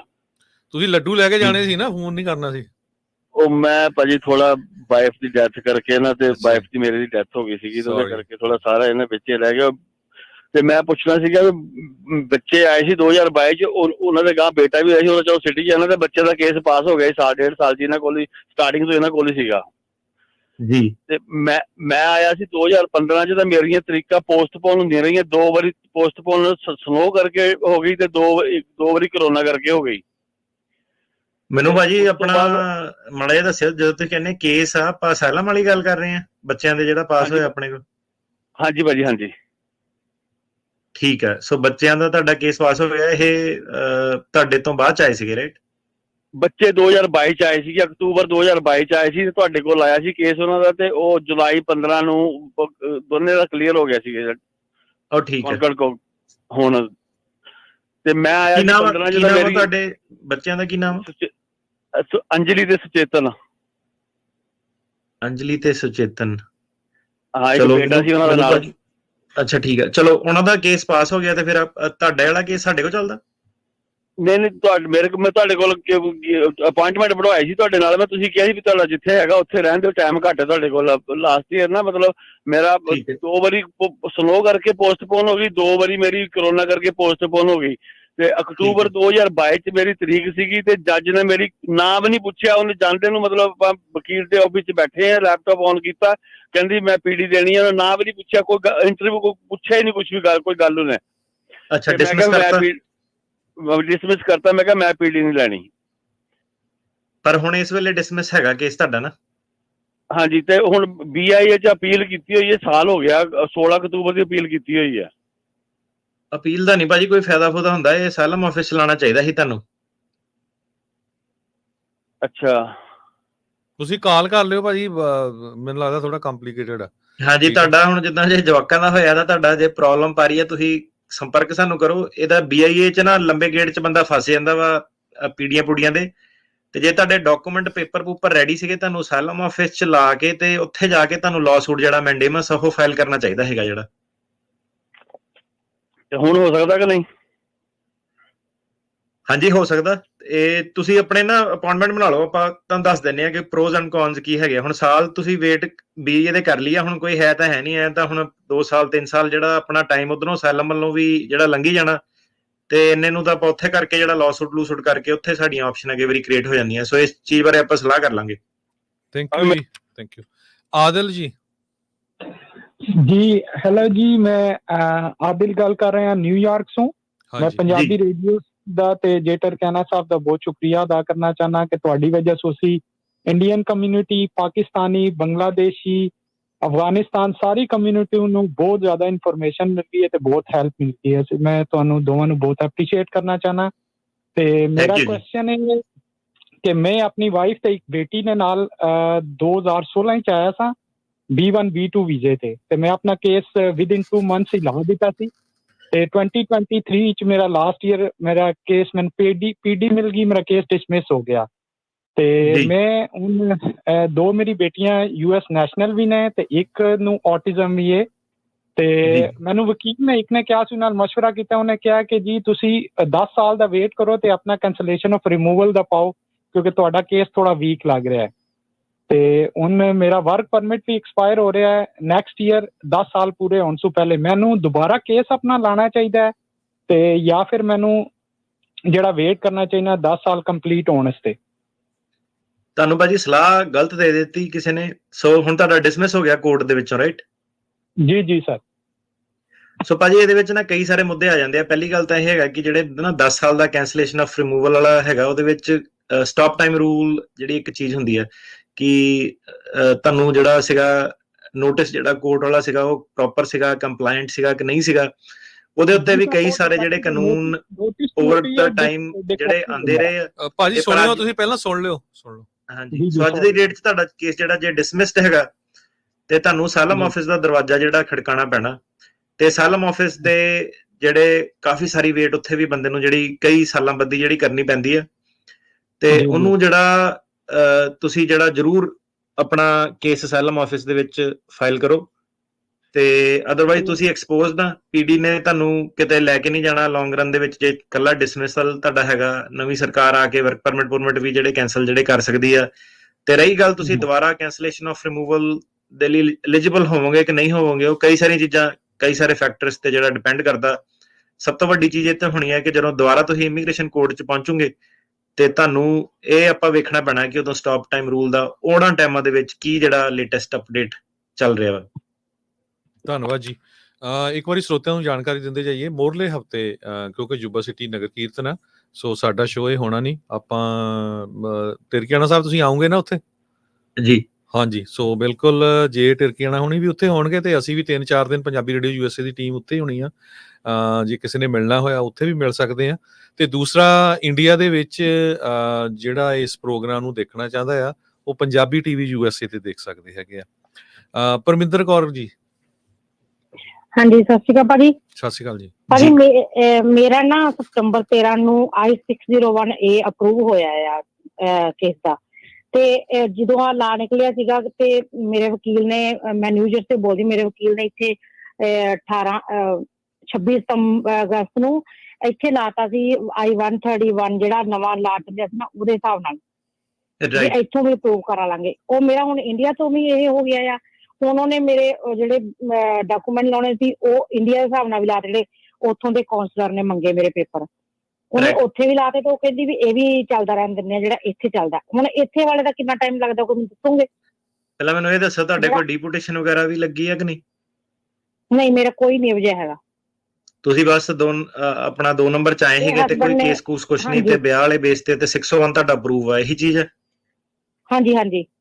ਤੁਹਾਨੂੰ ਇੰਡੀਆ ਜਾ ਕੇ ਆਪਣਾ ਵੀਜ਼ਾ ਸਟੈਂਪ ਜਿਹੜੀ ਲੈ ਕੇ ਆਣੀ ਚਾਹੀਦੀ ਹੈ। ਇਹ ਲਾਅ ਲੂ ਨੂੰ ਛੱਡੋ, ਤੁਸੀਂ ਇਹਦਾ ਕੁਝ ਨਹੀਂ ਬਣਨਾ ਲਾਅ ਦਾ, ਅਜੇ ਕੁਝ ਨਹੀਂ ਪਤਾ, ਥੋੜੀ ਜਿਹੀ ਵੇਟ ਕਰਨੀ ਹੈ ਤੁਸੀਂ ਇੱਥੇ। ਹੁਣ ਰੂਲਿੰਗ ਜਿਹੜੀ ਆਪਣੇ ਕਹਿੰਦੇ ਆ ਆਉਣ ਵਾਲੀ ਹੈ, ਕੁਛ ਨਾ ਕੁਛ ਇਹ ਅਪਡੇਟ ਜਿਹੜਾ ਦਊਗੇ। 2 ਮਹੀਨੇ ਤੁਸੀਂ ਜਿਹੜੀ ਆਪਣੀ ਵੇਟ ਕਰ ਲਓ, ਨਵੀਂ ਜਿਹੜੀ ਕਿ ਇਹਦਾ ਕੁਝ ਬਣਨਾ। ਪਰ ਜੇ ਤੁਹਾਡੀ ਉੱਥੇ ਜਿਹੜੀ ਇੰਟਰਵਿਊ ਜੇ ਤੁਹਾਡੀ ਆ ਰਹੀ ਹੈ 601, ਉਹ ਤੁਹਾਡਾ ਸਟ੍ਰੇਟ ਫਾਰਵਰਡ ਪ੍ਰੋਸੈਸ ਜਿਹੜਾ ਹੋਣਾ ਵਾ ਕਿ 601 ਵੇਵਰ ਨੇ ਤੁਹਾਡੀ ਜਿਹੜੀ ਅਨਲੌਫੁਲ ਪ੍ਰੈਜ਼ੈਂਸ ਸੀਗੀ ਉਹ ਸਾਰੀ ਫੋਰਗਿਵ ਕਰਤੀ ਆ। ਜੇ ਉਹਦੇ ਵਿੱਚ ਸਾਰਾ ਕੁਝ ਤੁਸੀਂ ਸੱਚ ਡਿਸਕਲੋਜ਼ ਜਿਹੜਾ ਕੀਤਾ ਹੋਇਆ, ਤੇ ਮੇਰੇ ਹਿਸਾਬ ਨਾਲ ਤੁਹਾਨੂੰ ਕੋਈ ਪ੍ਰੋਬਲਮ ਨਹੀਂ ਹੋਣੀ ਚਾਹੀਦੀ ਵੀਜ਼ਾ ਜਿਹੜਾ ਲੈਣ ਲੱਗੇ, ਅਨਲੈਸ ਕੇਸ 'ਚ ਕੋਈ ਹੋਰ ਮੁੱਦੇ ਜਿਹੜੇ ਹੈਗੇ ਆ ਜਿਹੜੇ ਤੁਸੀਂ ਆਪਣੇ ਵਕੀਲ ਦੇ ਨਾਲ ਡਿਸਕਸ ਕਰੋ। ਅੱਛਾ, ਉਹਦਾ ਮੈਂ ਪੇਪਰ ਸਾਰੇ ਕਾਉਂਸਲਰ ਨੂੰ ਭੇਜ ਦਿੱਤੇ ਹੋਏ ਆ, ਪਿਛਲੇ ਵੀਕ ਹੀ ਭੇਜਿਆ ਸੀ। ਹਾਂਜੀ, ਥਰਸਡੇ। ਸੋ ਜਿਹੜਾ ਇੱਧਰ ਵਾਲਾ ਲਾਅ ਦੀ ਪ੍ਰੈਡਿਕਸ਼ਨ ਕੀ ਆ ਉਹ ਨਹੀਂ ਆਪਾਂ ਕਰ ਸਕਦੇ ਕਿ ਕੀ ਕਿੱਦਾਂ ਵਾ। ਜਦੋਂ ਆਫ ਕੋਰਸ ਕੁਝ ਹੋਊਗਾ ਆਪਾਂ ਦੱਸ ਦਾਂਗੇ ਇੱਥੇ ਸੋਸ਼ਲ ਮੀਡੀਆ ਤੇ। ਪਰ ਤੁਹਾਡਾ ਜੇ 601 ਵੇਵਰ ਵਗੈਰਾ ਲੱਗ ਗਿਆ ਤੇ ਜਦੋਂ ਤੁਹਾਡੀ ਇੰਡੀਆ ਇੰਟਰਵਿਊ ਆਉਂਦੀ ਨਾ, ਤੁਸੀਂ ਉਹ ਅਟੈਂਡ ਕਰੋ ਤੇ ਉਹ ਸਟ੍ਰੇਟ ਫਾਰਵਰਡ ਪ੍ਰੋਸੈਸ ਆ। ਸੋ ਉਹ ਇੰਡੀਆ ਇੰਟਰਵਿਊ ਤੇ ਮੈਂ ਉਹੀ ਪੁੱਛਣਾ ਸੀ ਕਿ ਕੀ ਪੁੱਛਦੇ ਆ, ਕੁਝ ਟਫ ਹੁੰਦਾ ਜਾਂ ਕਿੱਦਾਂ ਹੁੰਦਾ ਆ? ਹੁਣ ਜਿਹੜੀ ਹੋਏਗੀ ਕੋਈ ਇੰਟਰਵਿਊ ਹੋਏਗੀ, ਵਿਆਹ ਵਾਲੀ ਇੰਟਰਵਿਊ ਹੋਣੀ, ਬਸ ਉਹਦੇ ਵਿੱਚ ਟਫ ਟੁਫ ਤਾਂ ਨਹੀਂ ਕੋਈ ਹੋਣਾ। ਆਪਣਾ ਇੱਕ ਉਹਨਾਂ ਨੇ ਪ੍ਰੋਸੈਸ ਬਣਾਇਆ ਹੋਇਆ ਤੇ 601A ਵੇਵਰ ਦਾ, ਤੇ ਤੁਹਾਡੇ ਸਪਾਊਸ ਨੂੰ ਜਿਹਨੂੰ ਹਾਰਡਸ਼ਿਪ ਆ ਉਹਦੇ ਬੇਸ ਤੇ ਤੁਹਾਡਾ ਜੇ ਅਪਰੂਵ ਕੀਤਾ ਤੇ ਉਹਨਾਂ ਨੇ ਜਿਹੜੀ ਤੁਹਾਡੀ ਕੱਚੀ ਸਟੇ ਉਹ ਫੋਰਗਿਵ ਕਰਤੀ ਆ 601A ਨਾਲ, ਤੇ ਉਹ ਤੁਹਾਡਾ ਰਾਹ ਜਿਹੜਾ ਕਲੀਅਰ। ਅੱਛਾ, ਠੀਕ ਆ, ਧੰਨਵਾਦ ਜੀ। ਜਸਪ੍ਰੀਤ ਜੀ। ਹਾਂਜੀ, ਸਤਿ ਸ਼੍ਰੀ ਅਕਾਲ ਜੀ। ਸਤਿ ਸ਼੍ਰੀ ਅਕਾਲ ਜੀ। ਮੈਂ ਪੁੱਛਣਾ ਸੀ ਕਿ ਮੇਰੇ ਜਿੱਦਾਂ ਮੈਂ ਉਰੇ USA ਸਿਟੀਜ਼ਨ ਆ ਤੇ ਮੇਰੇ ਪੇਰੈਂਟਸ ਟੂਰਿਸਟ ਵੀਜ਼ੇ ਤੇ ਆਏ ਸੀਗੇ 3-4 ਮਹੀਨੇ ਪਹਿਲਾਂ, ਤੇ ਮੈਂ ਉਹਨਾਂ ਦਾ ਵੀਜ਼ਾ ਪਰਮਾਨੈਂਟ ਅਪਲਾਈ ਕਰਨਾ ਚਾਹੁੰਦਾ ਹਾਂ, ਤੇ ਉਹਦੇ ਲਈ ਮੈਨੂੰ ਕੀ ਕਰਨਾ ਚਾਹੀਦਾ? ਤੁਸੀਂ ਸਿਟੀਜ਼ਨ? ਹਾਂਜੀ। ਤੇ ਉਹ ਟੂਰਿਸਟ ਵੀਜ਼ੇ ਤੇ ਆਏ ਸੀ, ਰਾਈਟ? 3 ਮਹੀਨੇ ਹੋ ਗਏ? ਹਾਂਜੀ। ਦੇਖੋ 90 ਦਿਨ ਜਿਹੜਾ ਕਾਨੂੰਨ ਕਹਿੰਦਾ ਕਿ 90 ਦਿਨ ਬਾਅਦ ਤੁਹਾਡਾ ਇਰਾਦਾ ਜਿਹੜਾ ਬਦਲ ਸਕਦਾ, ਠੀਕ ਆ। ਸੋ ਲੀਗਲੀ ਜੇ 90 ਦਿਨ ਬਾਅਦ ਤੁਹਾਡਾ ਹੁਣ ਜੇ ਇਰਾਦਾ ਬਦਲ ਗਿਆ ਤੇ ਤੁਸੀਂ ਉਹਨਾਂ ਦਾ ਜਿਹੜਾ ਗ੍ਰੀਨ ਕਾਰਡ ਵਗੈਰਾ ਇੱਥੇ ਪੇਪਰ ਵਰਕ ਫਾਈਲ ਕਰ ਸਕਦੇ ਆ as a US citizen child. Okay ji, ਉਹਦੇ ਲਈ ਮੈਨੂੰ ਐਪਲੀਕੇਸ਼ਨ ਕੀ ਲਾਉਣੀ ਪੈਣੀ ਆ? ਨਹੀਂ, ਉਹ ਐਪਲੀਕੇਸ਼ਨਾਂ ਤਾਂ ਕਈ ਲੰਬੀਆਂ ਚੌੜੀਆਂ ਲੱਗਣੀਆਂ, ਉਹ ਤਾਂ ਹੁਣ ਟ੍ਰੇਨਿੰਗ ਸਕੂਲ ਵਾਲਾ ਤਾਂ ਨਹੀਂ ਆਪਣਾ ਕੰਮ। ਬਸ ਤੁਹਾਨੂੰ ਉਹ ਦੇ ਸਕਦੇ। ਹੁਣ ਫਾਰਮ ਕਿੱਦਾਂ ਭਰਨੇ ਆ ਉਹਦੇ ਬਾਰੇ ਤਾਂ ਨਹੀਂ ਮੈਂ ਦੱਸ ਸਕਦਾ ਰੇਡੀਓ ਤੇ, ਦੇਖ ਲਿਓ ਉੱਤੇ। ਹਾਂਜੀ, ਉਹ ਕਿੱਦਾਂ ਦੀ ਗੱਲ। ਧੰਨਵਾਦ ਜੀ। ਕੁਲਦੀਪ ਸਿੰਘ ਜੀ। ਸਤਿ ਸ਼੍ਰੀ ਅਕਾਲ ਭਾਜੀ। ਸਤਿ ਸ਼੍ਰੀ ਅਕਾਲ ਜੀ। ਜੀ ਸਤਿ ਸ਼੍ਰੀ ਅਕਾਲ ਜੀ। ਜੇ ਭਾਜੀ ਮੈਂ ਮੇਰੇ ਨਾਲ 3-4 ਨਿੱਕੇ ਨਿੱਕੇ ਸਵਾਲ ਆ, ਤੇ ਥੈਂਕ ਯੂ ਫॉर ਟਾਈਮ ਦੇਣ ਲਈ ਭਾਜੀ। ਮੇਰਾ ਨਾ ਭਤੀਜਾ ਵਾ ਮੇਰੇ ਬ੍ਰਦਰ ਦਾ, ਯੂਵੀ ਜਿਹੜਾ ਰਿਲੇਟਡ ਕੁਐਸਚਨ ਹੈ। ਮੇਰੇ ਬ੍ਰਦਰ ਤੇ ਉਹਦੀ ਵਾਈਫ ਇੱਥੇ ਨੇ, ਉਹਨਾਂ ਦੇ ਬੱਚਾ ਮਾਈਨਰ ਹੈ, ਉਹਦੇ ਫਿੰਗਰਪ੍ਰਿੰਟ ਆ ਗਏ। ਇੰਡੀਆ 'ਚ ਕਿੱਥੇ ਉਹਦੇ ਹੋਣਗੇ? ਅਸੀਂ ਹਰਿਆਣਾ ਤੋਂ ਬਿਲੋਂਗ ਕਰਦੇ ਹਾਂ ਜੀ। ਯੂਵੀਜ਼ੇ ਦੀ ਭਾਜੀ ਮੇਰੇ ਅਕੋਰਡਿੰਗ ਤਾਂ ਦਿੱਲੀ ਹੈਗਾ, ਆਈ ਮੇ ਬੀ ਰੋਂਗ, ਪਰ ਹਾਂਜੀ ਦਿੱਲੀ ਆ। ਅੱਛਾ ਜੀ। ਤੇ ਭਾਜੀ ਦੂਸਰਾ ਇਹ ਵੀ ਜਿਹੜੀ ਯੂਵੀਜ਼ੇ ਦੀ ਫੀਸ ਹੁੰਦੀ ਇਮੀਗ੍ਰੇਸ਼ਨ ਦੀ, ਉਹ ਜਿਵੇਂ ਮੇਰੇ ਬ੍ਰਦਰ ਨੇ ਯੂਵੀਜ਼ਾ ਲਾਇਆ ਉਹਦੀ ਵਾਈਫ ਨਾਲ, ਉਹਦੀ ਯੂਵੀਜ਼ੇ ਦੀ ਉਹਦੀ ਮੇਰੇ ਇਕੱਲੇ ਬ੍ਰਦਰ ਦੀ ਫੀਸ ਲੱਗੂਗੀ ਜਾਂ ਉਹਦੀ ਵਾਈਫ ਦੀ ਵੀ ਲੱਗੂਗੀ ਜੀ? ਉਹਨਾਂ ਨੇ ਕੀ ਵਾਈਫ ਨੇ ਕੀ ਇੱਥੇ ਐਜ਼ ਅ ਡੈਰੀਵੇਟਿਵ ਲਗਾਇਆ ਸੀਗਾ 918 ਏ ਦੇ ਥਰੂ ਫਾਈਲ ਕਰਕੇ ਗਈ ਸੀ, ਕਿੱਦਾਂ ਗਈ ਸੀ? ਨਹੀਂ ਭਾਜੀ, ਮਤਲਬ ਮੇਰੇ ਬ੍ਰਦਰ ਨੇ ਯੂ ਵੀਜ਼ਾ ਲਾਇਆ ਵਾ, ਤੇ ਉਹ ਜਿਹੜੀ ਕਹਿੰਦੇ ਨੇ ਇਮੀਗ੍ਰੇਸ਼ਨ ਦੀ ਫੀਸ ਹੁੰਦੀ ਹੈ $1000 ਕੁਝ, ਉਹ ਮੇਰੇ ਬ੍ਰਦਰ ਦੀ ਇਕੱਲੇ ਦੀ ਲੱਗੂਗੀ, ਉਹਦੀ ਵਾਈਫ ਦੀ ਲੱਗੂਗੀ ਨਾਲ ਜੀ? ਨਹੀਂ, ਵਾਈਫ ਨੇ ਕੋਈ ਪੇਪਰ ਵਰਕ ਫਾਈਲ ਕੀਤਾ ਕਿ ਨਹੀਂ ਕੀਤਾ? ਮੇਰੇ ਬ੍ਰਦਰ ਦੇ ਨਾਲ ਹੀ ਕੀਤਾ ਸੀ ਉਹਨੇ ਜੀ ਯੂ ਵੀਜ਼ੇ ਦਾ ਜਾ। ਭਾਜੀ ਉਹ ਤੁਹਾਨੂੰ ਨਾ ਵੇਖਣਾ ਪੈਣਾ ਕਿ ਕਿਹੜੇ ਵਾਲੇ ਪ੍ਰੋਸੈਸ ਆ, ਇਹ 'ਚ ਵੀ ਇੱਕ ਦੋ ਰਾਹ ਜਿਹੜੇ ਹੁੰਦੇ ਆ ਕਿ ਕਿਹੜੇ ਵਾਲੇ ਪ੍ਰੋਸੈਸ ਦੇ ਥਰੂ ਉਹ ਜਾ ਰਹੀ ਹੈ ਬ੍ਰਦਰ ਦੇ ਨਾਲ। ਭਾਜੀ ਜੇ ਵਕੀਲ ਨਾਲ ਕੋਈ ਅਣਬਣ ਹੋ ਜਾਂਦੀ ਆ, ਅੰਤਿਲ ਅਸੀਂ ਦੂਸਰਾ ਵਕੀਲ ਨਹੀਂ ਚੇਂਜ ਕਰਦੇ, ਉਹ ਵਕੀਲ ਜਿਹੜਾ ਹੈਗਾ ਸਟਿਲ ਉਹ ਇਸ ਕੇਸ ਦੀ ਟੇਕ ਕੇਅਰ ਕਰੂਗਾ ਨਾ ਜੀ? ਜੇ ਤੁਹਾਡੀ ਵਕੀਲ ਨਾਲ ਅਣਬਣ ਹੋ ਜਾਂਦੀ ਆ? ਹਾਂਜੀ, ਜੇ ਜਦ ਤੱਕ ਅਸੀਂ ਵਕੀਲ ਨਹੀਂ ਚੇਂਜ ਕਰਦੇ ਤਾਂ ਸਟਿਲ ਉਹ ਵਕੀਲ ਇਸ ਕੇਸ ਦੀ ਟੇਕ ਕੇਅਰ ਕਰੂਗਾ ਜੀ? ਦੇਖੋ, ਜੇ ਤੁਹਾਡਾ ਡਿਪੈਂਡ ਕਰਦਾ ਕਿ ਤੁਹਾਡਾ ਕੰਟਰੈਕਟ ਜਿਹੜਾ ਵਕੀਲ ਦੇ ਨਾਲ ਕੀ ਹੋਇਆ। ਜੇ ਤਾਂ ਕੰਟਰੈਕਟ ਤੁਹਾਡੇ ਨਾਲ ਹੋਇਆ ਵਕੀਲ ਦਾ, ਤੇ ਉਹਨੂੰ ਟੇਕ ਕੇਅਰ ਕਰਨੀ ਪੈਣੀ ਆ। ਤੇ ਜੇ ਤੁਹਾਡੀ ਉਹਨਾਂ ਅਣਬਣ ਹੋ ਗਈ ਆ, ਤੇ ਫਿਰ ਵਕੀਲ ਨੂੰ ਨੋਟਿਸ ਦੇਣਾ ਪੈਣਾ ਤੁਹਾਨੂੰ ਕਿ ਨਹੀਂ, ਉਹਨੇ ਟੇਕ ਕੇਅਰ ਨਹੀਂ ਕਰਨੀ, ਹਨਾ। ਤੇ ਉਹ ਤੁਸੀਂ ਆਪਣਾ ਸੇਫ ਸਾਈਡ ਆਪਣੀ ਰੱਖਣ ਲਈ ਤੁਸੀਂ ਵਕੀਲ ਸਾਹਿਬ ਆਪਣੇ ਨੂੰ ਈਮੇਲ ਕਰਕੇ ਪੁੱਛ ਲਓ ਕਿ ਭਾਈ ਆਪਣਾ ਜਿਹੜਾ ਯੂਵੀ ਦਾ ਤੇਰੇ ਕੋਲ ਪੈਂਡਿੰਗ ਆ, ਕਿ ਤੂੰ ਟੇਕ ਕੇਅਰ ਕਰੂੰਗਾ ਕਿ ਨਹੀਂ ਕਰੂੰਗਾ, ਹਨਾ। ਉਹਨਾਂ ਗੱਲ ਕਰ ਲਓ ਸਿੱਧੀ ਕਿ ਭਾਈ ਤੈਨੂੰ ਆਹ ਚੀਜ਼ ਲਈ ਹਾਇਰ ਕੀਤਾ ਸੀਗਾ, ਦੱਸ ਤੇਰੀ ਕੀ ਪੋਜੀਸ਼ਨ ਆ। ਹਾਂ ਭਾਜੀ, ਮੈਂ ਨਾਂ ਨਹੀਂ ਲੈਣਾ ਚਾਹੁੰਦਾ, ਸਨ ਫਰਾਂਸਿਸਕੋ ਵਕੀਲ ਆ ਬਹੁਤ ਨਾਮੀ, ਸੋ ਇਸ ਕਰਕੇ ਅਸੀਂ ਉਹਦੇ ਆਫਿਸ ਗਏ, ਸਾਡੀ ਉੱਥੇ ਅਣਬਣ ਹੋਈ, ਦੇਖੇ ਜਾਂ ਸਾਡੇ ਫਾਈਲ ਦੇ ਦੇ, ਸਾਡੇ ਪੈਸੇ ਕਹਿੰਦਾ ਨਾ ਮੈਂ ਪੈਸੇ ਦੇਣੇ ਨਾ ਮੈਂ ਤੁਹਾਡੀ ਫਾਈਲ ਦੇਣੀ, ਜੋ ਕਰਨਾ ਤੁਸੀਂ ਕਰ ਲਓ। ਪਰ ਮੈਨੂੰ ਪਤਾ, ਚਲੋ ਥੈਂਕ ਯੂ ਇਹ ਗੱਲ ਦਾ ਤੁਸੀਂ ਦੱਸਿਆ। ਸੋ ਫਾਈਲ ਤਾਂ ਤੁਸੀਂ ਟ੍ਰਾਂਸਫਰ ਨਹੀਂ, ਫਾਈਲ ਤਾਂ ਦੇਖੋ ਤੁਸੀਂ ਨਾ ਈਮੇਲ ਪਾ ਦਿਓ ਉਹਨਾਂ ਨੂੰ, ਕੋਈ ਨਹੀਂ, ਗਰਮਾ ਗਰਮੀ ਚ ਚੀਜ਼ਾਂ ਹੋ ਜਾਂਦੀਆਂ ਵਾ। ਜਿਹੜਾ ਦੇਖੋ ਜਿਹੜੀ ਤਾਂ ਪੈਸੇ ਦੀ ਗੱਲ ਆ ਉਹ ਹੁੰਦੀ ਹੈ ਕੰਟਰੈਕਟ ਦੇ ਹਿਸਾਬ ਨਾਲ, ਠੀਕ ਹੈ। ਸੋ ਉਹ ਕੰਟਰੈਕਟ ਦੇ ਹਿਸਾਬ ਨਾਲ ਜੋ ਵੀ ਲਿਖਿਆ ਉਹਦੇ ਵਿੱਚ ਕਿ ਕਿਹੜੇ ਕੋਰਟ ਦੇ ਵਿੱਚ ਜੂਰਿਸਡਿਕਸ਼ਨ ਆ, ਕਿੱਥੇ ਜਿਹੜਾ ਉਹ ਲੂਸੂਟ ਚੱਲਣਾ, ਰਿਕਵਰੀ ਉਹ ਡਿਫਰੈਂਟ ਮਸਲੇ ਹੈਗੇ ਆ। ਉਹ ਤਾਂ ਮੈਂ ਤੁਹਾਨੂੰ ਸਿੱਧੀ ਮੋਟੀ ਗੱਲ ਦੱਸ ਦਿੰਦਾ ਕਿ ਜਿੰਨੇ ਤੁਹਾਡੇ ਪੈਸੇ ਯੂਵੀ ਦੇ ਹੋਣੇ, ਉਸ ਤੋਂ ਜ਼ਿਆਦਾ ਤੁਹਾਨੂੰ ਰਿਕਵਰ ਕਰਨ ਲਈ ਖਰਚਣੇ ਪੈਂਦੇ ਆ। ਸੋ ਉਹ ਚੀਜ਼ 'ਚ ਆਪਣਾ ਟਾਈਮ ਨਾ ਖਰਾਬ ਕਰੋ। ਈਮੇਲ ਸਿੱਧੇ ਲਿਖ ਲਓ ਕਿ ਭਾਈ ਮੈਨੂੰ ਆਪਣੀ ਫਾਈਲ ਜਿਹੜੀ ਚਾਹੀਦੀ ਆ, ਤੇ ਮੇਰੀ ਫਾਈਲ ਜਿਹੜੀ ਰਿਲੀਜ਼ ਕਰ ਰਾਈਟ। ਜੇ ਤੁਸੀਂ ਨਹੀਂ ਵਕੀਲ ਨੂੰ ਚਾਹੁੰਦੇ ਤਾਂ ਤੁਸੀਂ ਸਿੱਧੇ ਉਹਨੂੰ ਲਿਖ ਦਿਓ। ਜੇ ਤੁਸੀਂ ਅਜੇ ਵੀ ਚਾਹੁੰਦੇ ਆ ਕਿ ਨਹੀਂ ਉਹਨੂੰ ਪੈਸੇ ਦਿੱਤੇ ਹੋਏ ਤੇ ਉਹੀ ਟੇਕ ਕੇਅਰ ਕਰੇ, ਤੇ ਉਹਨੂੰ ਸਿੱਧੇ ਕਰ ਲਓ ਕਿ ਯਾਰ ਸਾਡੀ ਥੋੜੀ ਚੱਲ ਠੀਕ ਆ, ਮਾੜੀ ਮੋਟੀ ਉੱਤੇ ਥੱਲੇ ਹੋ ਜਾਂਦੀ ਆ, ਤੇ ਮੈਂ ਸਟਿਲ ਤੈਨੂੰ ਆਪਣਾ ਵਕੀਲ ਰੱਖਣਾ ਚਾਹੁੰਦਾ, ਮੇਰੀ ਟੇਕ ਕੇਅਰ ਕਰ ਲੈ, ਹਨਾ। ਤੇ ਵਕੀਲਾਂ ਦਾ ਕਿਹੜਾ ਇਹਦੇ ਵਿੱਚ ਕੋਈ ਪਰਸਨਲ ਇਹ ਕਿਹੜਾ ਮੈਂ ਕਿਹਾ ਵਕੀਲਾਂ ਦਾ ਕੋਈ ਪਰਸਨਲ ਕਿਸੇ ਨਾਲ ਹੁੰਦੀ ਆ, ਮੈਂ ਕਿਹਾ ਕਈ ਸਾਰੇ ਕਲਾਇੰਟ ਹੁੰਦੇ ਆ, ਤੁਸੀਂ ਸੁਧਾਰ ਕੇ ਦੇਖੋ ਰਿਲੇਸ਼ਨ। ਜੇ ਨਹੀਂ ਰਿਲੇਸ਼ਨ ਭਾਜੀ ਸੁਧਰਦਾ ਤੇ ਉਹਨਾਂ ਸਿੱਧੀ ਗੱਲ ਕਰ ਲੋਗੇ, ਯਾਰ ਤੂੰ ਮੇਰੇ ਕੇਸ ਦੀ ਟੇਕ ਕੇਅਰ ਕਰਨੀ ਹੈ ਕਿ ਨਹੀਂ ਕਰਨੀ ਆ, ਠੀਕ ਆ, ਤੇ ਸਿਆਣਪ ਵਰਤੋ, ਤੇ ਆਬਵੀਅਸਲੀ ਈਮੇਲ ਲਿਖ ਕੇ ਦੇਖ ਲਓ, ਤੇ ਉਹਨਾਂ ਫਿਰ ਤੁਹਾਨੂੰ ਕਲੀਅਰ ਹੋ ਜਾਊਗਾ, ਹਨਾ। ਥੋੜਾ ਤੁਸੀਂ ਵੀ ਸ਼ਾਂਤ ਰਹੋ, ਵਕੀਲ ਵੀ ਸ਼ਾਂਤ ਰਵੇ ਥੋੜਾ। ਭਾਜੀ ਥੈਂਕ ਯੂ। ਪਰ ਭਾਜੀ ਦੂਜਾ ਇੱਕ ਕੁਐਸਚਨ ਮੇਰਾ ਵੀ, ਮੈਂ ਆਪਣੇ ਆਫਿਸ 'ਚ ਕਾਲ ਕਰਦਾ, ਮੈਂ ਟਿਊਜ਼ਡੇ ਤੋਂ ਲੈ ਕੇ ਕੱਲ ਫਰਾਈਡੇ ਵੀ ਕਾਲ ਕੀਤੀ ਸੀ, ਕੁੜੀ ਨੂੰ ਸ਼ਾਇਦ ਆਪਣੇ ਆਫਿਸ ਸਨੋਜੀਲਾ ਨੂੰ ਨਹੀਂ ਪਤਾ ਸ਼ਾਇਦ। ਮੈਂ ਕਿਹਾ ਵੀ ਆਪਣਾ ਭਾਜੀ ਉਹਨਾਂ ਦਾ ਕੋਈ ਲਾਸ ਐਂਜਲਸ ਇੱਥੇ ਕੋਈ ਆਫਿਸ ਹੈਗਾ ਸੰਟਾਨੇ ਵਗੈਰਾ ਜੀ, ਉਹ ਕਹਿੰਦੀ ਤੁਹਾਨੂੰ ਇੱਥੇ ਆਉਣਾ ਪੈਣਾ। ਫਿਰ ਮੈਂ ਕਿਹਾ ਚਲੋ ਪੁੱਛ ਕੇ ਦੱਸੋ, ਤੋ ਮੈਨੂੰ ਇਹ ਅਪਡੇਟ ਕਰੋ ਵੀ ਆਪਣਾ ਇੱਥੇ LA ਕੋਈ ਆਫਿਸ ਹੈਗਾ ਵਗੈਰਾ ਜੀ, ਅਗਰ ਤੁਹਾਡੇ ਨਾਲ ਰਹਿੰਦੇ ਲੌਂਗ ਬੀਚ ਦੇ। ਨਹੀਂ ਭਾਜੀ, ਸਾਡਾ LA ਆਫਿਸ ਨਹੀਂ ਹੈਗਾ, ਸੈਨੋ ਜੀ ਸਾਡਾ ਆਫਿਸ, ਤੇ ਆਨਲਾਈਨ ਆਪਣਾ ਫੋਨ ਰਾਹੀਂ ਆਪਣੀ ਜਿਹੜੀ ਸਲਾਹ ਮਸ਼ਵਰਾ ਚੱਲ ਸਕਦਾ ਹੈਗਾ, ਤੇ ਤੁਸੀਂ ਉਹਨਾਂ ਨੂੰ ਦੁਬਾਰਾ ਕਾਲ ਕਰਕੇ ਫੋਨ ਰਾਹੀਂ ਅਪਾਇੰਟਮੈਂਟ ਆਪਣੀ ਬਣਾ ਲਓ। ਇਹ ਯੂਵੀ ਦੇ ਤਾਂ ਕੋਈ ਐਡੀ ਵੱਡੀ ਗੱਲ ਨਹੀਂ ਹੈਗੀ ਕਿ ਤੁਹਾਨੂੰ ਐਡੀ ਦੂਰ ਆਉਣਾ ਪੈਣਾ ਵਾ। ਤੇ ਮਤਲਬ ਜੇ ਯੂਵੀ ਤੇ ਵੈਸੇ ਤੁਹਾਡੇ ਕੋਲ ਟ੍ਰਾਂਸਫਰ ਕਰਨਾ ਹੋਵੇ ਤਾਂ ਸਾਨੂੰ ਆਉਣਾ ਪੈਣਾ ਆਫਿਸ ਵਗੈਰਾ ਜੀ? ਨਹੀਂ ਭਾਜੀ, ਆਨਲਾਈਨ ਹੋ ਜਾਣਾ। Take care. ਠੀਕ ਹੈ, ਥੈਂਕ ਯੂ ਭਾਜੀ। ਅੱਛਾ ਭਾਜੀ ਆਇਓ ਮੇਰੇ ਆਫਿਸ ਤਾਂ ਪਹਿਲਾਂ, ਕਿਉਂਕਿ ਹੁਣ ਜਿਹੜਾ ਮੈਂ ਤਾਂ ਆਪ ਸਿਰ ਖਪਾਈ ਜਿਹੜੀ ਬੜੀ ਹੁੰਦੀ ਆ, ਮੈਨੂੰ ਹੁਣ ਪਤਾ ਨਹੀਂ ਤੁਹਾਡਾ ਪੁਰਾਣੇ ਵਕੀਲ ਦਾ ਕਿਉਂ ਮਸਲਾ। ਮੇਰਾ ਪਹਿਲਾ ਰੂਲ ਤਾਂ ਇਹੀ ਹੁੰਦਾ ਕਿ ਜਿਹੜਾ ਪੁਰਾਣੇ ਵਕੀਲ ਨੂੰ ਮੈਂ ਜ਼ਰੂਰ ਪੁੱਛਦਾ ਮੈਂ ਕਿ ਭਾਈ ਤੇਰੇ ਆਫਿਸ ਕੀ ਮਸਲਾ ਪੈ ਗਿਆ। ਤੇ ਮੈਨੂੰ ਕਈ ਵਾਰੀ ਉਹ ਕਹਿ ਦਿੰਦੇ ਯਾਰ ਏਦਾਂ ਇਹ ਬੰਦੇ ਨੇ ਆ ਕੇ ਨਾ ਏਦਾਂ ਔਖਾ ਬੋਲਿਆ, ਇਹਨੇ ਗਾਲ ਕੱਢਤੀ, ਇਹਨੂੰ ਫਲਾਣਾ ਢਮਕਾਨੇ ਨੂੰ। ਸੋ ਮੈਂ ਵੀ ਉਹ ਜਿਹੜੇ ਕੇਸ ਐਂਟਰਟੇਨ ਨਹੀਂ ਕਰਦਾ। ਸੋ ਆਪਣਾ ਵੀ ਜਿਹੜਾ ਇਹ ਹੈ ਕਿ ਜਿਹੜਾ ਹੰਬਲ ਬੰਦਾ ਉਹੀ ਆਪਣੇ ਨਾਲ ਚੱਲਦਾ, ਉਹਦੇ ਨਾਲ ਆਪਾਂ ਅੱਗੇ ਉਦਾਂ ਦਾ ਰਹੀਦਾ, ਹਨਾ। ਕਿਉਂਕਿ ਕੇਸ ਹੁਣ ਇੰਨੇ ਜ਼ਿਆਦਾ ਤੇ ਕੋਈ ਇਰਾਦਾ ਨਹੀਂ ਕਿਸੇ ਨਾਲ ਫਸਣ ਦਾ। ਤੇ ਜਿਹੜਾ ਬੰਦਾ ਤੁਹਾਨੂੰ ਜੇ ਵਾਕਈ ਪ੍ਰੋਬਲਮ ਤੁਹਾਡੀ ਆ ਗਈ ਆ ਤੇ ਤੁਹਾਡੀ ਹੈਲਪ ਜ਼ਰੂਰ ਕਰਾਂਗੇ, ਪਰ ਉਹ ਆਗਾ ਆਪਣੇ ਨਾਲ ਵੀ ਜਿਹੜਾ ਸਟ੍ਰੇਟ ਫਾਰਵਰਡ ਜਿਹੜੀ ਡੀਲਿੰਗ ਹੋਣੀ ਚਾਹੀਦੀ ਹੈ, ਹਨਾ। ਤਾਂ ਮੈਂ ਤਾਂ ਹੁਣ ਪੈਨਾ ਨਹੀਂ ਕੋਈ ਹੋਰ ਝਮੇਲਿਆਂ ਚ ਇਸ ਵੇਲੇ। ਧੰਨਵਾਦ ਜੀ। ਅਸ਼ਵਨੀ ਜੀ। ਹਾਂਜੀ, ਸਤਿ ਸ਼੍ਰੀ ਅਕਾਲ ਭਾਜੀ, ਕੀ ਹਾਲ ਹੈ ਜੀ? ਠੀਕ ਹੈ ਜੀ। ਹਾਂਜੀ, ਜੇ ਭਾਜੀ ਮੈਂ 2016 ਦਾ ਅਫਰਮੇਟਿਵ ਅਸਾਈਲਮ ਦਾ ਹੈਗਾ ਜੀ, B1 B2 ਤੇ ਆਏ ਸੀ, ਤੇ ਕੋ ਆਪਣਾ USICS ਦੇ ਅੰਡਰ ਹੀ ਆ। ਮੇਰਾ ਕੁਐਸਚਨ ਇਹ ਸੀ ਭਾਜੀ ਵੀ ਜਿਵੇਂ ਹੁਣ 9 ਸਾਲ ਹੋ ਗਏ ਮੈਨੂੰ ਇਸ ਟਾਈਮ, ਤੇ ਮੇਰੇ ਕੋਲ ਇੱਕ ਸਿਟੀਜ਼ਨ ਕਿਡ ਵੀ ਹੈ ਜੀ, ਉਹ 8 ਸਾਲ ਦਾ ਹੈਗਾ ਜੀ। ਤੇ ਕੀ ਕੋਈ ਆਫਟਰ 10 ਇਅਰਸ ਕੋਈ ਐਸਾ ਹੈ ਵੀ ਜੇ 10 ਸਾਲ ਇਹ ਆਪਣਾ USICS ਵੱਲੋਂ ਕੋਈ ਆਪਾਂ ਨੂੰ ਨਹੀਂ ਆਉਂਦੀ, ਕੋਈ ਇੰਟਰਵਿਊ ਨਹੀਂ ਆਉਂਦੀ ਜਾਂ ਕੁਛ ਵੀ ਨਹੀਂ ਆਉਂਦਾ, ਤਾਂ ਆਫਟਰ 10 ਇਅਰਸ ਆਪਾਂ ਕੋਈ ਰਸਤਾ ਹੈ ਜੀ ਐਜ਼ ਅ ਕਿਡ ਆਪਣੇ ਕੋਲ ਹੈ ਜੀ ਕੋਈ? ਸੋ ਭਾਜੀ ਉਹ ਨਾ ਕੈਂਸਲੇਸ਼ਨ ਆਫ ਰਿਮੂਵਲ ਦੇ ਰਿਲੀਫ ਦੀ ਗੱਲ ਜਿਹੜੀ ਹੁੰਦੀ ਆ, ਲੋਕੀ ਥੋੜਾ ਜਿਹਾ ਉਹਨੂੰ ਕਨਫਿਊਜ਼ ਕਰ ਦਿੰਦੇ ਕਿ 10 ਸਾਲ ਹੋ ਗਏ ਕਿਤੇ ਆਟੋਮੈਟਿਕ ਲੱਗ ਜਾਣਾ, ਏਦਾਂ ਦੀ ਕੋਈ ਚੀਜ਼ ਨਹੀਂ ਹੁੰਦੀ। ਸੋ ਪਹਿਲੀ ਗੱਲ ਤਾਂ ਭਾਜੀ ਇਹ ਜੱਜ ਸਾਹਿਬ ਨੇ ਦੇਣੇ ਆ ਰਿਲੀਫ ਜਿਹੜੇ। ਸੋ ਰੂਲ ਇਹ ਹੁੰਦਾ ਕਿ ਜਿਹੜਾ 10 ਸਾਲ ਜਿਹਦੇ ਲੰਘ ਜਾਣ ਤੇ ਕੋਰਟ ਦੇ ਵਿੱਚ ਅਸਾਈਲਮ ਆਫਿਸ 'ਚ ਪੈਂਡਿੰਗ ਰਵੇ ਤੇ NTA ਨੋਟਿਸ ਟੂ ਅਪੀਅਰ ਨਾ ਇਸ਼ੂ ਹੋਇਆ ਹੋਵੇ ਉਹਨੂੰ ਬੰਦੇ ਨੂੰ, ਕੋਰਟ ਵੱਲੋਂ ਸੱਦਾ ਨਾ ਆਇਆ ਹੋਵੇ, ਉਹ 10 ਸਾਲ ਵਾਲੀ ਜਿਹੜੀ ਰਿਕੁਆਇਰਮੈਂਟ ਉਹਦੀ ਮੀਟ ਹੋ ਜਾਂਦੀ ਹੈ। ਤੇ ਉਸ ਤੋਂ ਬਾਅਦ ਅਗਲੀ ਰਿਕੁਆਇਰਮੈਂਟ ਇਹ ਆ ਜਾਂਦੀ ਹੈ ਕਿ ਜਿਹੜੇ US ਸਿਟੀਜ਼ਨ ਜਵਾਕਾਂ ਨੂੰ ਐਕਸਟ੍ਰੀਮ ਹਾਰਡਸ਼ਿਪ ਕੋਈ ਇਦਾਂ ਦੀ ਚੀਜ਼ ਜਿਹੜੀ ਹੈਗੀ ਆ ਜਿਹਦੇ ਕਰਕੇ ਕਿ ਇਹਨਾਂ ਨੂੰ ਵਾਪਸ ਨਾ ਭੇਜਿਆ ਜਾਏ, ਉਹ ਵਾਲਾ ਫੈਕਟਰ ਵੀ ਜਿਹੜਾ ਆ ਜਾਂਦਾ, ਰਾਈਟ। ਉਹਦੇ ਵਿੱਚ ਕਈ ਸਾਰੀਆਂ ਆਰਗੂਮੈਂਟਸ ਆ ਕਿ ਫॉर ਐਗਜ਼ਾਮਪਲ ਰਾਈਟ, ਰੱਬ ਕਰੇ ਕਿਸੇ ਨੂੰ ਨਾ ਹੀ ਇਦਾਂ ਦੀ ਚੀਜ਼ ਹੋਵੇ, ਕੋਈ ਵੀ ਮੈਡੀਕਲ ਕੰਪਲਿਕੇਸ਼ਨ ਜਵਾਕ ਨੂੰ ਹੁੰਦੀਆਂ ਵਾ, ਕੋਈ ਹੋਰ ਡਿਵੈਲਪਮੈਂਟ ਡਿਸਆਰਡਰ, ਆਟਿਜ਼ਮ ਆ, ਕੋਈ ਸਪੈਕਟਰਮ ਤੇ ਆ ਬੰਦਾ। ਸੋ ਜਿਹੜੀਆਂ ਸਾਰੀਆਂ ਚੀਜ਼ਾਂ ਤੁਸੀਂ ਇਕੱਠੀਆਂ ਜਿਹੜੀਆਂ ਰੱਖ ਕੇ ਆਪਣੀਆਂ ਪੇਸ਼ ਕਰਨੀਆਂ ਹੁੰਦੀਆਂ ਕਿ ਸਾਡਾ ਜਿਹੜਾ ਪਰਿਵਾਰ ਆ ਉਹ ਜੇ ਵਾਪਸ ਤੁਸੀਂ ਇਹਨਾਂ ਨੂੰ ਭੇਜਿਆ ਤੇ ਕੀ ਜਿਹੜਾ US ਸਿਟੀਜ਼ਨ ਆ ਉਹਨੂੰ ਪ੍ਰੋਬਲਮ ਹੋ ਗਈ। ਇਸ ਰਿਲੀਫ ਨੂੰ ਜਿਹੜਾ ਕੈਂਸਲੇਸ਼ਨ ਆਫ ਰਿਮੂਵਲ ਜਿਹੜਾ ਰਿਲੀਫ ਕਹਿੰਦੇ ਆ, ਤੇ ਇਹ ਲਿਮਿਟਿਡ ਹੀ ਆ, 4-5 ਹਜ਼ਾਰ, ਮੈਨੂੰ ਹੁਣ top of my head number ਨਹੀਂ ਯਾਦ। ਤੇ ਜਦੋਂ ਇਹ ਜੱਜ ਸਾਹਿਬ ਗ੍ਰਾਂਟ ਵੀ ਕਰ ਦਿੰਦੇ ਆ, ਉਸ ਤੋਂ ਬਾਅਦ ਵੀ ਕਈ ਸਾਲ ਜਿਹੜੀ ਇਹਦੀ ਵੇਟ ਕਰਨੀ ਪੈਂਦੀ ਹੈ ਗ੍ਰੀਨ ਕਾਰਡ ਫਾਈਲ ਕਰਨ ਲਈ, ਰਾਈਟ। ਤੇ ਤੁਹਾਡੇ ਦੋਨੋਂ ਕੇਸ ਜਿਹੜੇ ਹੈਗੇ ਆ, ਅਸਾਈਲਮ ਵਾਲਾ ਤੇ ਕੈਂਸਲੇਸ਼ਨ ਵਾਲਾ, ਉਹ ਇਨ ਪੈਰਲਲ ਜਿਹੜੇ ਚੱਲ ਸਕਦੇ ਆ। ਤੇ ਇਹਨੂੰ ਤੁਸੀਂ ਅਜੇ ਫਿਲਹਾਲ ਤੇ ਤੁਸੀਂ 9ਵੇਂ ਸਾਲ ਤੇ ਆ, ਤੇ ਬੇਸਿਕਲੀ ਸਾਰੀਆਂ ਚੀਜ਼ਾਂ ਉਸ ਤੋਂ ਬਾਅਦ ਹੀ ਸ਼ੁਰੂ ਹੁੰਦੀਆਂ ਜਦੋਂ ਤੁਹਾਡੇ ਅਸਾਈਲਮ ਆਫਿਸ 'ਚ ਜਦੋਂ 10 ਸਾਲ ਨਿਕਲ ਗਏ ਸੇਫ ਸਾਊਂਡ, ਆਪਣੇ ਪ੍ਰਾਇੋਰਟੀ ਡੇਟ ਤੋਂ ਬਾਅਦ ਹੈ ਨੀ, ਫਾਈਲ ਅਮਰੀਕਾ ਦੇ ਵਿੱਚ ਆਉਣ ਤੋਂ ਬਾਅਦ। ਠੀਕ ਹੈ ਜੀ, ਹਾਂ 1 ਅਕਤੂਬਰ 2015 ਦੀ ਸੀਗੀ ਜੀ ਮੇਰੀ ਐਂਟਰੀ ਜੀ।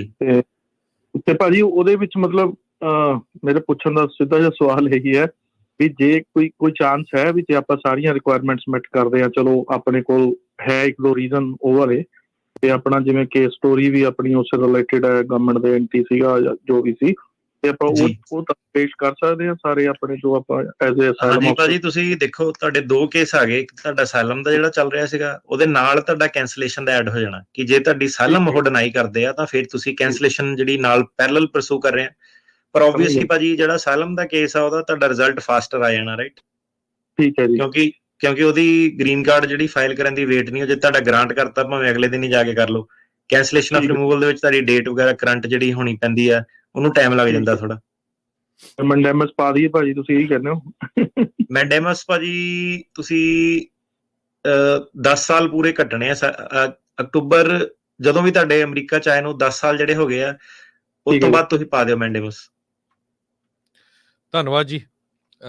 ਇੱਕ ਸਾਡੇ ਵੀਰ ਕੁਐਸਚਨ ਪੁੱਛ ਰਿਹਾ ਸੋਸ਼ਲ ਮੀਡੀਆ ਤੇ ਬਾਰ-ਬਾਰ, ਮਨਜੋਤ ਸਿੰਘ ਕਹਿੰਦੇ ਵੀ I-730 ਪਟੀਸ਼ਨ ਫਾਈਲ ਕੀਤੀ ਸੀ, USCIS ਨੇ ਪਟੀਸ਼ਨ NVC ਨੂੰ ਟ੍ਰਾਂਸਫਰ ਕਰ ਦਿੱਤੀ ਆ, 50 ਦਿਨ ਹੋ ਗਏ ਆ ਟ੍ਰਾਂਸਫਰ ਹੋਏ ਨੂੰ, ਅਪਡੇਟ ਹਜੇ ਕੋਈ ਆਈ ਨਹੀਂ, ਕਿੰਨਾ ਕੁ ਟਾਈਮ ਲੱਗੂਗਾ? ਨਹੀਂ, ਉਹ ਦੇਖੋ ਜਿਹੜੀ NVC ਆ ਉਹਦਾ ਕੰਮ ਸਿਰਫ ਤੇ ਸਿਰਫ ਇਹ ਹੁੰਦਾ ਕਿ ਉਹਨਾਂ ਨੇ ਐਮਬੈਸੀ ਵਾਲਿਆਂ ਨੂੰ ਪੂਰੇ ਪੇਪਰ ਜਿਹੜੇ ਆ ਸਟ੍ਰੀਮਲਾਈਨ ਕਰਕੇ ਆਰਗੇਨਾਈਜ਼ ਕਰਕੇ ਭੇਜਣੇ ਆ ਤਾਂ ਕਿ ਐਮਬੈਸੀਆਂ ਦਾ ਟਾਈਮ ਨਾ ਜਿਹੜਾ ਖਰਾਬ ਹੋਵੇ। ਤੇ 30 ਡੇਜ਼ ਤਾਂ ਕੁਝ ਵੀ ਨਹੀਂ, ਇਹ ਟਾਈਮ ਕਈ ਵਾਰੀ ਲਾ ਦਿੰਦੇ ਆ, ਫਿਰ ਐਮਬੈਸੀ ਨੇ ਵੀ ਅੱਗੋਂ ਆਪਣਾ ਟਾਈਮ ਲਾਉਣਾ ਵਾ, ਕੁਛ 1 ਮਹੀਨੇ ਜਿਹੜੇ ਲੱਗ ਜਾਂਦੇ ਆ, ਕੋਈ ਇਹਦਾ ਸੈੱਟ ਟਾਈਮ ਨਹੀਂ ਹੁੰਦਾ। ਧੰਨਵਾਦ ਜੀ। ਸਰਬਜੀਤ ਕੌਰ ਜੀ। ਹੈਲੋ, ਹਾਂਜੀ ਸਤਿ ਸ਼੍ਰੀ ਅਕਾਲ ਜੀ। ਜੀ ਹਾਂਜੀ ਭਾਜੀ, ਮੇਰਾ ਇੱਕ ਕੁਐਸਚਨ ਆ ਨਾ, ਆਪਾਂ ਨਾ ਟੂਰਿਸਟ ਵੀਜ਼ੇ ਤੇ ਆਏ ਸੀਗੇ ਤੇ ਆਪਣੀ 34 ਦਿਨਾਂ ਬਾਅਦ ਕੋਰਟ ਦੀ ਤਰੀਕ ਆ ਗਈ ਸੀਗੀ, ਤੇ ਆਪਣੇ ਲਾਇਰ ਨੇ ਦੱਸਿਆ ਨਹੀਂ ਤੇ ਆਪਾਂ ਗਏ ਨਹੀਂ, ਉਹਨਾਂ ਨੇ ਆਪਣੀ ਕਲੌਕ ਰੋਕਤੀ ਤੇ ਆਪਣਾ ਕੇਸ ਉੱਪਰਲੀ ਕੋਰਟ 'ਚ ਭੇਜਤਾ ਜੀ, ਹੈ ਨਾ। ਤੇ 2 ਵਾਰ ਕੋਰਟ ਦੀ ਤਰੀਕ ਪੈ ਗਈ ਹੈ ਜੀ ਜੱਜ ਕੋਲ, ਤੇ ਹੁਣ ਉਹਨੇ ਭਾਜੀ ਦੁਬਾਰਾ ਫੇਰ ਮਾਸਟਰ ਡੇਟ ਪਾਤੀ ਤੇ ਕਹਿੰਦੀ PD ਲੈ ਲਓ ਤੁਸੀਂ। PD ਦੇ ਵਿੱਚ ਤੁਹਾਨੂੰ ਨਾ, ਨਹੀਂ PD ਤੇ ਦੇਖੋ ਤੁਸੀਂ, ਤੁਹਾਡੀ ਤਾਂ ਬੜੀ ਸਿੱਧੀ ਜਿਹੀ ਆਰਗੂਮੈਂਟ ਹੈ ਕਿ ਆਪਾਂ ਅਸਾਈਲਮ ਆਫਿਸ ਤੋਂ ਹੀ ਆਲਰੇਡੀ ਆਏ ਆ ਤੇ ਆਪਾਂ PD ਨਹੀਂ ਲੈ ਸਕਦੇ, ਤੇ ਜੱਜ ਨੇ ਮੰਨ ਵੀ ਜਾਣੀ ਮੋਸਟ ਲਾਈਕਲੀ ਤੁਹਾਡੀ ਗੱਲ, ਕਿ ਤੁਸੀਂ ਉਹਨਾਂ ਨੂੰ ਕਹਿ ਸਕਦੇ ਕਿ ਮੇਰੇ ਕੋਲ ਐਵਨਿਊ ਨਹੀਂ ਕੋਈ ਹੋਰ ਹੈਗਾ, ਮੇਰਾ ਆਲਰੇਡੀ ਜਿਹੜਾ USCIS ਨੇ ਕੇਸ ਜਿਹੜਾ ਡਿਨਾਈ ਕਰਤਾ ਤੇ ਮੈਂ ਕੇਸ ਇੱਥੇ ਲੜਨਾ ਚਾਹੁੰਦੇ ਆਪਾਂ। ਸੋ PD ਨੂੰ ਅਪੋਜ਼ ਕਰੋ ਤੁਸੀਂ। ਪਰ ਭਾਜੀ ਉਹਨੇ 2 ਵਾਰ ਆਪਾਂ ਨੂੰ ਕੋਰਟ 'ਚ 4-4 ਘੰਟੇ ਆਪਣੀ ਹੀਅਰਿੰਗ ਹੋ ਚੁੱਕੀ ਆ, ਤੇ ਉਹ ਕਹਿੰਦੀ ਹੈ ਕਿ ਤੁਸੀਂ ਯੂਰਪ ਕੰਟਰੀ 'ਚੋਂ ਆਏ ਹੋ ਵੀ ਮੈਂ ਤੁਹਾਡੇ ਲਈ ਕੁਝ ਕਰ ਨਹੀਂ ਸਕਦੀ, ਕਿ ਤੁਸੀਂ PD ਲੈ ਲਓ, ਰਹੀ ਚੱਲੋ ਹਨਾ। ਪਰ ਮੇਰੇ ਕੋਲ ਵਰਕ ਪਰਮਿਟ ਵੀ ਨਹੀਂ ਹੈਗਾ ਜੀ ਹਨਾ। ਨਹੀਂ, ਤੁਹਾਡੇ ਜਿਹੜੇ ਯੂਰਪ ਕੰਟਰੀ 'ਚ ਤੁਸੀਂ ਪੱਕੇ ਸੀਗੇ? ਹਾਂਜੀ। ਉਹ ਤਾਂ ਫਿਰ ਤੁਹਾਨੂੰ ਆਰਗਿਊ ਕਰਨੀ ਪੈਂਦੀ ਫਰਮ ਰੀਸੈਟਲਮੈਂਟ ਬਾਰ। ਸੋ ਮੇਰੇ ਖਿਆਲ ਜੇ ਉਹ ਤੁਹਾਨੂੰ ਇਹ ਕਹਿ ਰਹੀ ਹੈ ਕਿ ਤੁਸੀਂ ਫਰਮ ਰੀਸੈਟਲਮੈਂਟ ਬਾਰ ਕਰਕੇ ਤੁਸੀਂ ਮਤਲਬ ਤੁਸੀਂ ਮੇਰੇ ਖਿਆਲ ਫਿਰ ਉਹਦੀ ਪ੍ਰਜ਼ੰਪਸ਼ਨ ਜਿਹੜੀ ਓਵਰਕਮ ਕਰ ਨਹੀਂ ਪਾਏ, FRB 'ਚ ਹਾਰ ਗਏ ਤੁਸੀਂ, ਤੇ ਫਿਰ PD ਲੈ ਲਓ ਤੁਸੀਂ। ਹਾਂਜੀ, ਇਹੀ ਹੈ। ਤੇ ਭਾਜੀ ਫਿਰ ਜਿੱਦਾਂ ਮੈਂ ਵਰਕ ਪਰਮਿਟ ਲੈਣਾ ਹੋਵੇ ਦੁਬਾਰਾ ਥੱਲੇ ਕੇਸ ਲਾ ਸਕਦੀ ਹਾਂ ਜਾਂ ਨਹੀਂ ਲਾ ਸਕਦੀ ਜੀ? ਉਹਨਾਂ ਨੇ ਐਕਸੈਪਟ ਨਹੀਂ ਕਰਨਾ ਤੁਹਾਡਾ ਥੱਲੇ ਕੇਸ, ਪਰ ਤੁਸੀਂ ਟਰਾਈ ਕਰ ਸਕਦੇ। ਪਰ ਭਾਜੀ ਜਿਵੇਂ ਹੁਣ ਆਪਾਂ ਮਾਸਟਰ ਡੇਟ ਦੁਬਾਰਾ ਤੋਂ ਮਾਸਟਰ ਡੇਟ ਬੋਲਣ ਲੱਗ ਗਈ, ਉਹਦੇ ਤੇ ਜਿੱਦਾਂ ਆਪਾਂ ਕੇਸ ਬੰਦ ਕਰਵਾ ਲਈਏ ਜੀ, ਕਰ ਸਕਦੇ ਆ ਏਦਾਂ? ਜਿਵੇਂ ਆਪਾਂ ਜੱਜ ਨੂੰ ਅਪੀਲ ਕਰੀਏ ਕਿ ਸਾਡਾ ਕੇਸ ਬੰਦ ਕਰ ਦੇ, ਅਸੀਂ ਦੁਬਾਰਾ ਤੋਂ ਨੀਚੇ ਲਾ ਕੇ ਨੀਚੇ ਚੱਲਣਾ ਹੈ ਜੀ ਹਨਾ। ਨਹੀਂ, ਨੀਚੇ ਵਾਲਿਆਂ ਨੇ ਕਰਨਾ ਕਿ ਨਹੀਂ ਕਰਨਾ, ਕਿਉਂਕਿ ਤੁਸੀਂ ਤਰੀਕ ਜਿਹੜੀ ਮਿਸ ਕੀਤੀ ਹੈ। ਪਰ ਹਾਂਜੀ, ਤੁਸੀਂ ਇੱਥੇ ਡਿਸਮਿਸਲ ਲੈ ਸਕਦੇ ਆ ਜੇ ਜੱਜ ਸਾਹਿਬ ਤੁਹਾਨੂੰ ਦੇਣਾ ਚਾਹੁੰਦੇ ਆ ਤਾਂ। ਹਾਂਜੀ, ਤੇ ਡਿਸਮਿਸ ਕਰਨ ਤੋਂ ਬਾਅਦ ਫਿਰ ਥੱਲੇ ਕੇਸ ਦੁਬਾਰਾ ਲਾ ਸਕਦੇ ਆ ਜੀ ਅਸਾਈਲਮ ਆਫਿਸ? ਥੱਲੇ ਕੋਈ ਗਾਰੰਟੀ ਨਹੀਂ, ਕਿਉਂਕਿ ਤੁਸੀਂ ਆਲਰੇਡੀ ਇੱਕ ਵਾਰੀ ਲਾ ਚੁੱਕੇ ਆ, ਤੇ ਉਹ ਤੁਹਾਨੂੰ ਜਿਹੜਾ ਅਸਾਈਲਮ ਆਫਿਸ ਉਹਨਾਂ ਦਾ ਕੋਈ ਓਬਲੀਗੇਸ਼ਨ ਨਹੀਂ, ਉਹ ਤੁਹਾਡਾ ਰਿਜੈਕਟ ਕਰ ਸਕਦਾ ਕੇਸ ਕਿ ਨਹੀਂ। ਤੁਹਾਨੂੰ ਪਹਿਲਾਂ ਵੀ ਆਪਾਂ ਮੌਕਾ ਦਿੱਤਾ ਸੀਗਾ, ਤੁਸੀਂ ਇੰਟਰਵਿਊ ਮਿਸ ਕਰਤੀ। ਓਕੇ ਜੀ, ਧੰਨਵਾਦ। ਤੇ ਉਹਦੇ ਵਿੱਚ ਜੇ ਤੁਹਾਡਾ ਵਕੀਲ ਵਾਲਾ ਜਿਹੜਾ ਐਂਗਲ ਸੀਗਾ ਕਿ ਵਕੀਲ ਨੇ ਜਿਹੜਾ ਤੁਹਾਨੂੰ ਦੱਸਿਆ ਨਹੀਂ, ਜੇ ਤੁਸੀਂ ਉਹ ਵਾਕਈ ਪ੍ਰੂਵ ਕਰ ਸਕਦੇ ਆ ਤੇ ਉਹਦੇ ਨਾਲ ਤੁਸੀਂ ਅੱਗੇ ਜਾ ਸਕਦੇ ਆ, ਜੇ ਵਕੀਲ ਦੀ ਗਲਤੀ ਸੀਗੀ ਤਾਂ। ਜੀ ਧੰਨਵਾਦ। ਇੱਕ ਵਾਰ-ਵਾਰ ਆਪਣੇ ਵੀਰ ਪੁੱਛੀ ਜਾਂਦੇ ਵੀ ਕੈਨੇਡਾ ਤੋਂ USA ਕੇਸਸ, ਕੈਨੇਡਾ ਦੇ ਪ੍ਰਾਈਮ ਮਿਨਿਸਟਰ ਨੇ ਆਲਰੇਡੀ ਕੱਲ੍ਹ ਅਨਾਊਂਸ ਕਰਤਾ ਵੀ ਉਹ ਬਹੁਤ ਵੱਡਾ ਕੱਟ ਕਰਨ ਜਾ ਰਹੇ ਆ। ਅੱਜ ਦੀ ਡੇਟ ਦੇ ਵਿੱਚ ਅਮਰੀਕਾ ਦੇ ਵਿੱਚ ਜਿਹੜੀ ਇਲੀਗਲ ਇਮੀਗ੍ਰੇਸ਼ਨ ਆ, ਉਹ ਮੈਕਸੀਕੋ ਵਾਲੇ ਬਾਰਡਰ ਨਾਲੋਂ ਕੈਨੇਡਾ ਵਾਲੇ ਬਾਰਡਰ ਤੋਂ ਜ਼ਿਆਦਾ ਹੋ ਰਹੀ ਹੈ। BBC ਰਿਪੋਰਟ ਕਰ ਰਿਹਾ, ਬਹੁਤ ਵੱਡਾ ਇਸ਼ੂ ਹੈਗਾ। ਆਪਾਂ ਕਾਫੀ ਸ਼ੋਅ ਕੈਨੇਡਾ ਤੋਂ ਲੀਗਲੀ ਲੋਕ ਅਮਰੀਕਾ 'ਚ ਕਿੱਦਾਂ ਆ ਸਕਦੇ ਉਹ ਕੀਤੇ ਹੈਗੇ। ਜ਼ਰੂਰ ਤੁਸੀਂ ਪੁਰਾਣੀਆਂ ਵੀਡੀਓਜ਼ ਜ਼ਰੂਰ ਦੇਖ ਲਿਓ। ਜਾਂ ਤੁਸੀਂ ਕੁਝ ਕਹਿਣਾ ਚਾਹੁੰਦੇ ਇਹਦੇ ਬਾਰੇ? ਜੀ ਇਹਦੇ ਬਾਰੇ ਇਹੀ ਹੈ ਕਿ ਵਕੀਲ ਤਾਂ ਕੋਈ ਸਲਾਹ ਦੇ ਨਹੀਂ ਸਕਦਾ ਕਿਸੇ ਨੂੰ ਬਾਰਡਰ ਟੱਪਣ ਦੀ। ਤੇ STCA ਜਿਹੜਾ ਅਗਰੀਮੈਂਟ ਤੁਹਾਨੂੰ ਦੱਸਿਆ ਸੀਗਾ ਦੋਨਾਂ ਕੰਟਰੀਆਂ 'ਚ ਜਿਹੜਾ ਹੈਗਾ, ਜਿਹੜੇ ਅਸਾਈਲਮ ਸੀਕਰਸ ਹੈਗੇ ਆ, ਉਹਨਾਂ ਦੀ ਵੈਸੇ ਜਿਹੜੀ ਪ੍ਰੋਬਲਮਸ ਜਿਹੜੀਆਂ ਕੰਪਲਿਕੇਸ਼ਨਸ ਆ ਜਾਣੀਆਂ। ਤੇ ਕੈਨੇਡਾ 'ਚ ਜੇ ਤੁਹਾਡਾ ਦਾ ਲੱਗ ਸਕਦਾ, ਉੱਥੇ ਤੁਸੀਂ ਪੱਕੇ ਹੋ ਸਕਦੇ ਆ। LMI ਹੈ, ਜੋ ਵੀ ਉਹਨਾਂ ਦੇ ਸਿਸਟਮ ਹੁੰਦੇ ਆ, ਮੇਰੇ ਹਿਸਾਬ ਨਾਲ ਤਾਂ ਉਹੀ ਤੁਹਾਨੂੰ ਜਿਹੜਾ ਪਰਸੂ ਕਰਨਾ ਚਾਹੀਦਾ।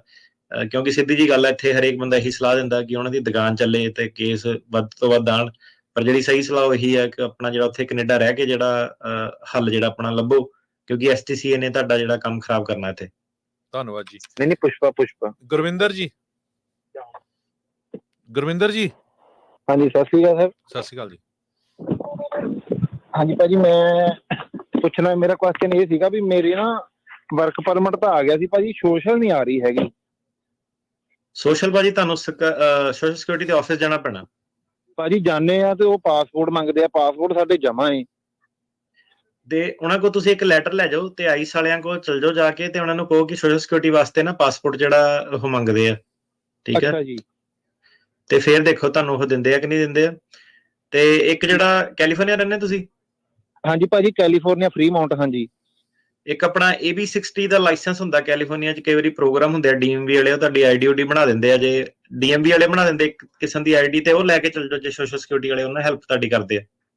ਤੇ ਸਰ ਇਸ ਤਰ੍ਹਾਂ ਵਾਈਫ ਦਾ ਵੀ ਵਰਕ ਪਰਮਿਟ ਆ ਗਿਆ, ਤੇ ਵਾਈਫ ਦਾ ਪਾਸਪੋਰਟ ਜਿਹੜਾ ਜਮਾ, ਉਹਨਾਂ ਨੇ ਨਾ ਆਪਣੇ ਹੋਮਲੈਂਡ ਸਿਕਿਉਰਿਟੀ ਦੀ ਸਟੈਂਪ ਲੱਗੀ ਹੈ ਤੇ ਉਹਦੇ ਉੱਤੇ ਪਾਸਪੋਰਟ ਦੀ ਕਾਪੀ ਦੀ ਫੋਟੋ ਹੈ। ਤੇ ਫਰੀਮਾਉਂਟ ਵਾਲੇ ਉਹ ਵੀ ਨਹੀਂ ਮੰਨਦੇ ਹੈਗੇ, ਕਹਿੰਦੇ ਰੀਜਨਲ ਪਾਸਪੋਰਟ ਹੀ ਚਾਹੀਦਾ ਸਾਨੂੰ। ਇਹ ਦੇਖੋ, ਮੈਂ ਹੁਣ DMV ਦਾ ਨਹੀਂ ਵਕੀਲ ਹੈਗਾ, ਮੈਂ ਇਮੀਗ੍ਰੇਸ਼ਨ ਦਾ ਵਕੀਲ ਹਾਂ, ਠੀਕ ਹੈ। ਤੁਹਾਨੂੰ ਜਿਹੜੀ ਸਲਾਹ ਮੈਂ ਦਿੱਤੀ ਸੀ ਕਿ ਤੁਹਾਨੂੰ ਉਹਨਾਂ ਨਾਲ ਸਿਰ ਮੱਥਾ ਮਾਰਨਾ ਪੈਣਾ ਕਿ ਉਹਨਾਂ ਨੂੰ ਜੇ ਪਾਸਪੋਰਟ ਚਾਹੀਦਾ ਤੇ ਜਿੱਥੇ ਤੁਹਾਡਾ ਪਾਸਪੋਰਟ ਜਮਾ, ਤੇ ਉਹਨਾਂ ਨੂੰ ਜਾ ਕੇ ਤੁਹਾਨੂੰ ਰਿਕੁਐਸਟ ਕਰਨੀ ਪੈਣੀ ਕਿ ਮੈਂ ਲਾਇਸੈਂਸ ਬਣਾ, ਮੈਨੂੰ ਟੈਂਪਰੇਰੀ ਦੇ ਦਿਓ। ਤੇ ਉਹ ਹੁਣ ਤੁਹਾਡੇ ਕੋਲ ਜੇ ਹੋ ਜਾਂਦਾ ਇਹ ਵਾਲਾ ਹੱਲ ਤੇ ਫਿਰ ਠੀਕ ਆ। ਹੁਣ ਧੱਕੇ ਨਾਲ ਤਾਂ DMV ਨੂੰ ਮਨਾ ਨਹੀਂ ਸਕਦੇ ਇੱਥੇ, ਹਨਾ। ਇੰਡੀਆ ਵਾਂਗੂ ਸਰਪੰਚ ਸਾਹਿਬ ਨੂੰ ਭੇਜ ਕੇ ਬਣਾਤਾ ਹੈ, ਤਾਂ ਹੁਣ ਜੇ ਮੰਗਦੇ ਪਾਸਪੋਰਟ ਤਾਂ ਉਹੀ ਆ, ਤੇ ਉਹੀ ਜਿਹੜਾ ਸਿਸਟਮ ਕਰੋ। ਸੋਸ਼ਲ ਸਿਕਿਉਰਿਟੀ ਵਾਲੇ ਜੀ, ਉਹ ਤੁਹਾਨੂੰ ਦੱਸਿਆ ਭਾਜੀ ਵੀ ਤੁਸੀਂ ਉੱਥੇ ਆਪਣੇ ਜਾਓ ਹੋਮਲੈਂਡ ਸਿਕਿਉਰਿਟੀ ਦੇ ਆਫਿਸ, ਹੋਮਲੈਂਡ ਸਿਕਿਉਰਿਟੀ ਤੇ ਜਾਓ, ਉਹਨਾਂ ਨੂੰ ਰਿਕੁਐਸਟ ਕਰੋ, ਪੇਪਰ ਦਿਖਾਓ ਉਹਨਾਂ ਨੂੰ SSN ਵਾਲਿਆਂ ਦਾ, ਸੋਸ਼ਲ ਸਿਕਿਉਰਿਟੀ ਆਫਿਸ ਵਾਲਿਆਂ ਦਾ, ਕਿ ਇਹ ਪਾਸਪੋਰਟ ਮੰਗਦੇ ਆ, ਮੇਰਾ ਟੈਂਪਰੇਰੀ ਰਿਲੀਜ਼ ਕੀਤਾ ਜਾਵੇ। ਠੀਕ ਹੈ ਸਰ, ਠੀਕ ਹੈ। ਧੰਨਵਾਦ ਜੀ। ਬਲਵੀਰ ਕੌਰ ਜੀ।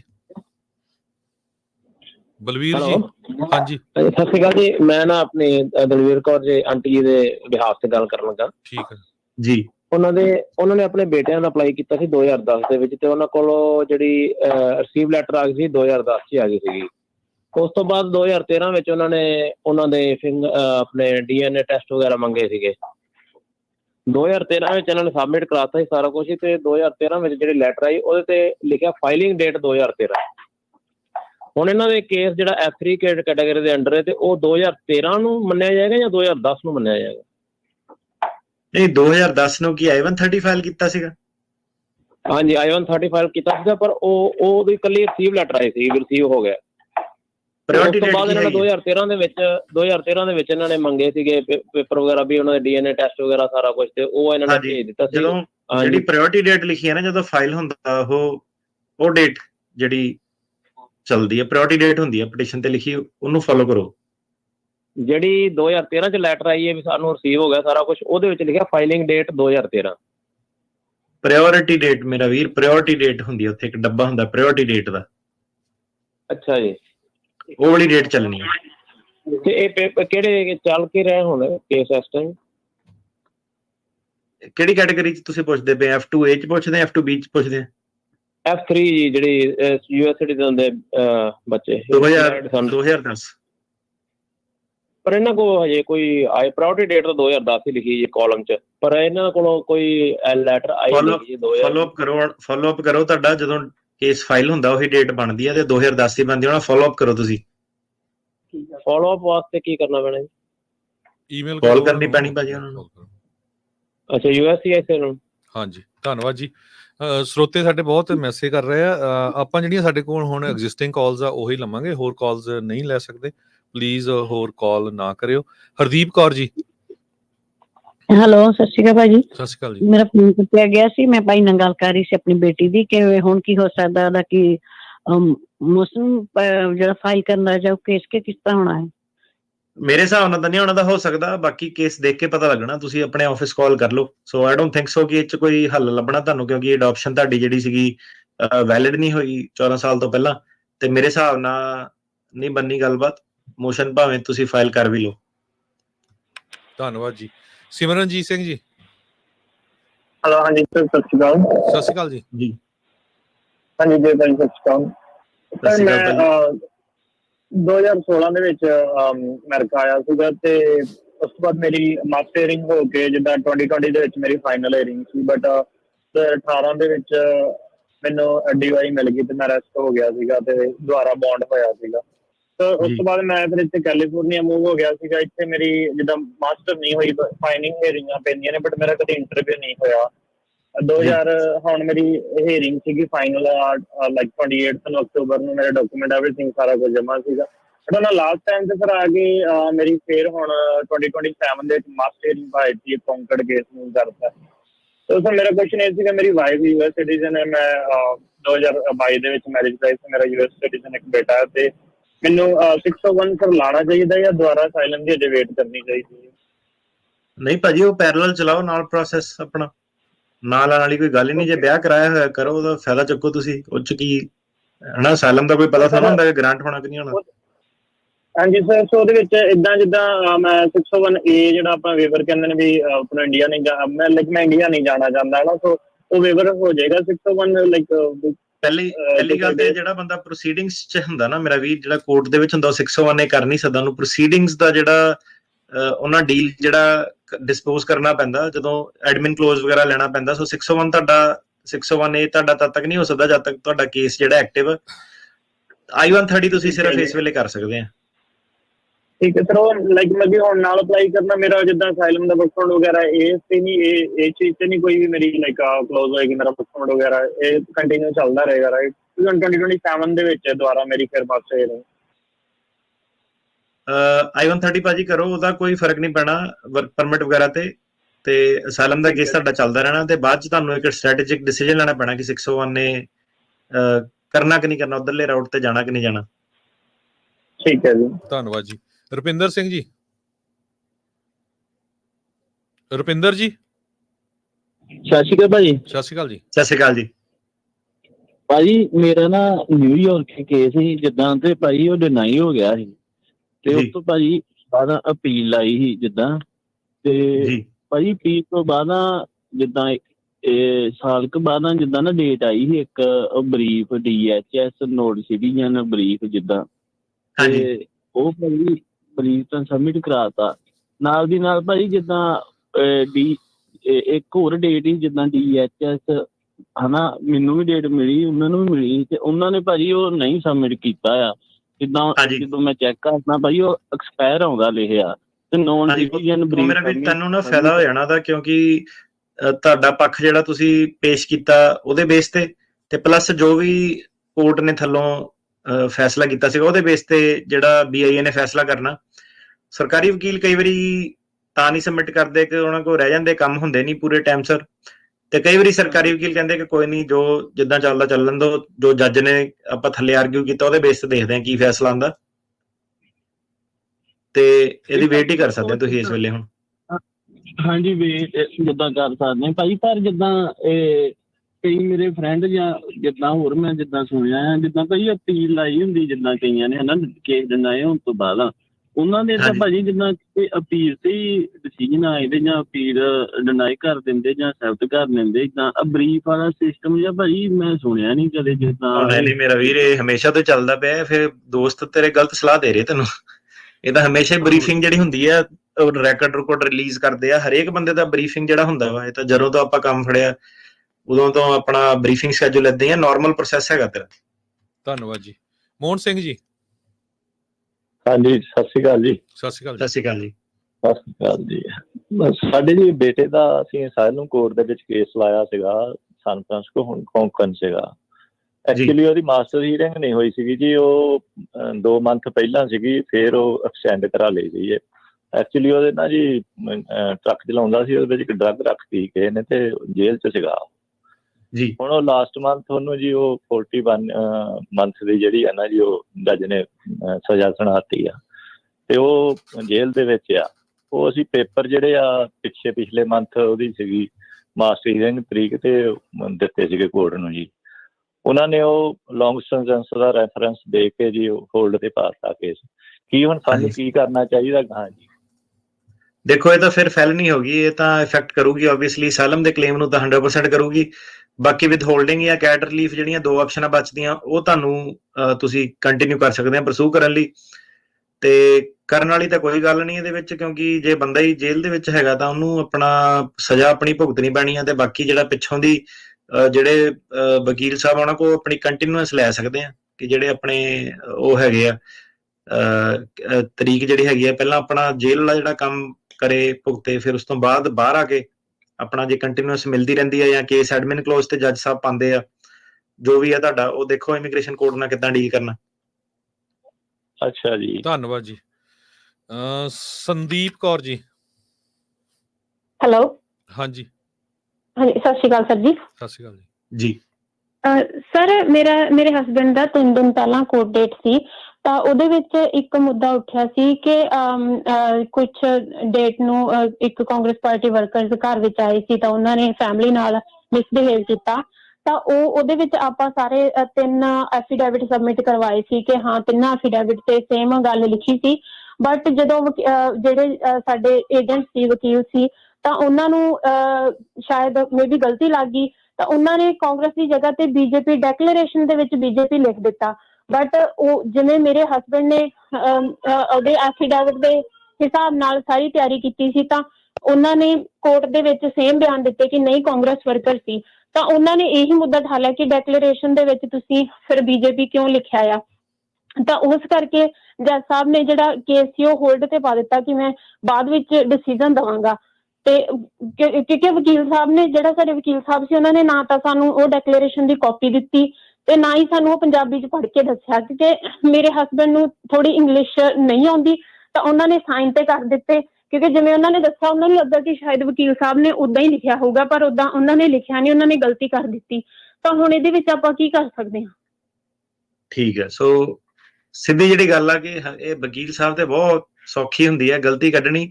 ਇਹ ਵਕੀਲ ਸਾਹਿਬ ਦੀ ਗਲਤੀ ਬਣਦੀ ਨਹੀਂ। ਕਿਉਂਕਿ ਜਿਹੜਾ ਕੋਰਟ ਆ ਉਹ ਪਹਿਲਾਂ ਹੀ ਤੁਹਾਨੂੰ ਸਹੁੰ ਖਿਲਾ ਦਿੰਦਾ ਕਿ ਭਾਈ ਤੁਹਾਨੂੰ ਸਾਰਾ ਕੁਝ ਪੜ੍ਹ ਕੇ ਸੁਣਾਤਾ, ਸਾਰਾ ਕੁਝ ਜਿਹੜਾ ਹੋ ਗਿਆ।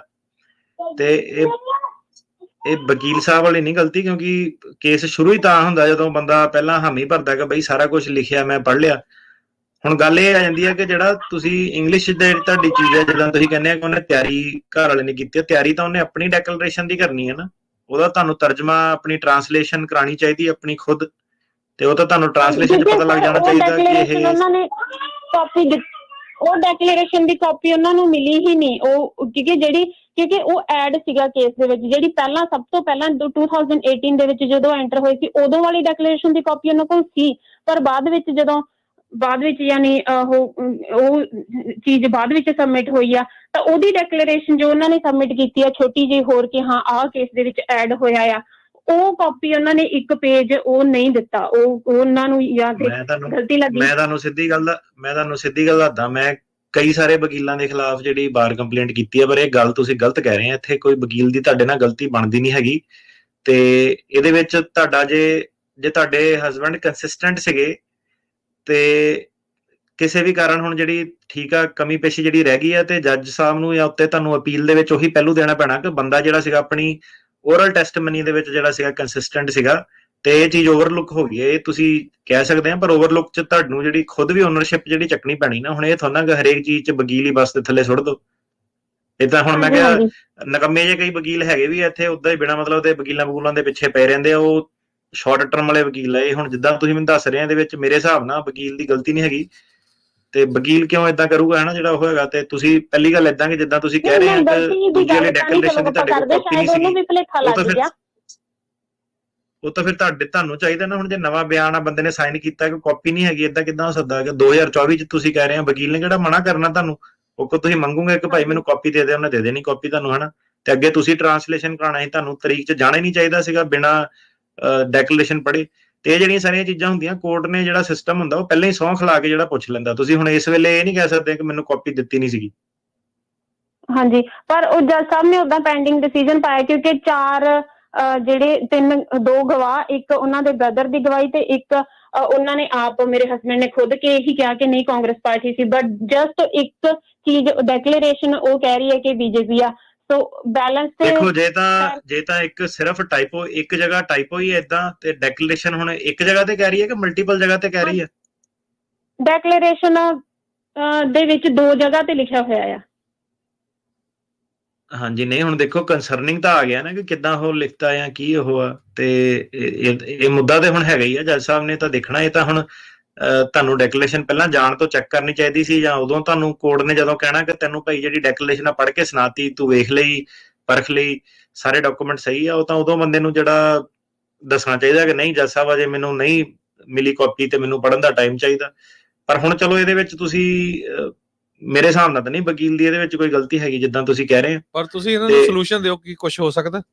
ਸੋਲੂਸ਼ਨ ਇਹਦਾ ਦੇਖੋ, ਤਰੀਕ ਹੀ ਤੁਹਾਡੀ ਮੁੱਕ ਗਈ। ਹੁਣ ਜੱਜ ਸਾਹਿਬ ਨੇ ਡਿਸੀਜਨ ਹੀ ਪੈਂਡਿੰਗ ਰੱਖ ਲਿਆ, ਬਹਿਸ ਬੂਸ ਸਾਰੀ ਹੋ ਗਈ। ਸੋਲੂਸ਼ਨ ਇਹਦਾ ਇਹੀ ਹੁੰਦਾ, ਬੰਦਾ ਆਪ ਜਿਹੜੀ ਨਾ ਜ਼ਿੰਮੇਵਾਰੀ ਚੱਕੇ, ਓਨਰਸ਼ਿਪ ਚੱਕੇ। ਇਹ ਤਾਂ ਹੁਣ ਰੋਜ਼ ਦੇ ਆਪਾਂ ਦੇਖੀਦਾ ਕਿ ਯਾਰ ਬੰਦੇ ਨੇ ਕਹਿਣਾ ਚੱਲ ਵੀ ਹਮੇਸ਼ਾ ਵਕੀਲ ਦੀ ਗਲਤੀ ਆ, ਤੇ ਨਕੰਮੇ ਇਹ ਵਕੀਲ ਵੀ ਬੜੇ ਕਹਿਣਾ ਆਹੋ ਇਹਦੀ ਵਕੀਲ ਦੀ ਗਲਤੀ ਆ, ਇਹਦੇ ਮੈਂ ਬਾਰ ਕੰਪਲੇਂਟ ਕਰਦਾ, ਉਹਦੇ ਮੈਂ ਕਰਦਾ ਆਪਣੀ ਚਾਂਦੀ ਜਿਹੜੀ ਚਮਕਾਉਣ ਨੂੰ। ਸੋ ਇਹ ਵਕੀਲ ਵਕੂਲ ਦੀ ਕੋਈ ਗਲਤੀ ਨਹੀਂ ਹੈਗੀ। ਇਹਦੇ ਵਿੱਚ ਤੁਹਾਨੂੰ ਬਸ ਇਹੀ ਚਾਹੀਦਾ ਹੈ ਕਿ ਇਹ ਜੋ ਮੈਂ ਕਹਿ ਰਿਹਾ ਉਹ ਸਹੀ ਹੈ, ਜੋ ਐਫੀਡੇਵਿਟ ਆ ਉਹ ਸਹੀ ਹੈ, ਇਹ ਸਾਡੀ ਜਿਹੜੀ ਬੋਲਣ ਵਾਲੀ ਜਿਹੜੀ ਓਰਲ ਟੈਸਟੀਮਨੀ ਆ ਉਹ ਸਾਰੀ ਸਹੀ ਹੋਈ ਆ, ਤੇ ਜਿਹੜੀ ਟਾਈਪੋਗ੍ਰਾਫਿਕਲ ਐਰਰ ਇਹਨੂੰ ਲੈ ਸਕਦਾ ਉਹ ਚੀਜ਼ ਤੁਹਾਨੂੰ ਜਿਹੜੀ ਆਰਗਿਊ ਜਿਹੜੀ ਕਰਨੀ ਚਾਹੀਦੀ ਹੈ। ਜੇ ਜੱਜ ਸਾਹਿਬ ਤੁਹਾਡਾ ਡਿਨਾਈ ਕਰਦੇ ਆ ਤੇ ਅਪੀਲ ਦੇ ਵਿੱਚ ਉੱਤੇ ਜਾਂਦਾ, ਤੇ ਤੁਹਾਨੂੰ ਉਹਦੇ ਵਿੱਚ ਉਹੀ ਜਿਹੜਾ ਆਪਣਾ ਆਰਗੂਮੈਂਟ ਕਰਨੀ ਪੈਣੀ ਹੈ ਕਿ ਟਾਈਪੋਗ੍ਰਾਫਿਕਲ ਐਰਰ ਆ, ਇਹਦੇ ਕਰਕੇ ਔਨ ਬੈਲੈਂਸ ਜਿਹੜਾ ਹੈਗਾ ਕਿ ਬਾਕੀ ਸਾਰੀਆਂ ਚੀਜ਼ਾਂ ਸਹੀ ਆ, ਓਰਲ ਟੈਸਟਮਨੀ ਵੀ ਸਹੀ ਆ, ਤੇ ਇਹ ਚੀਜ਼ ਜਿਹੜੀ ਆ ਸਾਡੇ ਅਗੇਂਸਟ ਨਾ ਵਰਤੀ ਜਾਵੇ। ਧੰਨਵਾਦ ਜੀ। ਦੋ ਕੁਐਸਚਨ ਹੈਗੇ ਸੋਸ਼ਲ ਮੀਡੀਆ ਤੇ, ਕਹਿੰਦੇ ਵੀ ਜੱਜ ਐਲੀਸਨ ਈ ਡੌ ਦੱਸਿਓ ਕਿੱਦਾਂ ਦੇ ਆ? ਵਧੀਆ ਨੇ ਜੱਜ ਜੀ। ਇੱਕ ਸੁਖਵਿੰਦਰ ਭਾਜੀ ਕੁਐਸਚਨ ਪੁੱਛਦੇ ਆ ਵੀ ਗਰੰਟਰ ਬੌਂਡ ਨਹੀਂ ਦੇ ਰਿਹਾ, 1 ਸਾਲ ਹੋ ਗਿਆ ਕੇਸ ਪਾਸ ਹੋਏ ਨੂੰ, ਤੇ ਉਹ ਕਹੀ ਜਾਂਦਾ ਵੀ ਮੈਨੂੰ ਮਿਲਿਆ ਨਹੀਂ, ਕੁਝ ਹੋ ਸਕਦਾ ਉਹਦੇ ਚ? ਦੇਖੋ, ਪੈਸੇ ਤਾਂ ਗਰੰਟਰ ਦੇ ਹੀ ਆ, ਲੀਗਲੀ ਉਹਦੇ ਕੋਈ ਜਾਣੇ ਆ। ਹੁਣ ਗਰੰਟਰ ਨੇ ਬੌਂਡ ਕਿੱਦਾਂ ਦੇਣਾ, ਮਤਲਬ ਕਿ ਉਹਦੇ ਪੈਸੇ ਹੋ ਗਏ ਆ, ਤੇ ਹੋ ਸਕਦਾ ਕਈ ਵਾਰੀ ਬੌਂਡ ਨਾ ਵੀ ਮਿਲਿਆ ਹੋਵੇ ਉਹਨੂੰ ਬੰਦੇ ਨੂੰ। ਪਰ ਚੈੱਕ ਕਰ ਸਕਦੇ ਕਿੱਦਾਂ ਵੀ ਬੌਂਡ ਮਿਲ ਗਿਆ ਵਾਪਸ? ਮੈਨੂੰ ਐਕਚੁਅਲੀ ਬੌਂਡ ਦਾ ਐਗਜ਼ੈਕਟਲੀ ਹੁਣ ਇਹਨੂੰ ਫੋਲੋ ਅਪ ਕਿੱਦਾਂ ਕਰਨਾ, ਪ੍ਰੋਸੈਸ ਦੇ ਬਾਰੇ ਬੜਾ ਪਤਾ ਨਹੀਂ ਹੈਗਾ। ਤੁਸੀਂ ਇੱਕ ਵਾਰੀ ਆਪਣੇ ਲੋਕਲ ਜਿਹੜੇ ਆਈਸ ਵਾਲਾ ਜਿਹੜਾ ਆਫਿਸ ਹੈ ਨਾ, ਉਹਨਾਂ ਕੋਲ ਜਿਹੜੀ ਸਲਾਹ ਲੈ ਲਓ, ਉਹ ਵੇਖੋ ਕਿੱਦਾਂ ਕਰਦੇ ਆ। ਧੰਨਵਾਦ ਸੁਖਵਿੰਦਰ ਭਾਜੀ। ਤੇ ਇੱਕ ਵਾਰੀ ਫੇਰ ਦੱਸਦੇ ਜਾਈਏ, ਅਗਰ ਤੁਸੀਂ ਜੇ ਟਿਰਕੀਆਣਾ ਉਹਨਾਂ ਦੇ ਆਫਿਸ ਕੰਟੈਕਟ ਕਰਨਾ ਹੈ ਤੇ ਨੰਬਰ ਹੈਗਾ 415909090503 4159090503 ਤੇ ਆਉਣ ਵਾਲੇ ਵੀਕਐਂਡ ਦੇ ਦੌਰਾਨ ਅਸੀਂ ਯੂਬਾ ਸਿਟੀ ਹੋਣਾ ਆ ਤੇ ਇਮੀਗ੍ਰੇਸ਼ਨ ਵਾਲਾ ਸ਼ੋਅ ਇੱਥੋਂ ਨਹੀਂ ਹੋਣਾ, ਟਰਾਈ ਕਰਾਂਗੇ ਆਪਾਂ ਯੂਬਾ ਸਿਟੀ ਤੋਂ ਹੀ ਕਰ ਸਕੀਏ। ਤੇ ਜੇ ਕਿਸੇ ਭੈਣ ਭਰਾ ਨੇ ਜੇ ਉਹਨਾਂ ਨੂੰ ਮਿਲਣਾ ਹੋਣਾ ਤੇ ਉਹ ਉਹਨਾਂ ਨੂੰ ਮਿਲ ਵੀ ਸਕਦੇ ਹੈਗੇ ਆ। ਆਪਾਂ ਪੰਜਾਬੀ ਰੇਡੀਓ USA ਦੀ ਸਾਰੀ ਟੀਮ ਉੱਥੇ 3-4 ਦਿਨ ਹੋਣੀ ਆ ਤੇ 1 ਤਰੀਕ ਨੂੰ ਬਹੁਤ ਸਾਰੇ ਆਪਣੇ ਅਮਰੀਕਾ ਦੇ ਵਿੱਚ ਹਜ਼ਾਰਾਂ ਨਹੀਂ ਲੱਖਾਂ ਦੇ ਹਿਸਾਬ ਨਾਲ ਮੈਂ ਕਹਿ ਸਕਦਾ ਲੋਕਾਂ ਨੇ ਪੋਲੀਟੀਕਲ ਅਸਾਈਲਮ ਲਿਆ ਆ ਜਾਂ ਪੋਲੀਟੀਕਲ ਅਸਾਈਲਮ ਅਪਲਾਈ ਕੀਤਾ ਆ। ਪਿਛਲੇ ਕੁਝ ਦਿਨਾਂ ਤੋਂ ਫੀਅਰਲੈਸ ਤੇ ਜਸਟਿਸ ਮਾਰਚ, ਪੈਦਲ ਮਾਰਚ ਚੱਲ ਰਿਹਾ ਹੈਗਾ ਬੇਕਰਸਫੀਲਡ ਤੋਂ ਲੈ ਕੇ ਸੈਕਰਾਮੈਂਟੋ ਜਿਹੜੀ ਸਾਡੀ ਕੈਪੀਟਲ ਆ, ਉੱਥੇ 1 ਤਰੀਕ ਨੂੰ 9 ਵਜੇ 10 ਵਜੇ ਦੇ ਕਰੀਬ ਸਮਾਪਤੀ ਹੋਣੀ ਆ। ਪੈਦਲ ਚੱਲ ਰਹੇ ਹੈਗੇ ਲੋਕ, ਇਹ ਹਿਸਟੋਰੀਕਲ ਮਾਰਚ ਬਣ ਰਿਹਾ ਕਿ ਜਿੱਥੇ ਵੀ ਹਰ ਰੋਜ਼ ਉਹ 12-14 ਮੀਲ ਚੱਲਦੇ ਆ, ਜਿਹੜੇ ਗੁਰੂ ਘਰ ਰੁਕਦੇ ਆ, ਉੱਥੇ ਦੇ ਜਿਹੜੇ ਲੋਕਲ ਪੋਲੀਟੀਸ਼ੀਅਨ ਆ, ਚਾਹੇ ਉਹ ਅਸੈਂਬਲੀ ਮੈਂਬਰ ਆ, ਸੈਨੇਟਰ ਆ, ਮੇਅਰ ਆ, ਉਹ ਉੱਥੇ ਮਿਲਦੇ ਆ। ਪਲੱਸ ਜਿਹੜਾ 1984 ਚ ਸਿੱਖਾਂ ਦਾ ਕਤਲੇਆਮ ਹੋਇਆ ਉਹਦੀ ਜਿਹੜੀ ਇੰਡੋਰਸਮੈਂਟ ਕਰਦੇ ਹੈਗੇ ਆ ਤੇ ਨਾਲ ਦੀ ਨਾਲ ਜਿਹੜਾ ਟਰਾਂਸਨੈਸ਼ਨਲ ਰਿਪਰੈਸ਼ਨ ਵਾਲਾ ਮੁੱਦਾ ਹੈਗਾ ਉਹ ਬਿੱਲ ਨੂੰ ਲਿਆਉਣ ਦੀ ਵੀ ਗੱਲ ਕਰਦੇ ਆ। ਤੇ ਕੱਲ US ਦੇ 2 ਕਾਂਗਰਸਮੈਨਾਂ ਨੇ ਆਲਰੇਡੀ ਜਿਹੜਾ ਬਿੱਲ ਆ ਉਹ ਕਾਂਗਰਸ ਦੇ ਵਿੱਚ ਪੇਸ਼ ਕਰ ਦਿੱਤਾ ਆ ਸਿੱਖ ਜੈਨੋਸਾਈਡ ਦਾ। ਸੋ ਸਾਰਿਆਂ ਨੂੰ ਪੰਜਾਬੀ ਰੇਡੀਓ USA ਵੱਲੋਂ ਬੇਨਤੀ ਹੈਗੀ ਆ, ਪਰਿਵਾਰਾਂ ਸਮੇਤ ਜਿੰਨੇ ਵੀ ਵੱਧ ਤੋਂ ਵੱਧ 1 ਤਰੀਕ ਨੂੰ ਸ਼ੁੱਕਰਵਾਰ ਨੂੰ 9 ਵਜੇ ਦੇ ਕਰੀਬ ਸੈਕਰਾਮੈਂਟੋ ਕੈਪੀਟਲ 'ਚ ਜੇ ਤੁਸੀਂ ਪਹੁੰਚ ਸਕਦੇ ਆ ਜ਼ਰੂਰ ਪਹੁੰਚੋ। ਹੋ ਸਕਦਾ ਉੱਥੇ ਗਵਰਨਰ ਵੀ ਆਵੇ, ਬਹੁਤ ਸਾਰੇ ਇਲੈਕਟਡ ਆਫੀਸ਼ੀਅਲਸ ਆ ਰਹੇ ਆ। ਉਹ ਬੀਬੀ ਜਿਹੜੀ ਐਨਾ ਕੈਬਰੇਲੋ ਜਿਸ ਨੇ ਟਰਾਂਸਨੈਸ਼ਨਲ ਰਿਪਰੈਸ਼ਨ ਵਾਲਾ ਬਿੱਲ ਕਿਲ ਕਰ ਦਿੱਤਾ ਸੀ, ਉਹ ਹੁਣ ਇੱਕ ਤਰ੍ਹਾਂ ਦੇ ਨਾਲ ਪੂਰੇ ਸਿੱਖਾਂ ਦੇ ਹੱਕ ਦੇ ਵਿੱਚ ਆਈ ਆ। ਉਹ ਕਹਿੰਦੀ ਮੈਂ ਹੁਣ ਖੁਦ ਹੀ ਆਪ ਲੈ ਕੇ ਆਉਂਗੀ ਉਹ ਬਿੱਲ, ਜਦੋਂ ਉਹਨੂੰ ਪਤਾ ਲੱਗਿਆ ਵੀ ਇੰਨਾ ਜ਼ਿਆਦਾ ਜਿਹੜਾ ਇੰਡੀਆ ਵਾਲੇ ਅਮਰੀਕਾ ਤੇ ਕੈਨੇਡਾ 'ਚ ਕਰ ਰਹੇ ਹੈਗੇ ਆ। ਸੋ ਸਾਡਾ ਸਾਰਿਆਂ ਦਾ ਫਰਜ਼ ਬਣਦਾ ਹੈਗਾ, ਇਹ ਕੌਮੀ ਇਸ਼ੂ ਹੈਗਾ, ਇਹਦੇ 'ਚ ਕੋਈ ਖਾਲਿਸਤਾਨ ਦੀ ਗੱਲ ਨਹੀਂ, ਕੋਈ ਕੁਛ ਹੋਰ ਗੱਲ ਨਹੀਂ ਹੈਗੀ। ਇਹ ਹੈਗੀ ਆ ਵੀ ਜਿਹੜਾ 40 ਸਾਲ ਹੋ ਗਿਆ ਸਿੱਖਾਂ ਦੇ ਕਤਲੇਆਮ ਹੋਏ ਨੂੰ, ਸੋ ਇਹ US ਦੀ ਕਾਂਗਰਸ ਦੇ ਵਿੱਚ ਰਿਕੋਗਨਾਈਜ਼ ਹੋਣਾ ਚਾਹੀਦਾ। ਸੋ ਵੱਧ ਤੋਂ ਵੱਧ ਸਾਰੇ ਜਿੰਨੇ ਸਾਡੇ ਸਰੋਤੇ ਆ ਉਹਨਾਂ ਨੂੰ ਬੇਨਤੀ ਆ ਵੀ ਜ਼ਰੂਰ ਸ਼ੁੱਕਰਵਾਰ ਨੂੰ ਉੱਥੇ ਪਹੁੰਚੋ ਤੇ ਬਾਕੀ ਸ਼ਨੀਚਰ ਐਤਵਾਰ ਨੂੰ ਤੁਸੀਂ ਗੁਰਦੁਆਰਾ ਸਾਹਿਬ ਟੈਰਾਬਿਊਨਾ ਜੋ ਯੂਬਾ ਸਿਟੀ ਨਗਰ ਕੀਰਤਨ ਆ ਉੱਥੇ ਪਹੁੰਚੋ, ਉੱਥੇ ਸਾਡੀ ਟੀਮ ਹੋਊਗੀ। ਜੇ ਭਾਜੀ ਹੁਣੇ ਵੀ ਹੋਣਗੇ ਤੇ ਤੁਸੀਂ ਉਹਨਾਂ ਨੂੰ ਮਿਲ ਸਕਦੇ ਹੋ। ਤੇ ਜੇ ਜੀ ਬਹੁਤ ਬਹੁਤ ਧੰਨਵਾਦ ਜੀ, ਧੰਨਵਾਦ ਜੀ, ਸਤਿ ਸ਼੍ਰੀ ਅਕਾਲ। ਸਤਿ ਸ਼੍ਰੀ ਅਕਾਲ ਜੀ।